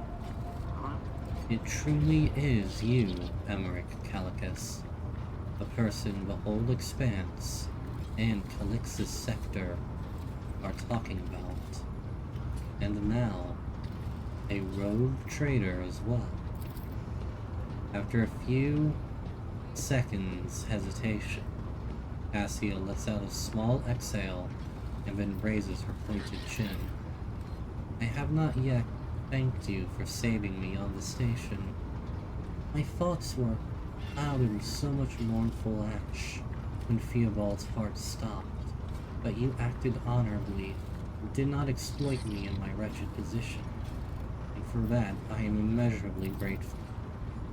I am also deeply grateful that you saved my servants, especially my valet, who served on the station for more than 5 years, much longer than any preceded him.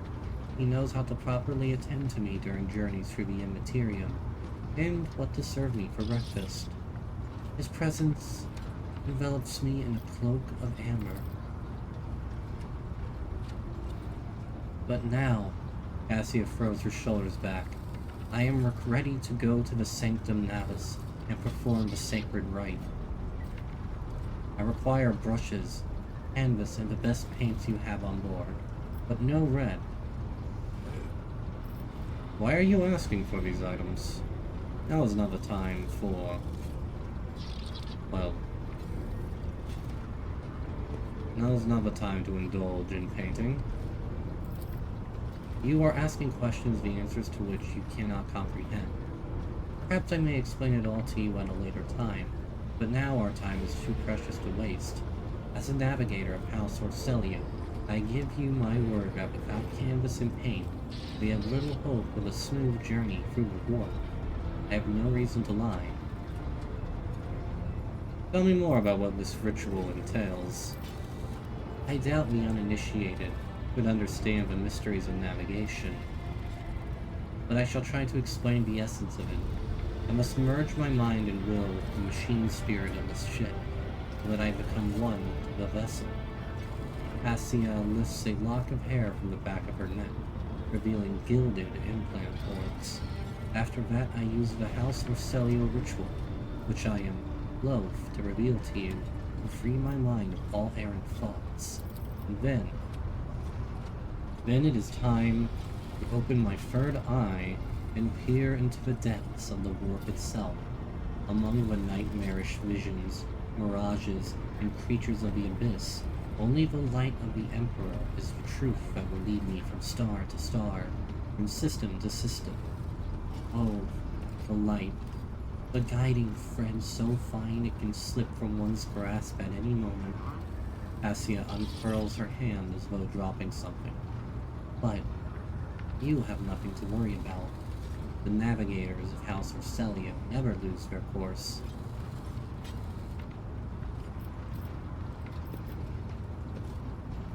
Why red paint? Why do you refuse such?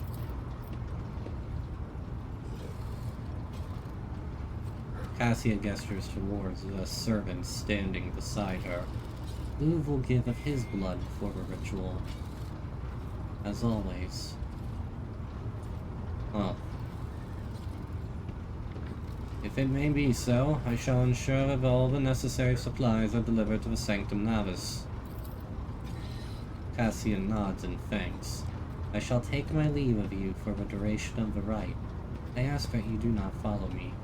You can survive the gaze of my warp eye when it is open.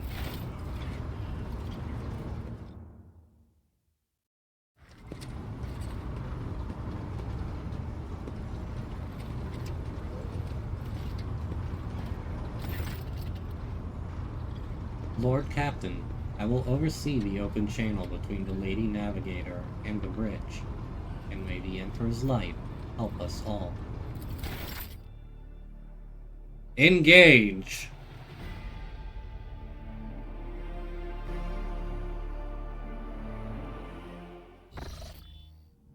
The Voxcaster in the Sanctum Navis picks up a susurration of cloves, pious chanting, and the metallic clicking of implants.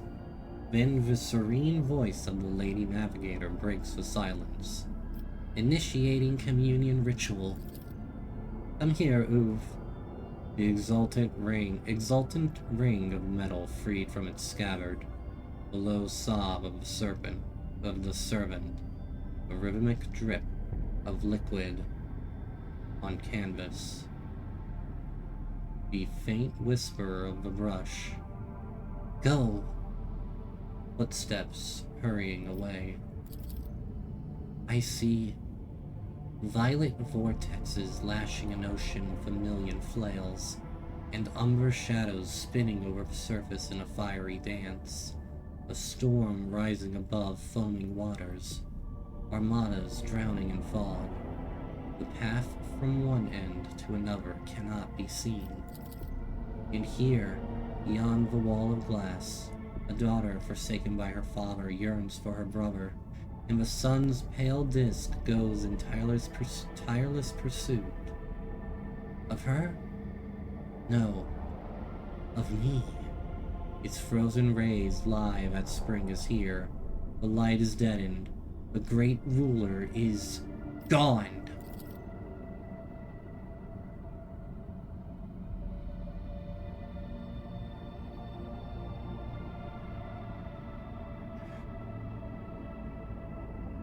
The Voxmaster recoils at Cassia's words and accidentally snaps one of the Cogitator's levers. The panel beneath her fingers emits sparks, and the Voxcaster falls silent. She quickly flips a series of switches and bows, guiltily. My abject apologies for cutting off the broadcast, Lord Captain. I have never heard the warp speaking through a navigator before. The connection is restored now. Will not happen again. Voxmaster, see to it that you receive 5 lashes for the show of clumsiness. Leave the Lady Navigator undisturbed.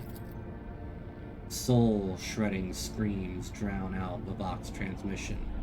The servants in the Sanctum Navis are howling and shrieking like wild beasts, moaning in pain, their throats raw from strain. And then, sudden silence. The dull thud of dropping bodies proclaims their fate. It appears the servants were part of the Lady Navigator's rite, as it was for her predecessor. I will arrange for the bodies to be removed from the Sanctum Navis after the ritual, or what is left of them. Rogue Trader, I fear I have unfortunate news. Endless blackness has spread across the canvas, dividing what should be whole in two, and my sight cannot glimpse the light of the Emperor as clearly as before. I cannot turn around. My brush only draws me onward. The way is blocked. Oh God, are we on the other side of the Eye of Terror? Did we get on the other side of the Eye of Terror? You hear a heavy exhale. rustling fabric, and metallic clicking. By the Emperor's grace, the ritual was successful. Your vessel's temperament presented a challenge. Its cold steel grip did not allow me to breathe freely, even for a second. It was as if the depths of the ship housed not only machine spirits, but something other. Now, I will retreat to my chambers to recover my strength. Send for me if you have need of me. Saved all those servants merely for them all to die in a ritual. Lord Captain, congratulations on acquiring a navigator. Spare me a few moments of your time, please. There are several matters that require your attention. First of all, I want to report on the condition of the station, Urak 5. Had you opted to begin your visit to the Rypat system with a different destination, the station could have become critically unstable. Fortunately, the decision to immediately visit the representatives of Navis Noblite bought us precious time. We can either send our forces to disassemble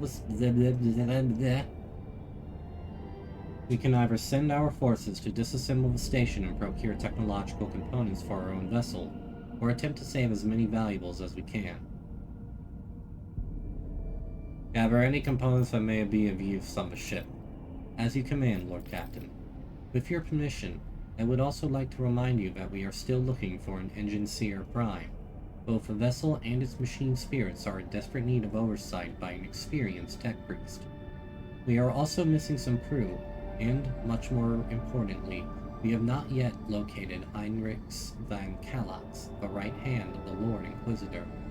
Now we know for sure he was not at Urak 5, so keep this in mind when making any future plans. Thank you, Victus. This will be all for now. As it pleases you, Lord Captain.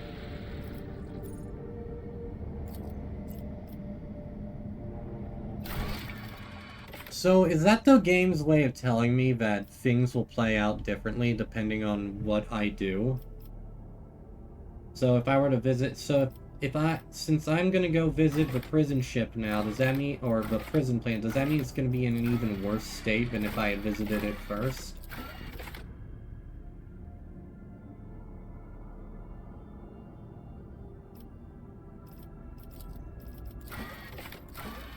That's very interesting. Void oh my god, we can upgrade the Void ship.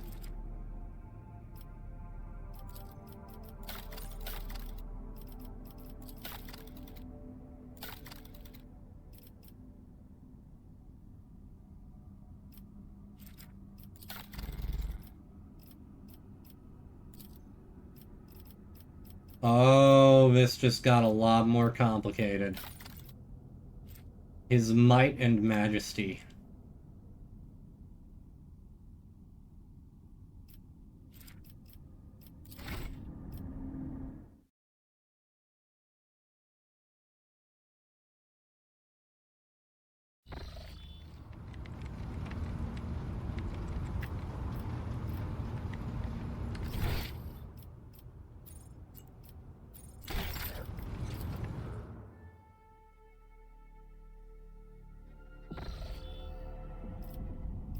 Where to next?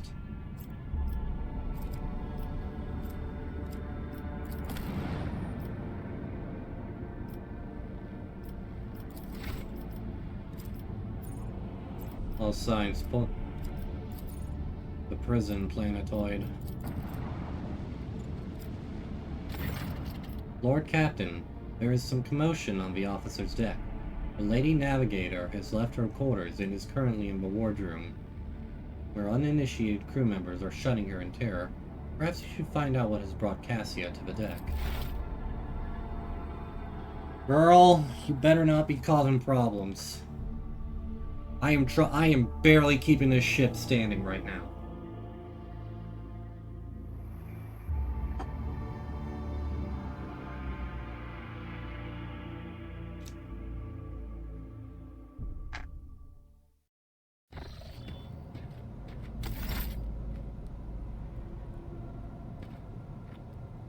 Aww. Lord Captain, my apologies. I did not notice your entrance. The Lady Navigator is engrossed in perusing the dusty tomes, which appear to have been neglected by the other officers, be it because of sloth or dullness of mind. When you walk closer, Cassia looks up at you, starts, and hides a weathered book behind her back.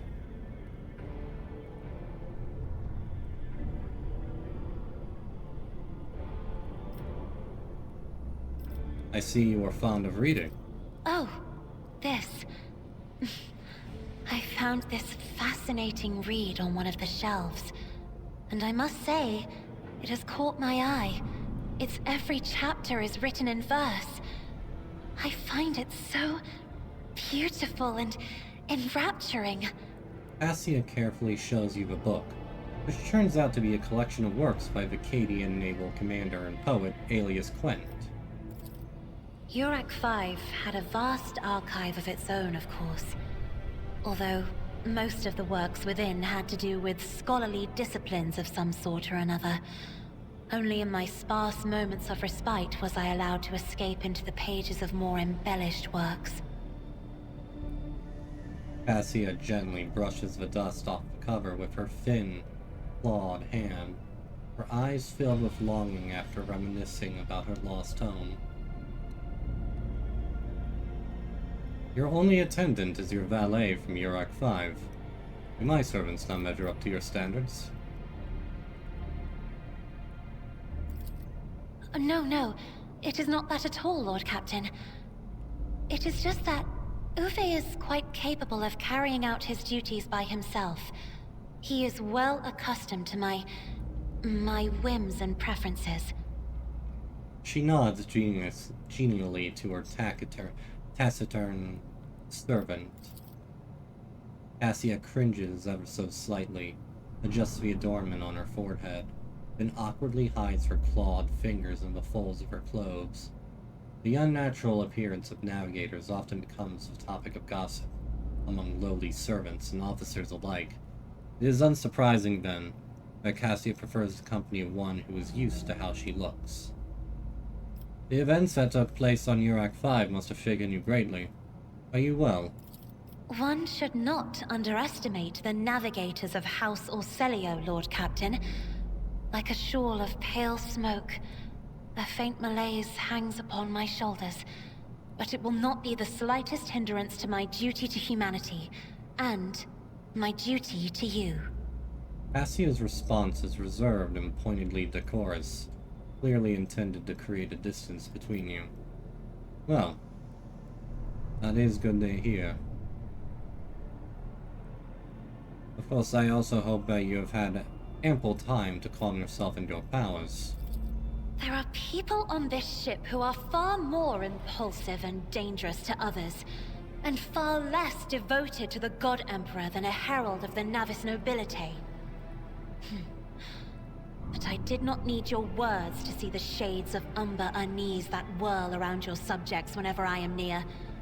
Were I not acquainted with such a reaction, I could have found their behavior and your question just now insulting. Cassia tosses her head back and straightens. Lord Captain, would you kindly explain to me why you are pestering me with these questions? Inquiring about my mood and my needs, showing an interest in the books I am enjoying? You are behaving as if you possessed a shred of fellow feeling for one such as I. After an awkward silence, Cassia frowns and purses her lips. I Oh, beg Jesus. your pardon, Lord Captain. That was no way for a navigator to conduct herself.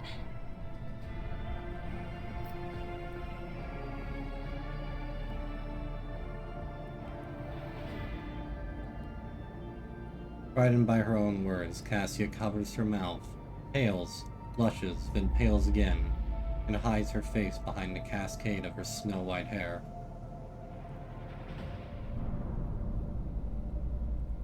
Bro, we just met!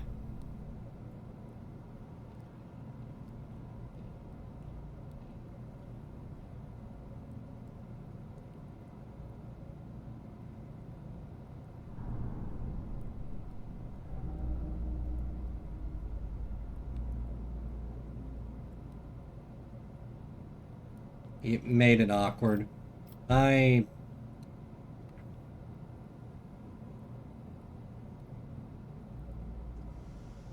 believe this conversation has reached its natural conclusion.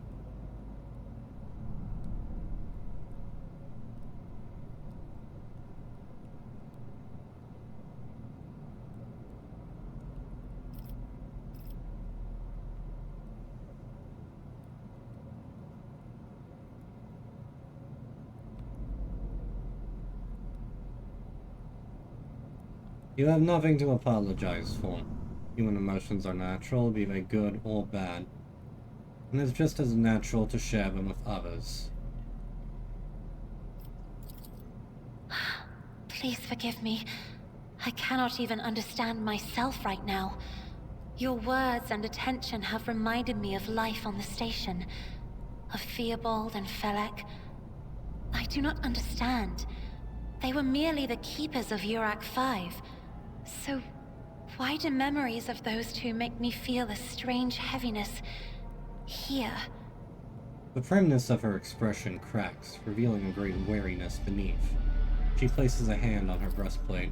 At the same time, I find myself overwhelmed with new excitement and anticipation. At last, I have set foot outside my familiar walls, and into a world that I have only seen before in the pages of books. Your ship alone is a treasure trove of remarkable artifacts and curiosities. And just imagine the things that await beyond, but... Does this turn into the Liara situation where they are trying so hard to hook you up you with must be finding all this quite amusing.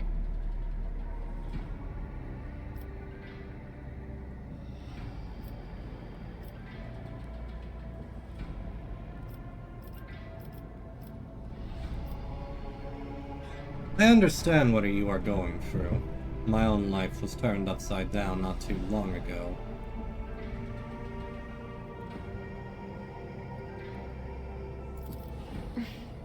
Indeed. I did not know. That is to say, I could not have known, as it is the first time we are speaking in a circumstance so... private. My word, when I found this place, it was so full of officers. Why did they all leave? Oh God, lover. He glances around the room, growing somewhat sheepish. God damn, dude.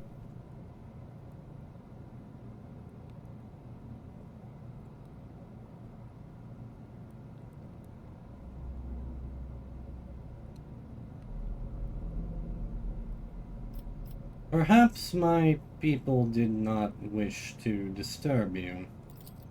Or because my presence offends them. Then I must take my leave as well. I am due to inspect the Sanctum Navis after the communion ritual and prepare the chamber for the upcoming warp jump. Thank you for your company.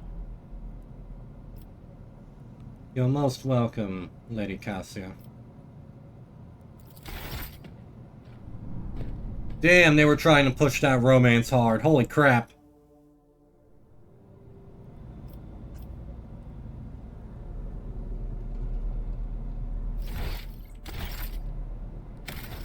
But, one down, more to go. A new member of the party.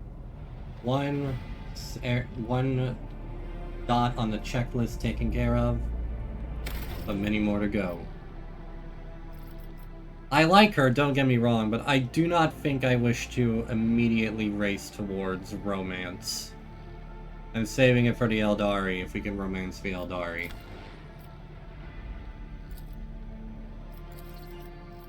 Did I save? Yes, I did save. But I prefer to wait. As it is right now, I do not know if I'll even do romance with this character. We'll just have to wait and see. She's adorable. That kind of bird out of its cage. Innocent puppy sort of thing. And also turn into a horrible mutant that can kill us all, but that's besides the point. As it is, however, I feel like with that little section and chapter wrapped up, that is as good of a time as any to call it quits. I got some things to take care of for the night. I got work tomorrow, and I've been up since 6 o'clock this morning. So, yeah. I can stream for a little bit longer on weekends, thankfully, so look forward to that. Monday, we are going back to, well, tomorrow, we're going back to Lies of P. Monday and Tuesday are going to be Lies of P. I am extremely close to finishing up that game, and I'm looking forward to seeing how that concludes. That's been a really fun game to play. So this week will likely be me finishing that up, and then that way I can move Rogue Trader into the primary slot and just bounce back and forth between it and Baldur's Gate 3. So that's the plan, but what a great start. The combat can feel a little clunky at times, but I'll get the hang of it eventually. The writing is stupendous, and I'm having a blast reading this all for you and narrating it and all that, and I can't wait to see what comes next. Next up, we're going to stop by that prison planet for the distressing. But with all that said and done, I hope you all have a wonderful evening, morning, day, or night, wherever it is you are, and a wonderful beginning and rest of the week. My name has been J-Man. This has been Miners Love Games. You have all been awesome, and until next time, everybody, this has been Warhammer 40k Rogue Trader, and you have all been awesome. Thank you to everyone who stopped by. I'll see you next time, everybody. Bye-bye! Praise the Emperor!